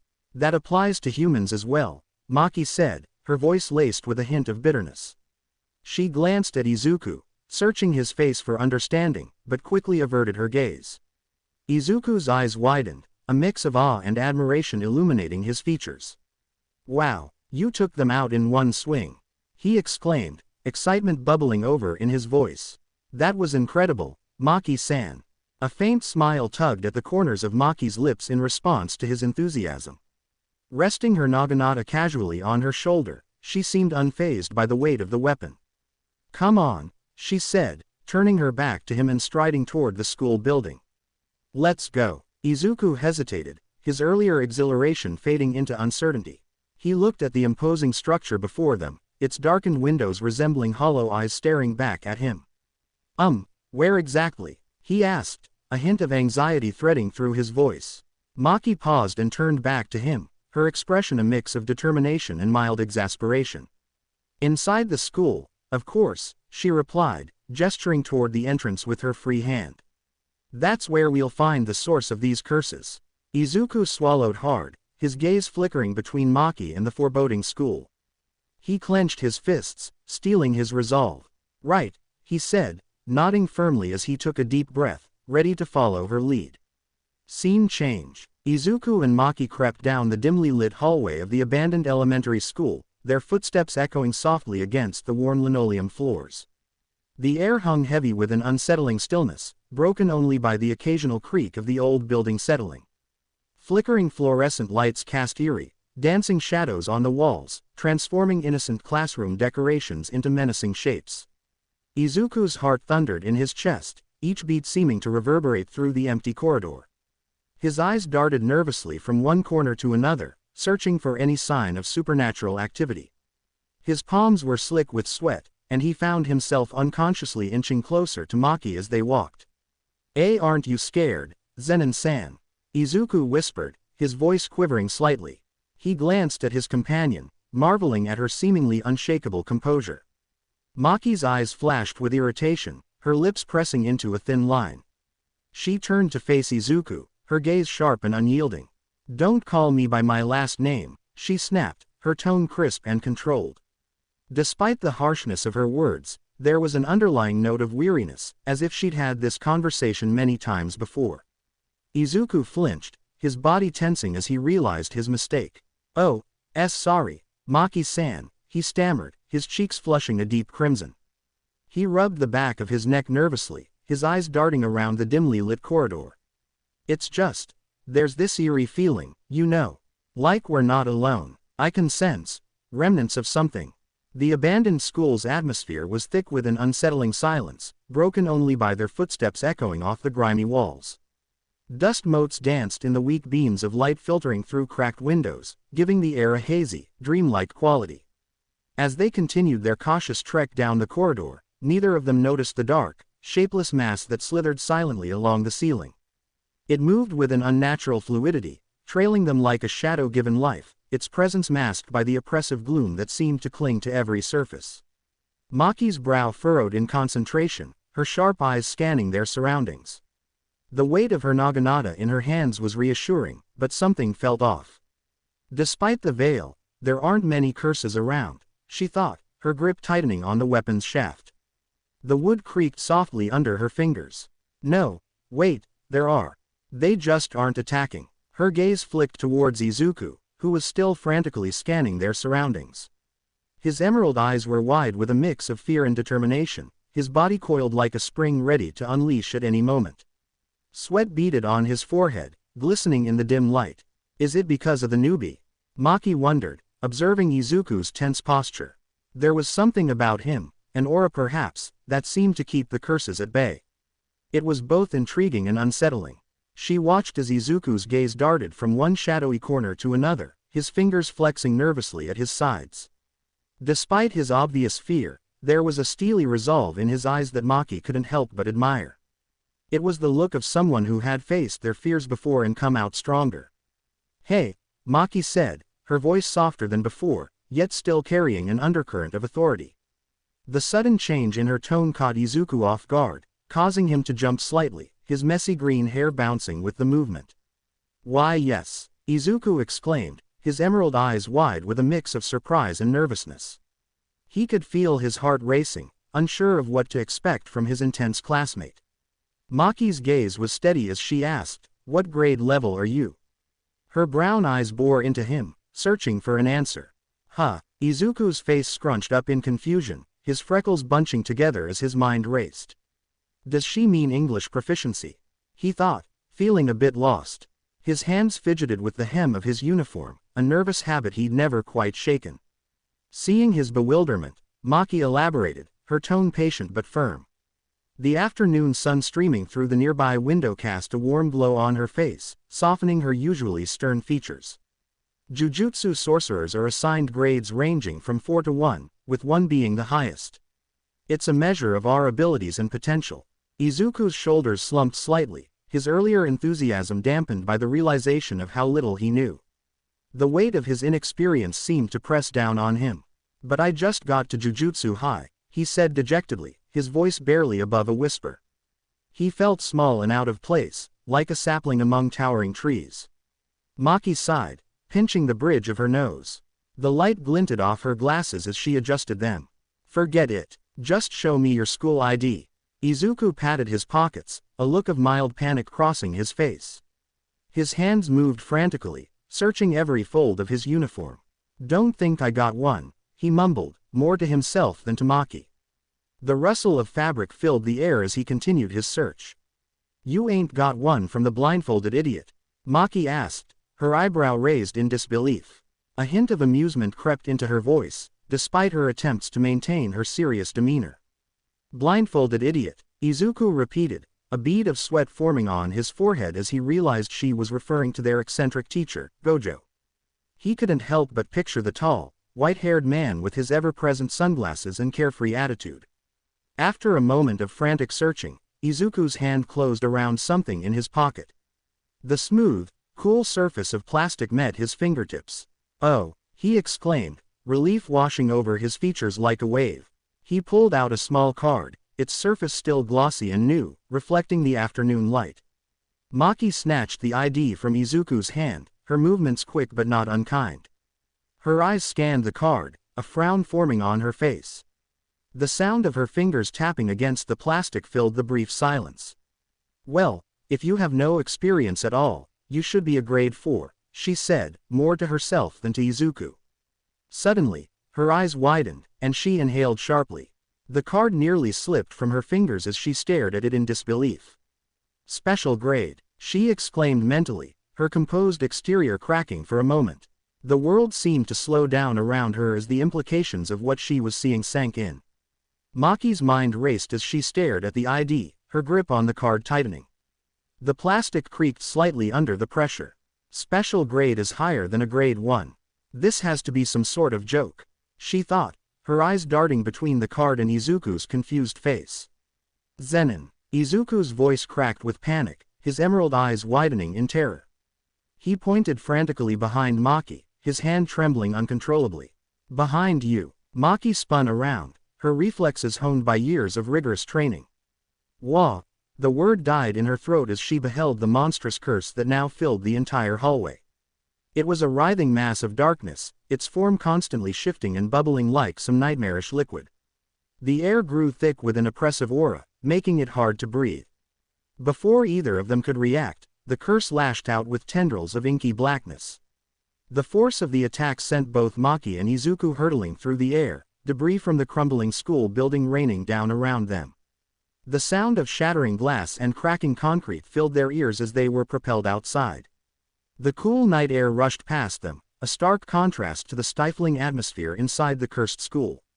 Izuku's world spun, his vision blurring into a kaleidoscope of shadows and moonlight. The last thing he saw before losing consciousness was Maki's determined face as she reached for her weapon mid-flight, her eyes blazing with fierce resolve. Damn it, Maki growled, her fingers closing around her naginata.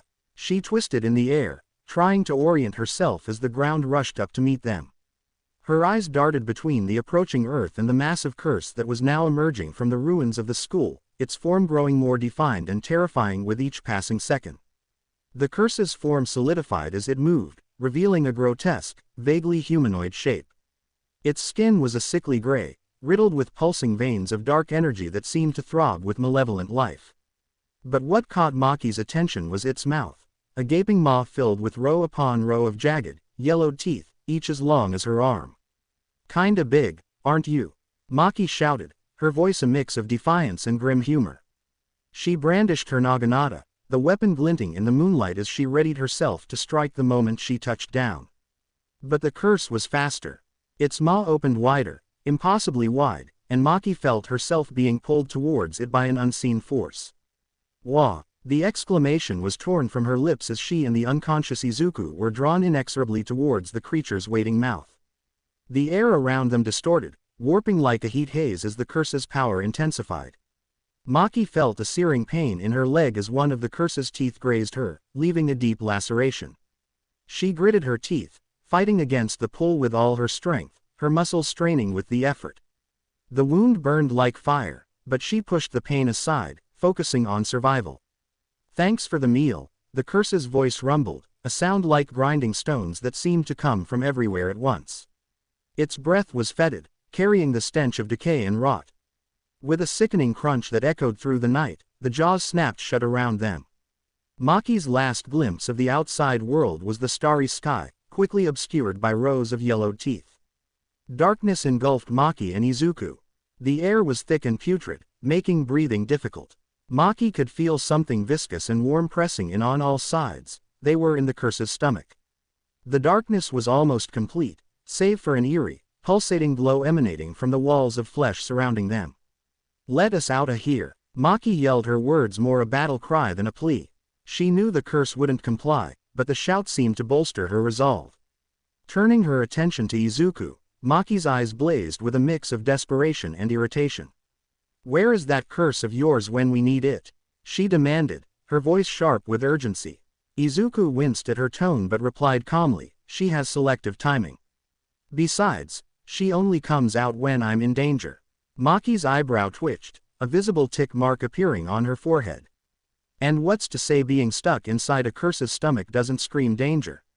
She retorted, her voice rising an octave higher. An improvement, Izuku muttered under his breath, a hint of sarcasm coloring his words. The tension of their situation was bringing out a side of him rarely seen, a dry wit that served as his defense mechanism. Maki shot him a glare that could have melted steel, but Izuku held her gaze, refusing to back down. After a moment, she sighed, her shoulders slumping slightly. Once the veil deactivates, we can expect help, she said, more to herself than to Izuku. Then, almost inaudibly, she added, so embarrassing. Help. A child's voice pierced through the slimy darkness, filled with desperation and fear. Please, he's dying. Izuku squinted, his eyes struggling to adjust to the dim, reddish light inside the curse's stomach.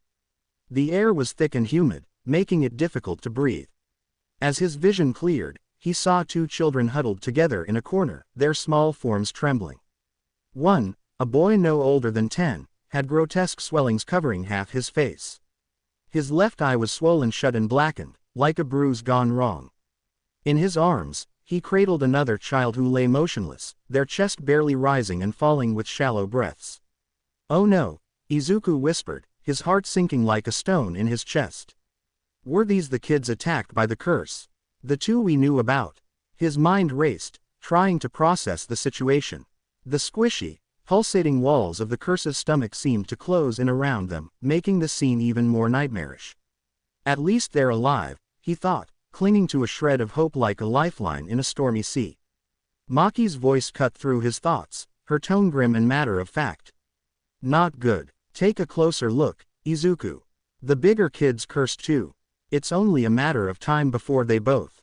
She trailed off mid-sentence, her words hanging in the air like a guillotine. Izuku turned to look at her, and what he saw made his blood run cold. Maki's cheeks had drained of color, leaving her face looking pale and clammy as if a cold sweat had unexpectedly washed over her. Her usual confident demeanor was crumbling before his eyes, like a sandcastle against the tide. Besides, Maki continued, her voice growing weaker with each word, not everyone is resistant to curses like you. Just as Izuku opened his mouth to reply, he noticed Maki's eyes suddenly fluttering, her gaze losing focus as it rolled back into her head. Panic surged through him like an electric current as he saw her body start to sway dangerously, teetering on the brink of collapse. With a rush of adrenaline, Izuku instinctively lunged forward, his heart racing in his chest. As he closed the distance between them, he managed to grasp her just in time, his hands wrapping securely around her waist. He felt the warmth of her body against him as he anchored her, preventing her from falling to the ground. Maki, Izuku called out, panic rising in his chest like a tidal wave. He gently lowered her to the squishy floor, his eyes darting over her body. That's when he saw it, the wound on her leg, angry and inflamed, with dark tendrils spreading from it like poisonous vines creeping up a wall. Shit, Izuku muttered, his face paling. That wound, it's been cursed. Is she going to die? Please, help us, the same kid pleaded, his voice trembling with fear and desperation. His eyes, wide and filled with unshed tears, darted between Maki's prone form and Izuku's face, silently begging for reassurance. Maki stirred, her eyelids fluttering like butterfly wings as she fought to regain consciousness. Her breathing was labored, each inhale a struggle against the pain coursing through her body. With a groan that seemed to come from the depths of her soul, she managed to open her eyes, but her gaze was unfocused, clouded by the effects of the curse. Summoning what little strength she had left, Maki reached out and grasped Izuku's white uniform tightly. Her fingers twisted into the fabric, knuckles turning white with the effort. When she spoke, her voice was hoarse and strained, barely above a whisper. Izuku, she rasped, her eyes suddenly clearing as they locked onto his with an intensity that made him flinch. Seriously, why'd you enroll at Jujutsu High? Izuku opened his mouth to respond, but Maki cut him off, her voice gaining strength as desperation and frustration fueled her words like kindling to a fire. To do what? She demanded, her grip on his uniform tightening. What did you want? What did you expect? Her outburst echoed in the slimy darkness, the raw emotion in her voice making Izuku flinch. He could see the pain in her eyes, not just physical but emotional too, like a window into her soul. The weight of her questions hung in the air, demanding answers. Izuku's black hair with green highlights cast shadows over his eyes as he lowered his head, lost in thought. The memories of his past, of the bullying and rejection, flashed through his mind like a painful slideshow. I tried to run away from my problems and disappear, he reflected, his inner voice tinged with regret and a hint of shame. Mini flashback. Gojo's piercing blue eyes softened as he looked at Izuku, his usual playful demeanor replaced by genuine concern. The sunlight glinted off his white hair, creating a halo-like effect around his head. "But, you'll be lonely," he said gently, his words hanging in the air between them, more of an observation than a question. The weight of those words had settled on Izuku's shoulders like a heavy cloak. Flashback ends. Izuku's brow furrowed as he recalled Gojo's words, his fingers absent-mindedly tracing the outline of Rika's ring. He said I'd be lonely, he thought, his chest tightening at the memory. The familiar ache of isolation threatened to overwhelm him, but then. I couldn't disagree at the time. But, suddenly, a kaleidoscope of memories burst forth in his mind, each one a vibrant reminder of the connections he'd forged. Itsuka's warm smile, her green eyes crinkling at the corners as she laughed at one of his awkward jokes. The Kendo family's welcoming embrace, their dojo filled with the rhythmic sounds of training and the occasional burst of encouraging shouts. He remembered the first time he'd successfully executed a complex move, the pride in Itsuka's father's eyes as he patted Izuku on the back. The smell of tea and homemade snacks that Itsuka's mother always prepared after their training sessions. The feeling of belonging had slowly begun to replace the emptiness in his heart, filling it with warmth and purpose. I found people who believed in me, Izuku realized, a small spark of hope igniting within him. It was like a tiny flame, fragile but persistent, pushing back the darkness that had surrounded him for so long. His teal eyes, once dim with despair, now blazed with newfound determination. He looked at Maki, her face pale and drawn with pain, but still fierce in her resolve. Izuku's voice rose with emotion, echoing in the eerie, pulsating space around them. I don't want people to see me as an outcast because I'm quirkless. He shouted, his words reverberating off the slimy walls of the curse's stomach. His fists clenched at his sides, trembling slightly, not from fear but from the intensity of his feelings. The nails dug into his palms, grounding him in the moment. I want to be relied on by somebody. I want to believe that it's okay to keep living. His voice softened for a moment, vulnerable yet resolute like a whisper carried on a strong wind. To be someone's hero again and to become a top hero. Those are my goals. Maki's eyes widened slightly, surprised by the sudden outburst from the usually quiet Izuku. Despite her pain, a small, approving smile tugged at the corners of her lips. Her breathing was labored, but her gaze remained steady, locked onto Izuku's determined face. Then, start exercising. Maki managed to say, her voice weak but filled with conviction. She reached out, grasping Izuku's sleeve weakly, her fingers trembling with the effort. Curses, you need to start exercising them. And keep on exercising them. Her eyes locked onto Izuku's, conveying a silent understanding that went beyond words. In that moment, they weren't just classmates or reluctant partners, but two people united in their determination to overcome the impossible. As for your own feelings and other people's respect, you'll be fine in due time. Because those goals. She paused, taking a labored breath, her chest rising and falling with visible effort. That's what Jujutsu High is all about. With those final words, Maki's grip on Izuku's sleeve loosened, her fingers sliding away as her strength finally gave out. Her eyes fluttered closed, and she slumped against him, finally succumbing to unconsciousness. Izuku caught her hand before it fell, holding it gently as he processed her words. The weight of her trust settled on him, a burden and a gift all at once. The gravity of the situation hit him like a punch to the gut, stealing his breath for a moment. Maki, unconscious and cursed, her usually strong form now limp and vulnerable. The two children, one barely holding on, the other not far behind, their small bodies dwarfed by the horrific environment around them. All of them are trapped inside a monstrous curse with no apparent way out, surrounded by pulsating flesh and the sickening sounds of digestive processes. Izuku's hand moved to his chest, fingers closing around the necklace he always wore. The metal was warm against his skin, a constant reminder of what he carried with him. Hanging from it was a simple ring, Rika's ring. He'd carried it with him for years, a tangible connection to his lost friend and the power she'd left him. It was both a comfort and a burden, a reminder of love and loss. With trembling fingers, Izuku unclasped the necklace and slid the ring off. He stared at it for a moment, memories of Rika flashing through his mind like a bittersweet slideshow. Her smile was bright and carefree, lighting up even the darkest days. Her kindness, always reaching out to him when others turned away. And then, the terrible day he lost her, the screeching of tires, and the sickening thud that haunted his nightmares. "All right, Rika," Izuku whispered, his voice barely audible over the grotesque squelching sounds of the curse's stomach. His words were a prayer, a plea, and a promise all rolled into one. "I need you now, more than ever. Lend me your power." Taking a deep breath, filling his lungs with the fetid air around him, Izuku slipped the ring onto his finger. For a moment, nothing happened. The world held its breath, suspended in a moment of terrible anticipation. Then, a familiar warmth spread through his body, starting from the ring and flowing outward like liquid fire in his veins. The air around him began to shimmer, reality itself seeming to bend and warp. He felt a surge of strength and determination as if Rika herself was standing beside him, lending him her strength.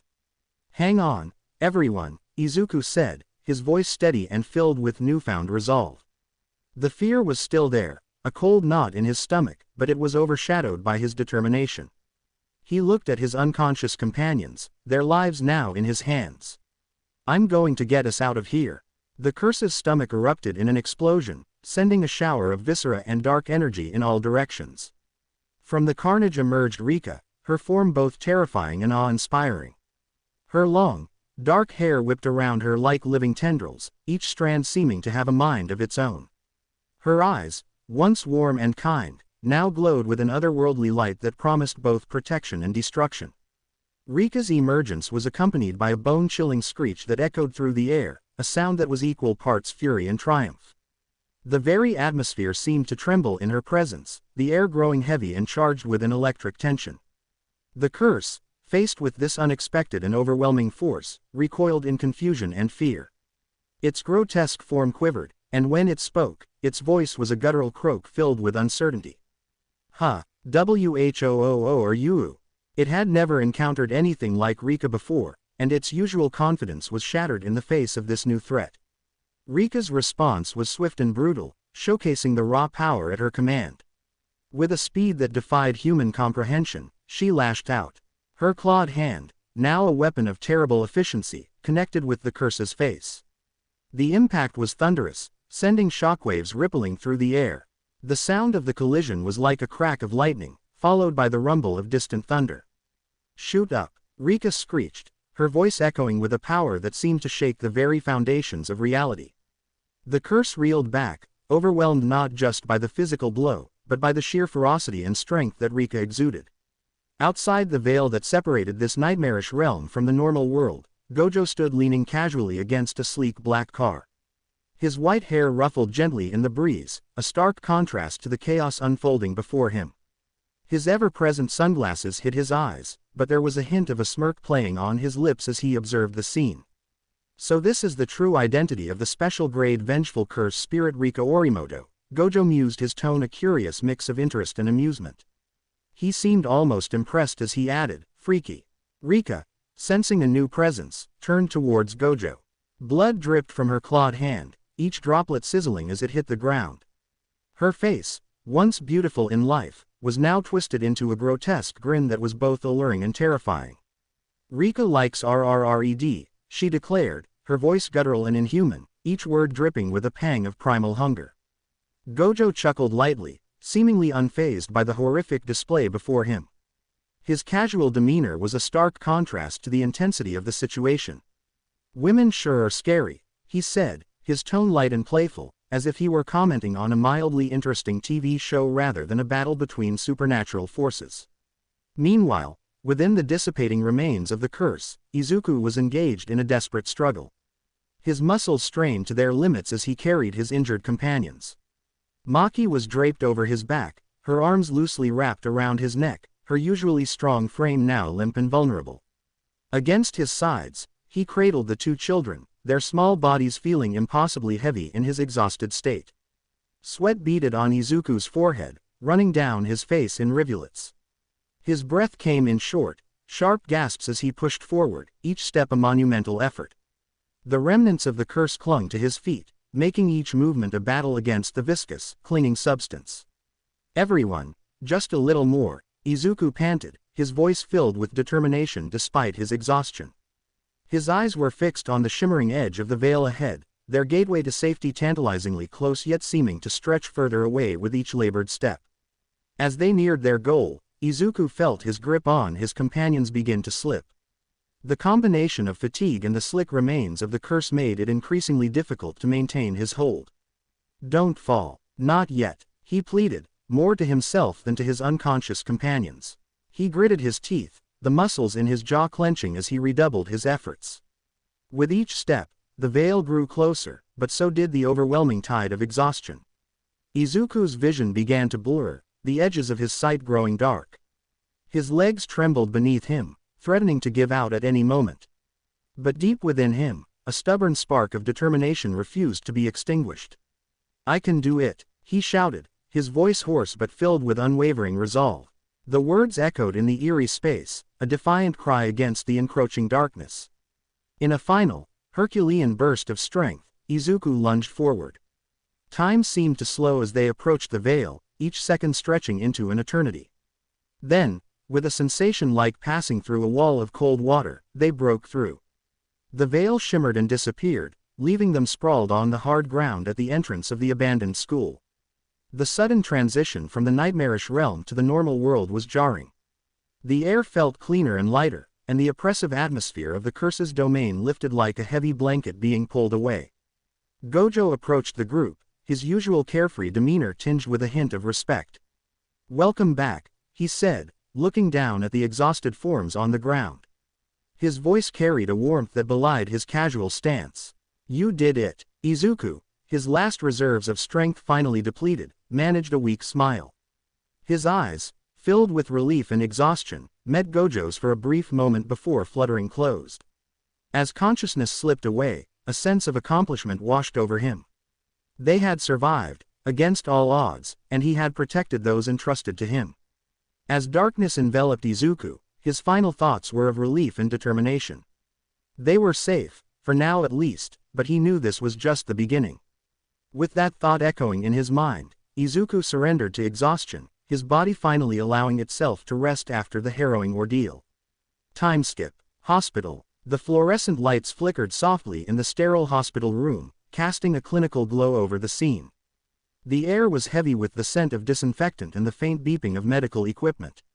Gojo leaned against the wall, his tall frame casting a long shadow across the linoleum floor. His arms were crossed, and despite his ever-present sunglasses, his expression was a mix of relief and lingering concern. "They said that Maki and the kids will be fine," he stated, his voice steady yet laced with the tension of the situation. His fingers drummed lightly against his arm, betraying a hint of restlessness. Izuku sat up in the hospital bed, the thin mattress creaking beneath him.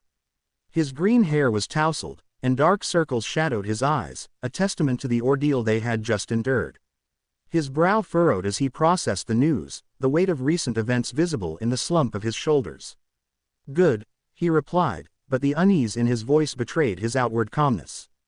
His fingers twisted the thin hospital blanket, a nervous habit he couldn't quite shake. Gojo tilted his head slightly, studying Izuku's face. The fluorescent light glinted off his white hair as he moved.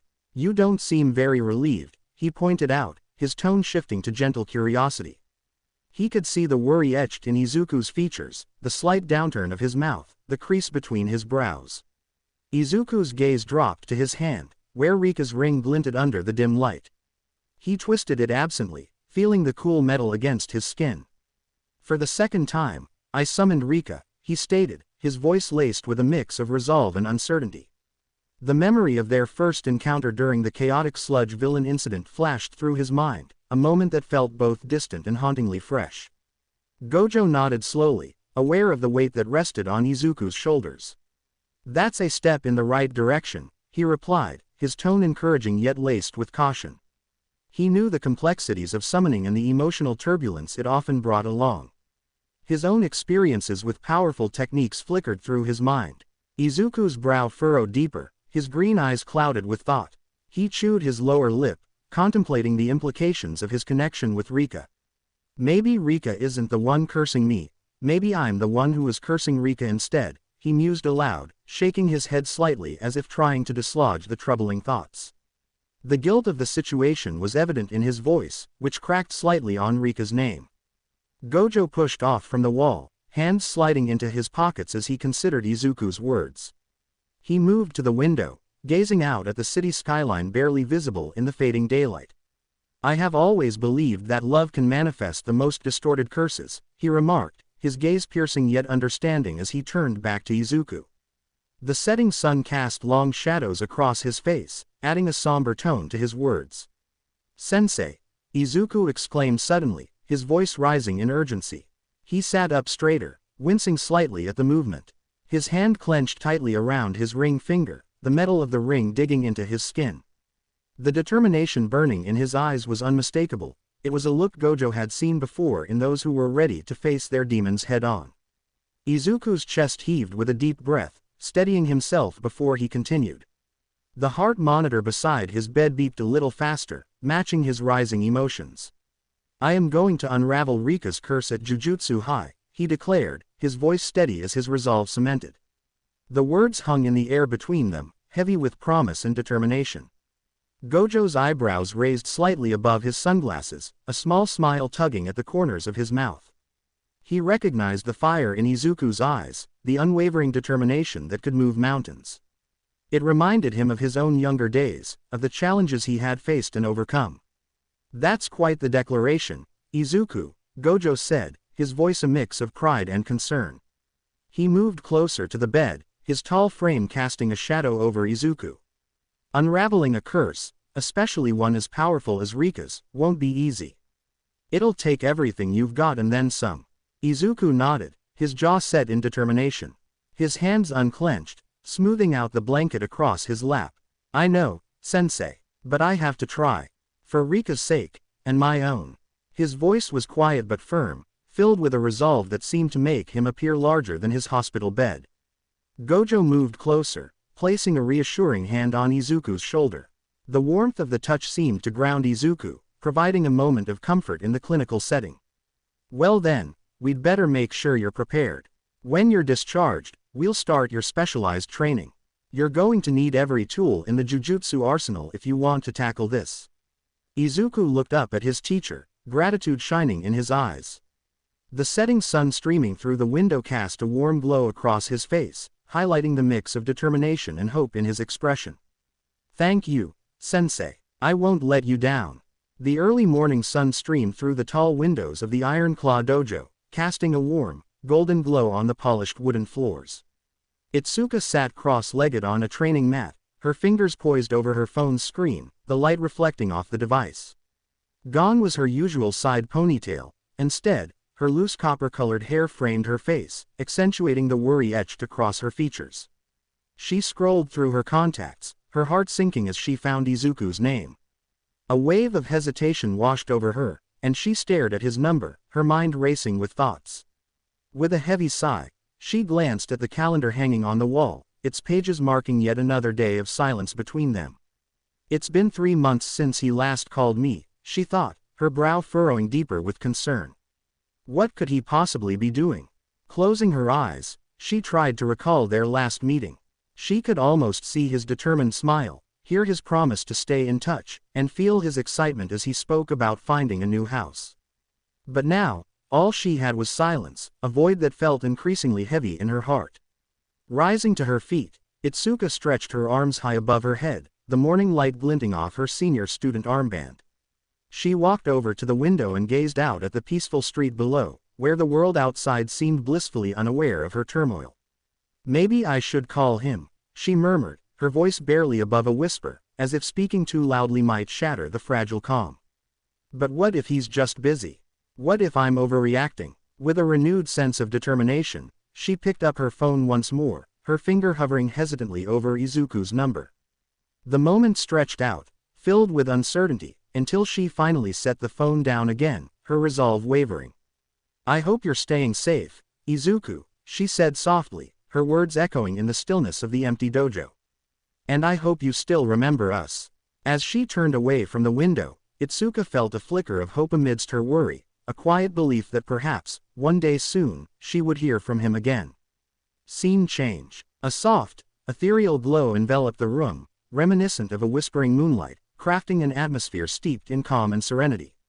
The ornate hanging light, suspended gracefully from the ceiling, cast a warm, golden hue across the polished wooden floor, forming intricate patterns of light and shadow that danced in harmony. 4 traditional shoji screens adorned the walls, their elegant rice paper panels diffusing the gentle light, deepening the tranquil and refined ambiance. The interplay of light and shadow, dappled across the ground and playing upon the structures of the room, created a mesmerizing effect that seamlessly bridged the modern and the ancient Japanese aesthetic.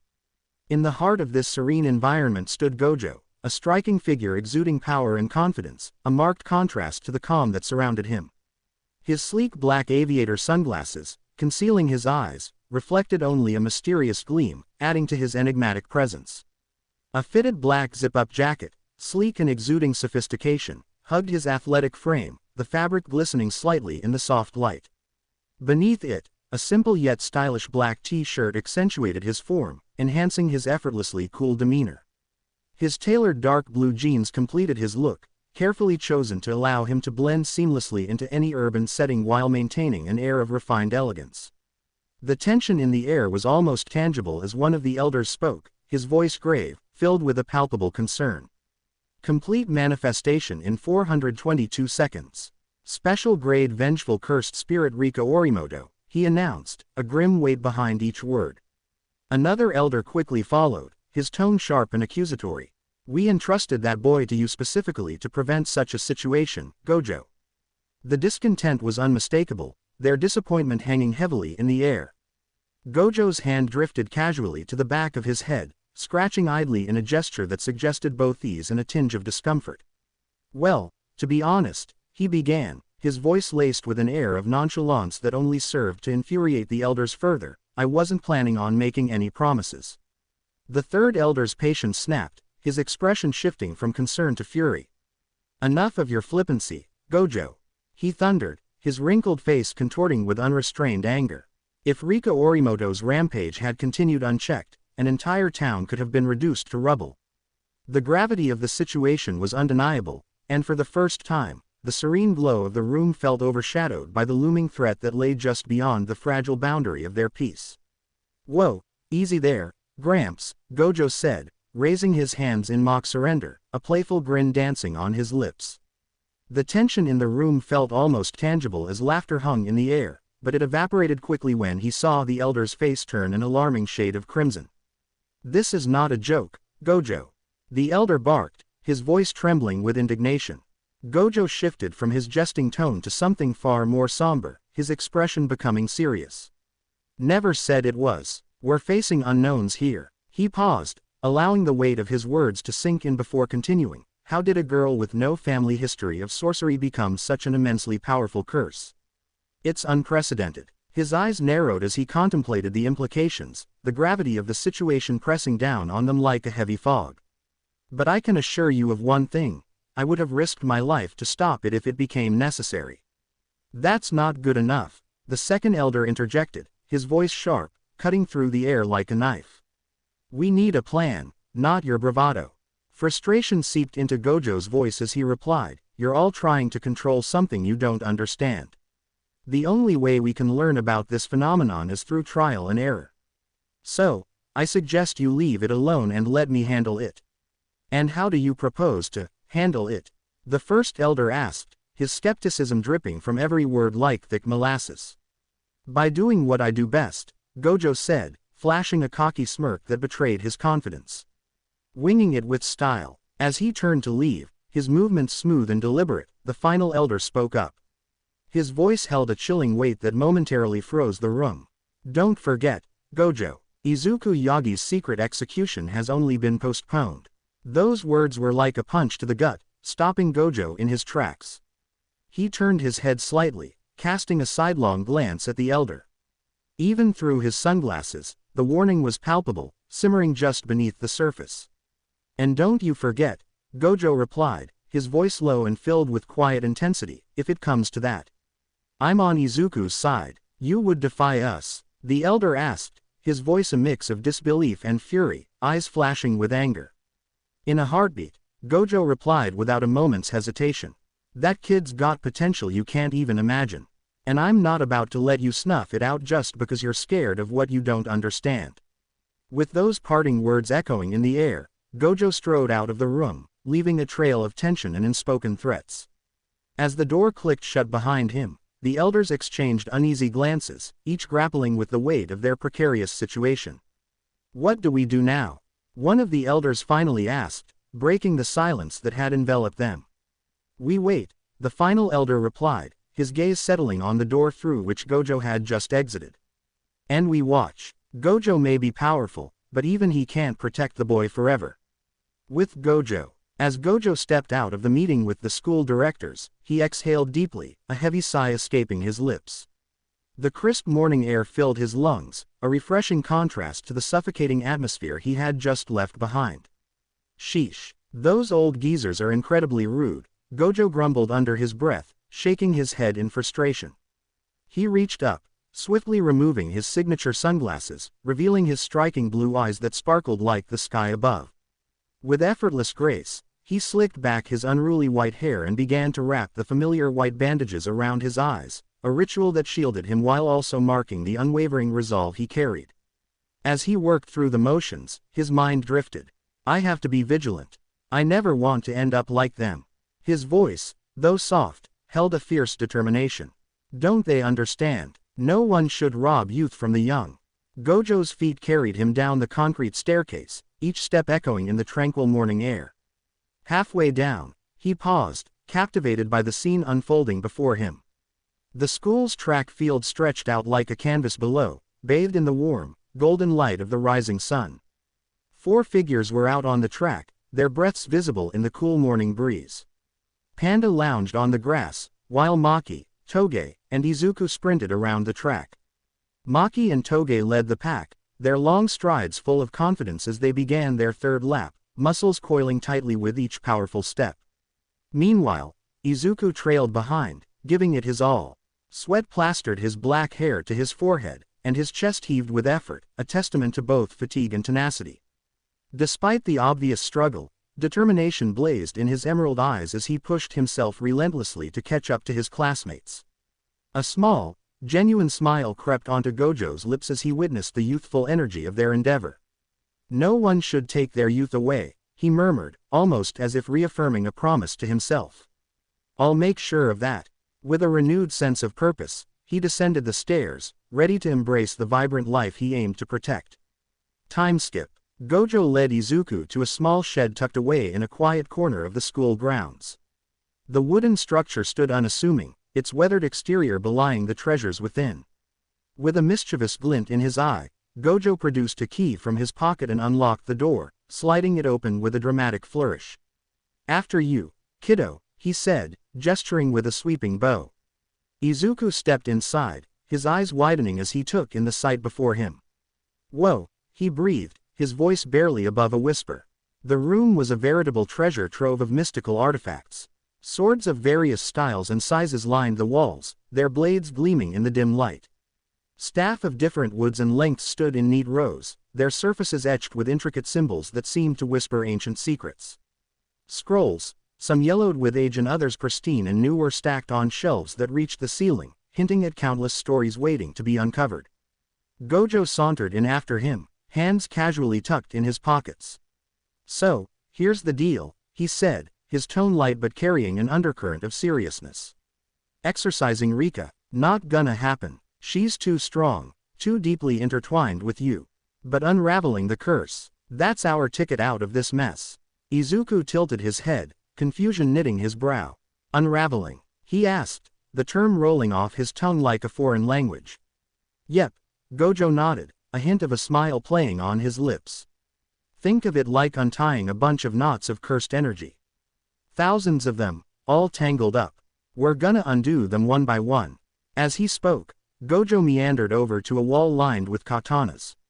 He hummed thoughtfully, his fingers dancing along the hilts, testing their weight and balance with a practiced ease. "It's a special trick for cursed humans like you," he explained, his voice taking on a more instructive tone. Without warning, he plucked a katana from the wall and tossed it to Izuku. "Heads up," Izuku yelped, his hands fumbling as he tried to catch the weapon.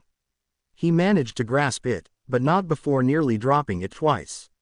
A katana, he squeaked, staring at the blade in his hands. It was a beautiful weapon, with a red-wrapped handle and a golden guard that caught the light, shimmering like a beacon of hope amidst the shadows. Gojo leaned against the wall, crossing his arms.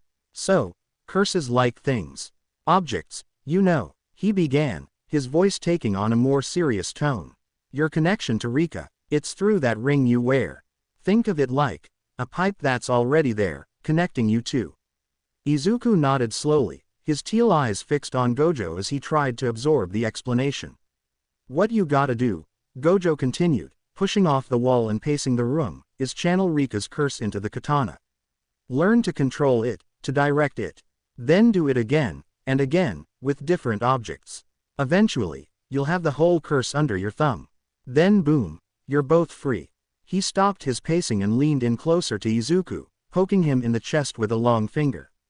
But first, he said, his voice dropping to a dramatic whisper, you gotta learn how to use that thing. Because right now, you're so weak it's laughable. Izuku's eye twitched, a mix of annoyance and determination flashing across his face. This fucker, he thought, tightening his grip on the katana. Gojo stepped back, flashing a cheesy grin and giving a thumbs up. So, it's time to start training, he announced, his enthusiasm almost palpable. Izuku's face fell as realization dawned on him. Wait, he said slowly, a note of panic creeping into his voice. When you say training, you don't mean with her, right? Right. Gojo's grin only widened, a mischievous glint dancing in his eyes. Scene change. Track field. The afternoon sun hung low in the sky, casting long, dramatic shadows across the track field. Its warm rays mingled with a palpable tension that seemed to electrify the air. Izuku stood resolutely, his heart pounding in his chest as he faced Maki, who exuded a calm confidence. Frustration bubbled within him, prompting a silent curse directed at Gojo-sensei. Damn you, Gojo-sensei, he thought, irritation simmering just beneath the surface. The wooden practice katana felt reassuringly solid in his grip, its weight a familiar comfort amidst the turmoil of his nerves. Across from him, Maki stood firmly, gripping her wooden staff with a confident resolve. Her intense eyes shone with determination, every bit of her posture radiating strength. The sunlight danced off the polished surface of her staff, lending an almost ethereal quality to her fierce presence. Both fighters regarded each other, muscles coiled like springs, acutely aware that this contest would be more than a mere test of skill, it would also challenge their wits and instincts. Izuku took a steadying breath, grounding himself before launching forward. His feet kicked up small clouds of dust from the track as he charged ahead, katana in hand. He unleashed a flurry of quick slashes, each aimed with precision and intent. But Maki, sharp and agile, proved to be a step ahead. She expertly blocked each strike, the rhythmic clack of wood meeting metal resonating through the air. Frustration simmered within Izuku as none of his blows found their mark.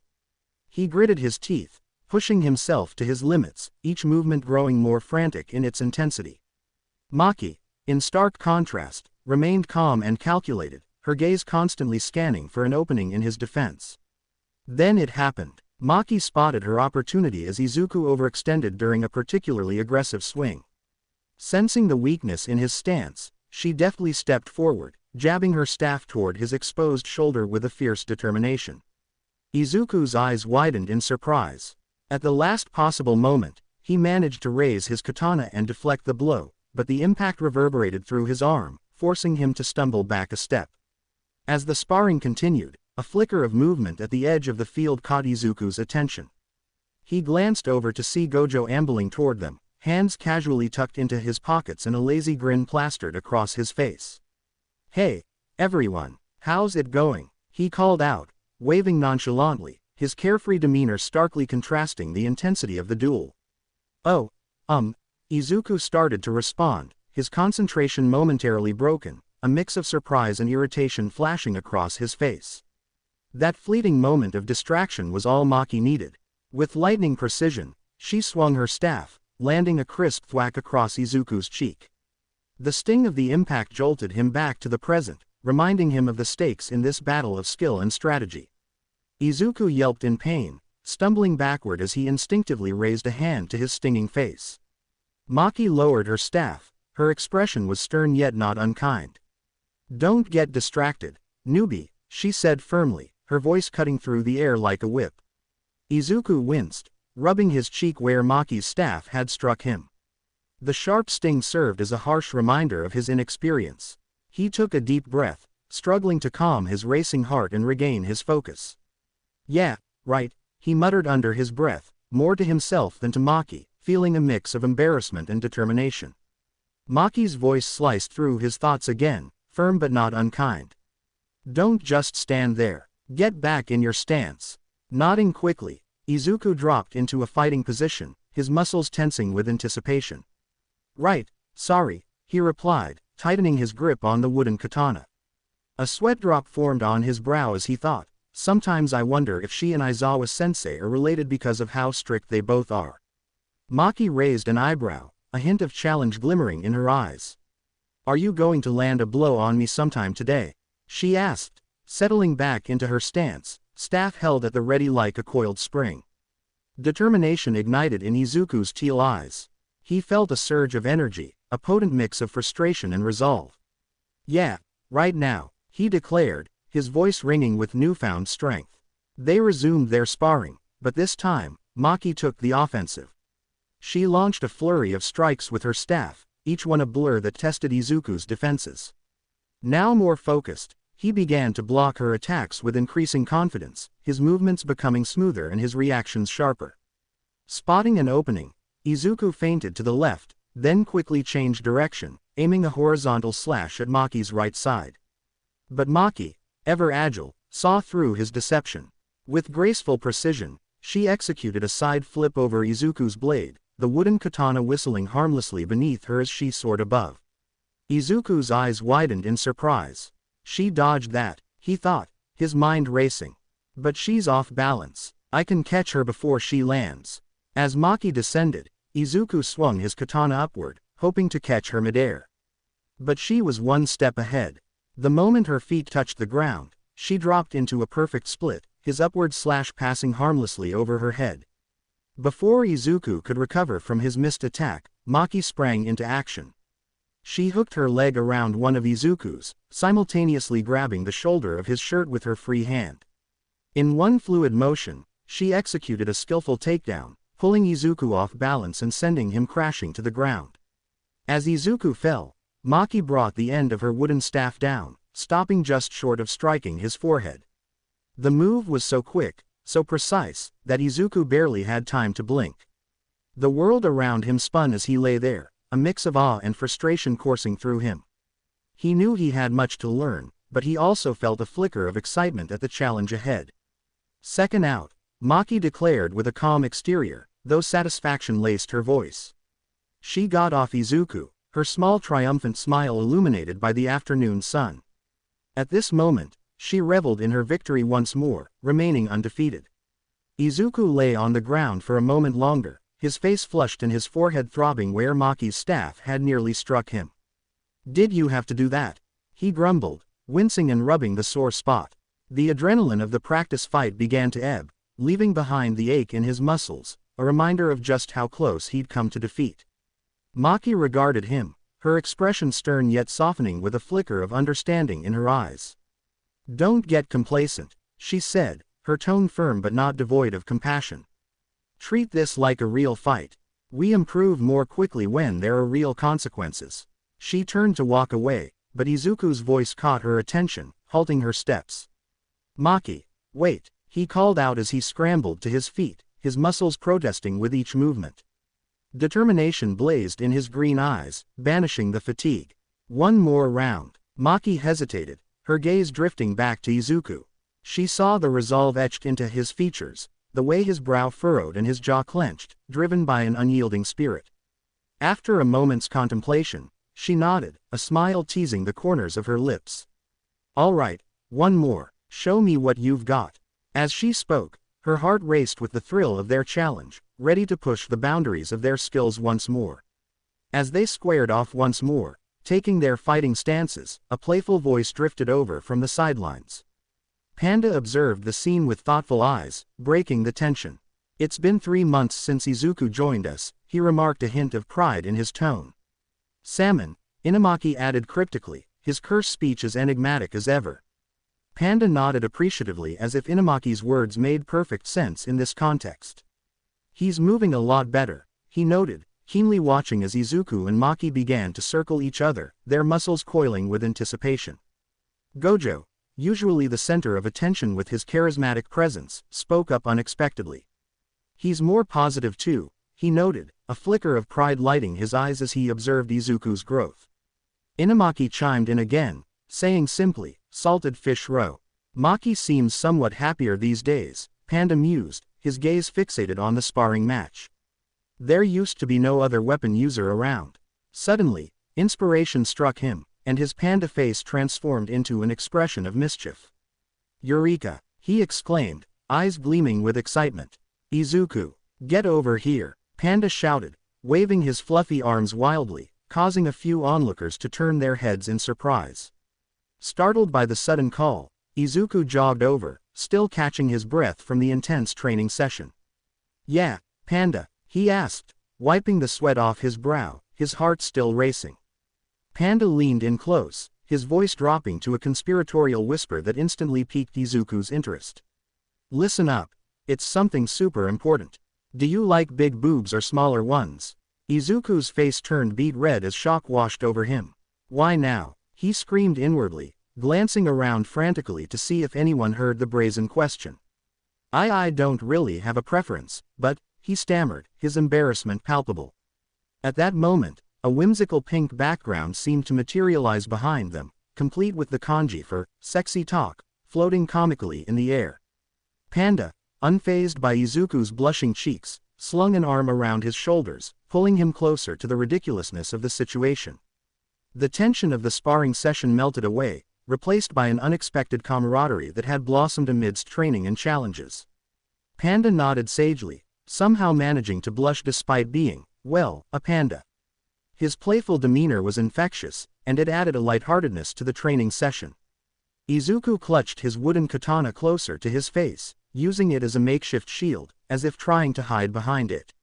Medium-sized, maybe. He mumbled, his voice barely above a whisper, the words tumbling out in a nervous rush. Goot cha, Panda replied with a wink, his enthusiasm unwavering. Without missing a beat, he called out, Maki. From a distance, Maki raised an eyebrow, her expression a mixture of curiosity and caution. Yeah, she responded, her tone wary as she approached. Panda twirled dramatically, striking a pose that would make any runway model proud. Those things are looking good, he declared, gesturing vaguely in Maki's direction with an exaggerated flourish. A visible tick mark appeared on Maki's forehead, her patience wearing thin. What are you going on about?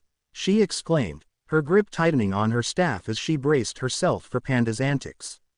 Undeterred by her growing ire, Panda pressed on, come on. Don't be stuck up. Besides, your ass really needs to get laid. That was the final straw. Maki's face contorted with rage, her eyes blazing like wildfire. In an instant, she summoned her naginata, the deadly weapon materializing in her hands with a menacing whoosh. You're dead meat, she roared, charging toward Panda with unrestrained fury. PETA is not going to save your ass from me. As Maki began her assault, slashing at Panda with comical ferocity, Izuku and Inumaki stood off to the side, watching the chaos unfold. Izuku let out a deep sigh, running a hand through his unruly black hair, which was damp with sweat from the intense training session. His green eyes widened in a mix of concern and amusement as he observed the bizarre scene. I guess training's over for today, he muttered, more to himself than anyone else. He glanced at Inumaki, who stood beside him, calmly munching on a rice ball as if this were an everyday occurrence. Izuku hesitated, then asked, should we do something? As he spoke, Maki's naginata whistled through the air, narrowly missing Panda's head by mere inches. Izuku winced, imagining the catastrophic damage that weapon could inflict if it connected. He shifted his weight from one foot to the other, torn between the instinct to intervene and the desire to let the situation play out. The air was filled with the sounds of Maki's furious shouts and Panda's panicked yelps, creating a bizarre symphony that drowned out the usual tranquility of their training ground. Izuku marveled at how quickly things had escalated, all because of Panda's ill-timed comments. He turned to Inumaki again, hoping for some guidance or at least a reaction, but his classmate remained stoic, offering only a cryptic, "Kelp," in response. Izuku nodded, pretending to understand, and turned his attention back to the unfolding scene, wondering how long it would take for things to calm down. I still can't get a read on Inumaki, Izuku thought, shaking his head slightly, both amused and perplexed by the whirlwind of chaos that had erupted around them. As Maki continued her playful chase of Panda around the training ground, the air was filled with laughter and shouts. Suddenly, Gojo's voice sliced through the commotion with a light-hearted command. "All right, gather up everyone," he called, amusement lacing his tone. "Let those two continue their training." Izuku and Inumaki exchanged glances before making their way over to Gojo, leaving Maki and Panda to their antics. Gojo's eyes, concealed behind his signature white bandages, sparkled with mischief as he turned his attention to them. "Toge," Gojo began, directing his gaze at Inumaki, "a curse has been specifically assigned to you. It's something you're particularly suited for, so I need you to take care of it." Inumaki nodded, finishing the last bite of his rice ball. "Salmon," he replied, his usual cryptic response that held a deeper meaning for those who understood. Gojo then shifted his focus to Izuku, his grin widening. "Izuku, I want you to accompany Toge. Your job is to support him." Izuku's brow furrowed in confusion. "Support," he echoed, uncertainty creeping into his voice as he tried to grasp Gojo's intentions. Gojo's smile softened, taking on a more instructive tone. "Watch and learn, Izuku," he explained. "Every sorcerer is unique, and there are just as many different exorcist techniques out there. Toge's cursed speech is a prime example of this. I want you to observe him in action and learn what you can." Izuku's eyes brightened with understanding and excitement. He nodded eagerly, thrilled at the chance to delve deeper into his classmates' abilities and expand his own understanding of jujutsu sorcery. "Got it," Izuku said, determination radiating from him. He turned to Inumaki, offering a small but encouraging smile. "I'll do my best to support you, Inumaki-kun." Inumaki responded with a slight nod, his expression as inscrutable as ever. "Bonito flakes," he murmured, a phrase that Izuku interpreted as acceptance of their partnership. As they prepared to embark on their mission, the sounds of Maki's relentless pursuit of Panda faded into the background. Izuku felt a whirlwind of emotions, nervousness mixed with anticipation, building in his chest. This would be his first time working closely with Inumaki, and he was eager to witness the power of cursed speech firsthand. "We should get going," Gojo said, clapping his hands together to draw attention. "The curse won't exorcise itself, after all." With a final nod from both Izuku and Inumaki, they set off, leaving the lively training grounds behind and stepping into the unknown, ready to face the challenge ahead. Time skip. Hapina Shopping Center. The entrance of the shopping center loomed ominously before them, draped in shadows that danced and shifted in the subdued light. Weeds, nature's relentless reclaimers, had begun their slow but determined conquest, pushing through cracks in the pavement and crawling up the time-worn walls. Shards of glass, remnants from windows long shattered, caught the sparse sunlight that dared to infiltrate the gloom, glinting like muted jewels against the drab backdrop. Inumaki's tousled hair rustled softly in the faint breeze as he surveyed their surroundings with a watchful gaze. His typical stoic expression was tinged with a hint of concern as he absorbed the dilapidated scene unfolding before him. Beside him, Izuku stood tall, his vibrant green hair creating a striking contrast against the gray and brown tones that enveloped their environment. His emerald eyes flitted anxiously from one shadowy corner to another, alert and primed for any sign of lurking danger. The air hung heavy around them, thick with the dust and unsettling silence that pressed down upon them like an invisible weight. The occasional rustle of wind-blown debris punctuated the stillness, accompanied by the crunch of shattered tiles beneath their feet. It felt as though the very atmosphere was holding its breath, suspended in time, waiting for something to shatter the spell of abandonment that had wrought this once bustling shopping hub. As they approached the entrance to Hapina Shopping Center, a tall, slender figure emerged from the shadows. The man bore mid-length black hair and wore rectangular glasses that framed his small, dark eyes, giving him an air of deliberate detachment. Sunken cheeks lent him a perpetually bored expression that felt entirely at odds with the eerie surroundings. Kiyotaka Aijichi, the assistant manager from Jujutsu High, cleared his throat and tapped on his tablet, the blue light casting a cold glow across his face in the dim ambiance. Hapina Shopping Center, he stated, his voice flat and matter-of-fact, is now essentially abandoned. There are plans to demolish the entire area to make way for a new, large shopping mall. He swiped across the tablet screen, revealing additional information. An inspection has unearthed a group of low-level curses. Grade 2 Sorcerer Inumaki, your task is to exorcise those curses. Aijichi glanced up from his tablet, anticipating to see Inumaki standing at attention, but was struck by the jarring reality of space where the cursed speech user should have been. What? Aijichi exclaimed, his usually composed demeanor fracturing momentarily. Where's Sorcerer Inumaki? Startled by Aijichi's sudden outburst, Izuku quickly scanned their surroundings. His eyes widened in shock as they landed on a familiar figure a short distance away, where Inumaki was unexpectedly fixated on something that caught his interest. Is he shopping? Izuku's mind raced, disbelief coloring his inner thoughts as he struggled to comprehend the bizarre situation unfolding before him. Sure enough, Inumaki was standing at a small kiosk that somehow managed to remain operational despite the mall's desolate state. The friendly cashier greeted him with a warm smile, saying, "Thanks for coming." Izuku couldn't help but marvel at Inumaki's knack for finding food even in the most unlikely places. He observed his classmate as he carefully browsed through the offerings at the kiosk, selecting an assortment of snacks, most of which appeared to be seafood-based. The sight was strangely comforting, a pocket of normalcy amid the eerie ambiance of the abandoned shopping center.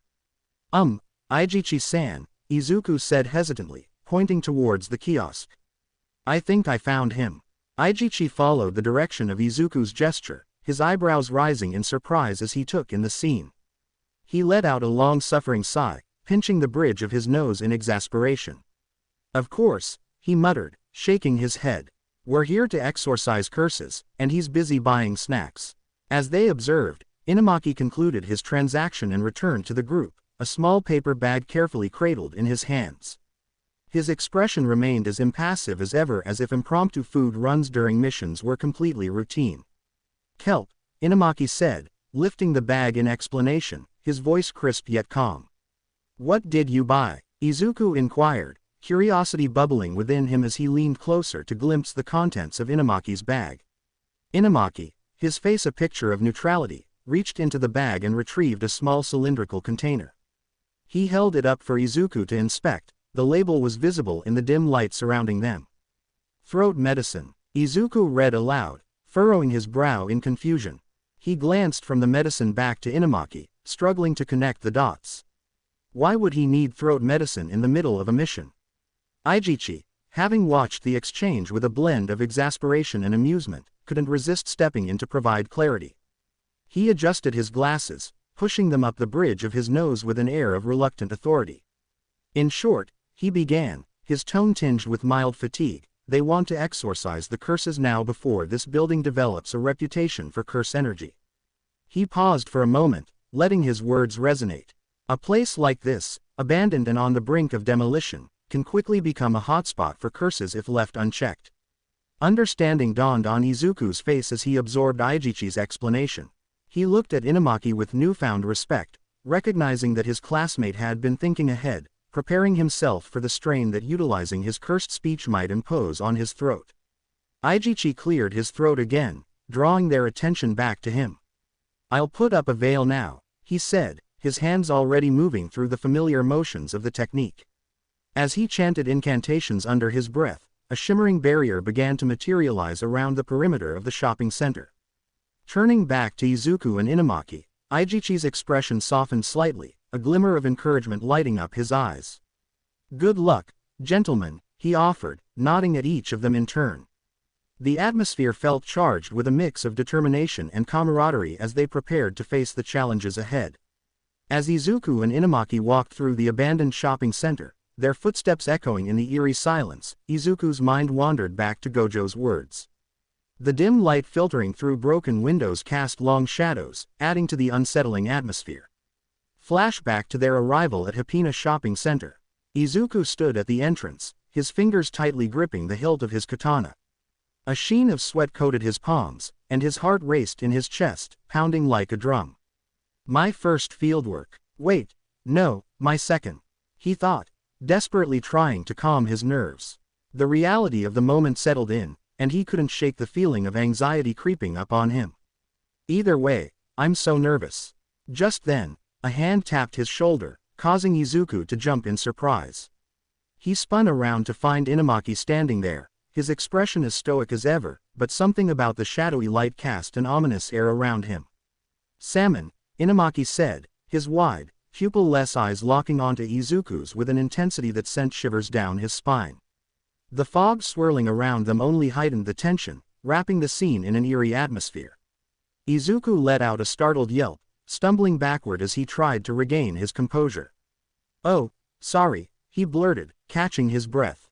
"You startled me." Before Inamaki could respond, a familiar voice cut through the thick tension like a knife. "Hey, Izuku." Turning to face his teacher, Izuku found Gojo standing there, his usual carefree demeanor replaced by a serious expression that sent a chill through the air. "Sorry, I can't go with you guys," Gojo said, his tone more grave than usual. "It's a mission that's easy enough for Toge to handle alone, so try to relax." He paused, his eyes narrowing as he leaned closer. "But there's one thing you should be concerned about. Don't let Rika out. There's no guarantee she'll calm down like last time. Only use as much of Rika's power as you can through the sword." Izuku nodded, the weight of responsibility settling heavily on his shoulders like a heavy cloak. He felt the gravity of the situation sink in, but Gojo wasn't finished. Suddenly, his serious expression morphed into an embarrassed blush, and he added, "If she manifests again, you and I will be disposed of." Izuku's face fell into a deadpan expression, his mind racing. "Wah!" he exclaimed, unable to contain his shock. Internally, he shouted, "Why put all this pressure on me now?" The stakes had never felt higher, and as he stood there, the fog swirling around him, he realized he was about to step into a world of uncertainty and danger. Flashback ends. As the memory faded like the last flicker of light at dusk, Izuku found himself back in the present, navigating the shadowy corridors of an abandoned mall alongside Inamaki. He inhaled deeply, trying to center himself on the mission rather than the anxiety-laden warning from Gojo that echoed ominously in his mind. "Curses," he said. "A group of low-level ones, right?" Izuku inquired, his voice trembling slightly as a bead of sweat trickled down his temple, a testament to the rising tension. Inamaki nodded, his expression as stoic as ever. "Spiced cod roe," he replied cryptically, his voice devoid of any tremor. Suddenly, an eerie, distorted voice reverberated through the hollow chambers of the mall, sending an involuntary shiver cascading down Izuku's spine. "Mutter, mutter," it resonated like a dark echo, wrapping around him with a chill. Izuku's eyes widened in alarm. He scanned their surroundings, his heart thundering in his chest. Then he saw it. A grotesquely oversized sardine-like curse materializing from the shadows, its bulging eyes grotesquely popping from its head in a disconcerting manner that twisted his stomach into knots. Is that what we're dealing with?" Izuku whispered, his hand tightening instinctively around the hilt of his sword, as if it could somehow shield him from the surreal horror before them. The cursed entity was adorned with slimy, iridescent scales that shimmered with an unnatural gleam in the dim light of the abandoned space. Its mouth gaped wide, revealing rows of needle-sharp teeth, each one a testament to the creature's predatory nature. The sight was an absurd yet terrifying parody of the fish Izuku was familiar with from bustling markets and vibrant aquariums. As more sardine-like curses began to materialize, their distorted voices filled the air, blending into a disquieting chorus that echoed around them. "No fair, Mom. Why does he get more?" whined one curse, its bulging eyes darting between its companions as if envious. "Let's trade that for a new one," suggested another, its scales glistening slickly as it floated through the air, twisting with each word. "Smells of fragrant olive," muttered a third, its gaping mouth revealing yet another row of those menacing teeth. The curses began to swirl together, intermingling in a sinuous mass of writhing, fish-like bodies. Their voices merged, creating an unsettling chant that seemed to resonate deep within Izuku. "If we all go together, there's nothing to fear." A chill ran through him, reminiscent of Maki's stern words echoing in his mind. the weak ones always come in swarms. As the memory ebbed away, Izuku turned his focus back to the unfolding horror before him. His breath caught as he watched Inumaki stride confidently toward the swirling mass of curses, a striking display of resolve amid the chaotic scene. The air thickened with tension, and Izuku held his breath, unsure of what to expect next. Inumaki halted a few feet away from the spiraling amalgamation of fish-like creatures, calm and deliberate. He pulled down the collar that usually concealed the lower half of his face, revealing a fierce determination burning in his eyes, a stark contrast to his typical neutral demeanor. For a heartbeat, time seemed to freeze. The curses, chanting faltered, their bulging eyes locking onto Inumaki with rapt attention. Even the dust motes hanging in the air seemed to halt, suspended in a moment of suspense. Then, with unwavering clarity, Inumaki spoke a single word, his voice cutting through the tension like a blade: explode. The effect was immediate and spectacular. The cluster of curses began to shake violently as if each creature within was battling against an invisible force. Bright flashes of light erupted from the mass, accompanied by a series of sharp, popping sounds that pierced the eerie atmosphere. Instinctively, Izuku raised an arm to shield his eyes from the sudden bursts. Through squinted lashes, he observed in awe as the curses started to disintegrate, their twisted forms shattering into smaller and smaller pieces until they vanished entirely. With each flicker of light, it felt as though a great weight was being lifted from the air. Within seconds, the space around them transformed. A fine, shimmering mist filled the air, the remnants of the once threatening curses now suspended like ethereal particles dancing on an unseen breeze. The mist lingered for a moment before dissolving into nothingness, leaving behind an almost palpable silence that seemed to envelop everything. Izuku lowered his arm, his eyes wide with wonder. The scene that had just unfolded before him left him at a loss for words. Thoughts raced through his mind, each one more exhilarating than the last. Was this truly the full power of cursed speech? A memory flashed across his thoughts, echoing Gojo's words with clarity. It's just like it says, words imbued with cursed energy. Well, it's easier if you see it. True to Gojo's insight, Izuku felt a wave of understanding wash over him. He turned to Inumaki, a grin breaking out across his face as his excitement bubbled within him. Oh, right, we're done, aren't we? Inumaki, ever composed, calmly adjusted his collar back up, his expression remaining neutral, almost serene. Tuna mayo, he croaked, his voice noticeably hoarse, as if uttering those words took a considerable toll on his throat. Izuku winced slightly at the sound. His concern began to bloom. His voice sounds so raspy. He thought, his mind quickly connecting the dots. Oh, so that's what the throat medicine is for. It must strain his vocal cords to use that technique.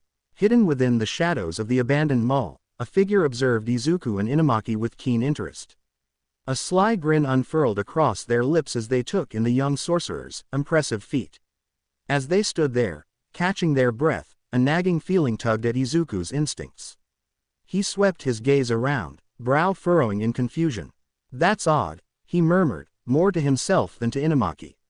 The veil still hasn't come down. Shouldn't Aijichi-san have lowered it by now? A sense of unease began to creep into his thoughts. What could be causing this delay?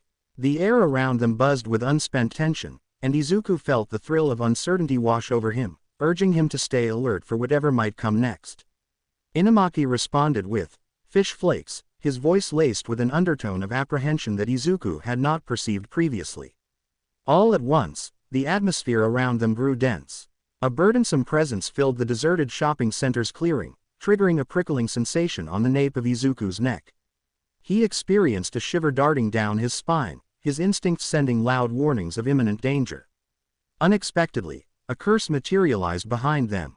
Izuku and Inumaki whirled around, their bodies stiffening in preparation for a confrontation. The sight that met their eyes caused Izuku's breath to hitch in his throat. The curse that loomed over them was a sight beyond anything Izuku could have ever conceived. Its gargantuan head was characterized by a lengthy, elephantine trunk that oscillated menacingly. However, it was the creature's eyes that truly unsettled him. Protruding and spiral, they appeared to rotate with frenzied energy, evoking a sense of madness and insatiable hunger. The entity presented itself as a terrifying amalgamation of textures. A dense, tangled layer of fur blanketed its form, intermittently disrupted by sections of gelatinous, throbbing tissue. Its configuration was elusive, continually morphing like an animated silhouette, a living nightmare. Short appendages sprouted from its nebulous figure, culminating in dangerously pointed talons that appeared capable of shredding metal. Most disturbing was the profound, shadowy abyss that gaped beneath the aberration. It hovered above this chasm, seemingly suspended within the liminal space between our reality and an infinitely more horrifying realm. The perimeter of the abyss writhed and stretched as if it yearned to consume everything around it. Izuku's heart hammered an urgent rhythm against his ribcage, his grip tightening around his sword's handle as perspiration began to bead. His gaze met with Inumaki's, a mirror reflecting a mutual dread. They were not confronting a minor menace. This creature was far more formidable than anything they had anticipated. The atmosphere was electrified as a blinding column of concentrated light plummeted down, cleaving the space between Izuku and Inumaki. The ground beneath them fractured and fissured, the resonating sound reverberating throughout the desolate shopping complex. Inumaki, without a moment's hesitation, pushed Izuku to safety, his swift response shielding them from immediate danger. The light beam amplified its energy, gouging a gaping chasm in the floor between them. Rubble descended in a shower, and a cloud of dust erupted, momentarily clouding their vision. Inumaki. Izuku's voice echoed, fraught with anxiety and trepidation. He struggled to discern his companion's form within the dispersing dust. Inumaki's eyes, usually calm, now gleamed with resolve as he lowered his collar. His voice, typically serene, resonated with an authoritative clarity that pierced the turmoil. "Get twisted." The curse's massive form shuddered at Inumaki's command, its body rippling like a disturbed pond. The air crackled with tension as the students watched, hope flickering in their eyes. But their elation quickly turned to horror as only two of the curse's fingers twisted grotesquely. Inumaki's eyes widened in shock, the realization hitting him like a physical blow. His cursed speech, usually so potent, had barely scratched the surface of this formidable entity. The strain of using his technique against such a powerful opponent took its toll immediately. Inumaki doubled over, his body racked with violent coughs that echoed through the abandoned mall. Crimson droplets splattered on the ground, a stark contrast to the dull gray of the debris-strewn floor. Each ragged gasp was a painful reminder of the curse's overwhelming strength and the dire situation they found themselves in. Izuku watched in terror as another beam of light, bright and menacing, shot toward his incapacitated friend. Time seemed to slow, the world narrowing to a pinpoint as adrenaline surged through his veins. Without conscious thought, Izuku's body moved on its own. He sprang into action, his feet skidding across the debris-littered floor. His heart pounded in his ears, drowning out everything but the urgent need to save his friend. "Hang on, Inumaki." Izuku's voice rang out, raw with desperation. He reached out, his fingers grasping Inumaki's arm with surprising strength. With a Herculean effort born of pure survival instinct, he pulled his friend out of harm's way. The beam scorched the spot where Inumaki had been standing mere seconds ago, leaving a smoldering crater on the floor. The heat from the near miss singed Izuku's hair, the acrid smell of burnt keratin filling his nostrils, a stark reminder of how close they had come to disaster. Panting heavily, sweat beading on his brow, Izuku wrapped one of Inumaki's arms around his shoulders. He could feel his friend's labored breathing, each inhaling a painful wheeze that sent a pang of worry through Izuku's heart. "We need to get out of here," Izuku muttered, his green eyes darting around frantically for an escape route. The oppressive presence of the curse seemed to close in around them, making the air thick and heavy. Through the settling dust and debris, a glimmer of hope appeared. Izuku spotted a staircase nearby, its metal railing glinting faintly in the dim light. It was their best chance at putting some distance between them and the monstrous entity that pursued them. With renewed determination etched on his face, Izuku half-carried, half-dragged Inumaki towards their potential salvation. The curse remained motionless in the center of the mall, its spiral eyes spinning hypnotically. The air grew heavy with its malevolent presence, an invisible force that seemed to push against them with each step. It was as if they were wading through molasses, every movement requiring immense effort. As they ascended the stairs, the sound of their labored breathing mingled with the ominous creaking of the old building. Each step groaned under their combined weight, the rusty metal threatening to give way at any moment. Izuku's muscles burned with the effort of supporting both his and Inumaki's weight, but he pushed on, driven by the desperate need to get them to safety. With each agonizing step, Izuku's mind raced. He knew they couldn't keep running forever. They needed a plan, a way to turn the tables on this seemingly unstoppable force. As they reached the landing, Izuku's eyes fell on Inumaki's pale face. An idea began to form in his mind, a risky gambit that might just give them a fighting chance. Scene change. After Izuku managed to drag Inumaki up the stairs, they paused to catch their breath. The musty air of the abandoned mall filled their lungs as they leaned against a crumbling wall, the distant echoes of the curse's movements sending shivers down their spines. Inumaki winced, his dislocated fingers jutting out at odd angles. The pain etched deep lines across his usually calm face. Without hesitation, he reached to pop them back into place, his jaw set with grim determination. But Izuku, ever observant and caring, quickly intervened. "Wait," Izuku exclaimed, his voice laced with concern. His green eyes widened as he gently caught Inumaki's wrist. "Let me help you with that. It'll be easier and less painful if I do it." Inumaki hesitated for a moment, his eyes flickering between Izuku's face and his mangled fingers. After a brief internal struggle, he nodded, allowing Izuku to carefully take his hand. With a series of quick, practiced movements, Izuku set each finger back into its proper position. The snaps and pops of realigning joints echoed in the empty hallway. Inumaki gritted his teeth, his free hand clenching into a fist as he suppressed any sounds of discomfort. Izuku's touch was gentle yet firm, his brow furrowed in concentration as he worked. "Kelp," Inumaki muttered once it was done, flexing his fingers experimentally. The word hung in the air, tinged with gratitude and relief. Izuku nodded, his expression serious as he scanned the area below. The curse's massive form loomed in the shadows, its presence a tangible weight in the air. "I'm going back down there," he said, his voice low but determined. "We need that throat medicine for you to use your cursed speech effectively." Before Inumaki could protest, Izuku was already making his way down the stairs. His footsteps echoed in the eerie silence of the abandoned mall, each creak of the old steps sending his heart racing. As he approached the curse, Izuku felt a familiar presence behind him. A pinkish-black aura shimmered in the air, taking on the vague shape of Rika. "Get it, Izuku," Rika's voice echoed in his mind, a mix of encouragement and urgency that spurred him on. The curse, the sudden surge of energy, turned its attention fully to Izuku. Its bulging, spiral eyes seemed to spin faster, hypnotic and terrifying. The air crackled with malevolent intent, making Izuku's skin prickle with goosebumps. Izuku gripped his katana tightly, feeling the smooth wrapped handle against his palms. He channeled his curse energy into the blade, watching as the steel began to glow with a faint pink light. It hummed with power, vibrating slightly in his grasp. The curse, sensing the threat, unleashed a barrage of light beams, each one sizzling through the air with deadly precision. With a grace born from countless hours of training, Izuku moved.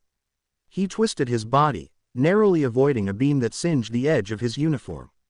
He leapt over fallen debris, his heart pounding in his ears as another blast cratered the floor where he had just been standing. He rolled, feeling the heat of a near miss warm his back. The floor around him became pockmarked with smoldering holes, the acrid smell of burnt concrete filling the air. Seizing a momentary lapse in the curse's attack, Izuku surged forward. He closed the distance in the blink of an eye, his katana flashing in the dim light. With a powerful vertical slash, Izuku struck at the curse's core, putting all his strength behind the blow. The blade met resistance, and for a split second, Izuku thought he had landed a decisive blow. But the curse was far from defeated. With inhuman speed, it lashed out with an invisible attack.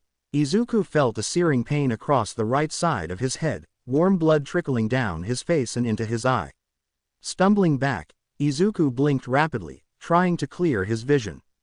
The metallic taste of blood filled his mouth as he panted, reassessing the situation. That's when he spotted it, the throat medicine, lying just a few feet away from the curse's massive form. Time seemed to slow as Izuku formulated a plan, his mind racing through possibilities. Taking a deep breath, Izuku charged forward once more. The curse, anticipating another frontal assault, readied its defenses. But at the last moment, Izuku dropped into a slide, his uniform scraping against the debris-strewn floor. He shot between the curse's legs, his hand outstretched, fingers grasping at the air. His fingers closed around the bottle of throat medicine just as he cleared the curse's massive body. Without missing a beat, Izuku sprang to his feet, spinning to face the stairs. His muscles burned with exertion, but adrenaline kept him moving. "Inamaki!" he shouted, spotting his friend at the top of the staircase. With all his might, Izuku hurled the medicine upwards, watching it arc through the air. Inamaki, having anticipated Izuku's plan, was already in motion. He leapt into the air, his body arcing gracefully as he snatched the bottle mid-flight. In one fluid motion, he uncapped the medicine and downed its contents, his Adam's apple bobbing as he swallowed. Landing with cat-like grace, Inamaki turned to face the curse. His eyes blazed with determination as he pulled down his collar, revealing the markings that denoted his cursed speech.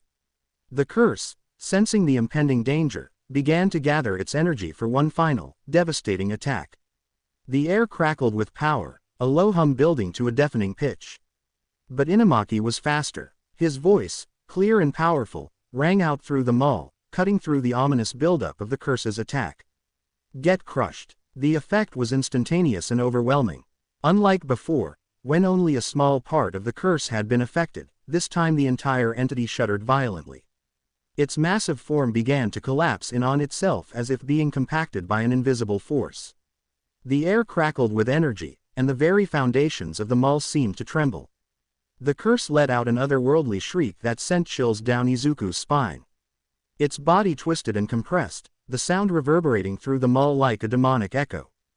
Dust and debris rained down from the ceiling, creating a hazy veil in the air. Izuku watched in awe and terror as the once terrifying entity was reduced to a fraction of its former size, its spiral eyes spinning wildly in desperation. With a final, echoing crack that sounded like the snapping of 1,000 bones, the curse imploded. The air rushed to fill the void left behind, creating a gust that whipped Izuku's hair around his face. Where the massive curse had once stood, now only a small, dense sphere of cursed energy remained, pulsing with malevolent power. As the oppressive aura that had filled the mall dissipated, Izuku felt his shoulders sag with relief. The sudden absence of danger left him feeling lightheaded, his heart still pounding in his chest. "Wow," Izuku breathed, his eyes wide with a mix of awe and disbelief. The adrenaline was still coursing through his veins, making his hands shake slightly. He flexed his fingers, trying to regain control of his trembling limbs. "Leaf mustard," Inamaki called out, his voice filled with concern as he jogged toward Izuku. Despite the cryptic nature of his cursed speech, the worry in his eyes was clear as day.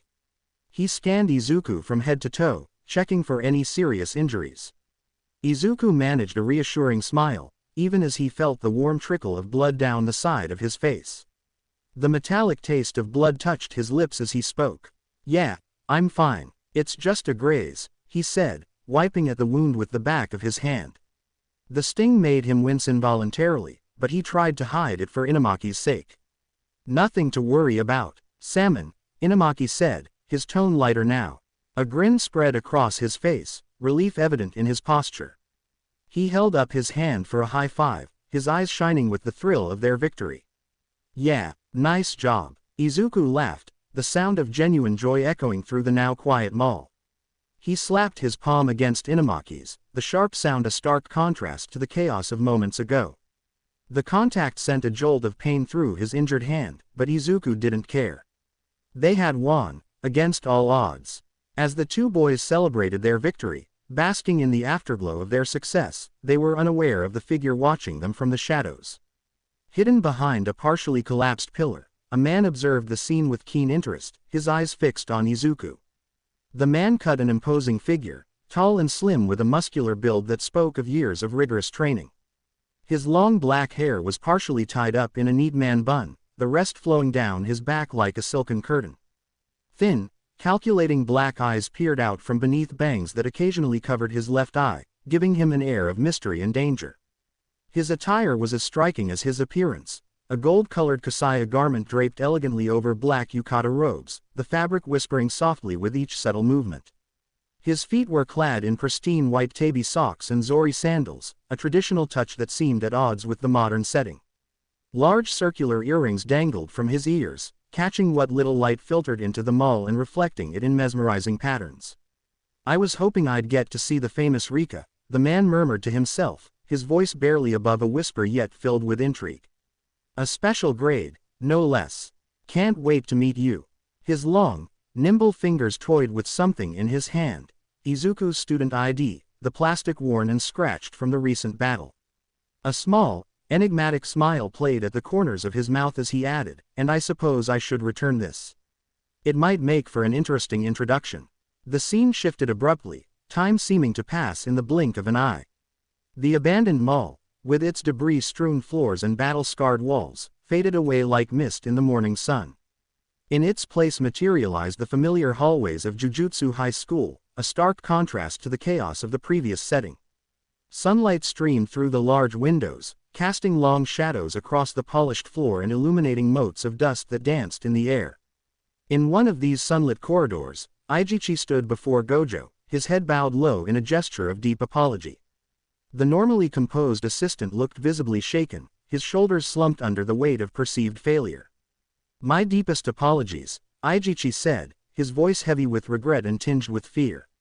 "Someone cast another veil on top of mine, a technique far beyond my capabilities to detect or counter. Additionally, there was an unidentified semi-grade 1 curse present, something that should have been impossible given our initial assessments." He took a shaky breath before continuing, "I take full responsibility for this oversight and any danger it placed our students in." Gojo's usually carefree demeanor was replaced with a serious expression, his hidden eyes seeming to pierce through the very air. He shook his head, his shock of white hair swaying with the motion like a snow-capped mountain in the wind. "No, Izuku," he said, his voice firm but not unkind. "The enemy we're dealing with is far too strong, far beyond what we initially anticipated. This isn't your fault." He paused, his concealed gaze seeming to look through Izuku and into some distant, troubling future. "But do you have any idea who might be behind this? Any suspicions at all?" Izuku's face paled slightly, the color draining from his cheeks as if the very name he was about to utter carried a curse of its own. He answered, his voice barely above a whisper, as if afraid that speaking too loudly might summon the very person they feared. "Suguru Geto." The name hung in the air like a dark cloud, heavy with the promise of storms to come. Izuku continued, each word seeming to pain him. "Of the 4 special grades, he's considered the worst of all curse users. He was expelled from Jujutsu High for reasons I don't fully understand, and since then..." Izuku swallowed hard, forcing himself to finish, "and since then, he's killed over 100 civilians. His power and cruelty know no bounds." To be continued. I hope you guys enjoyed this video and make sure to like and please hype this video. Now we will see you in the next video.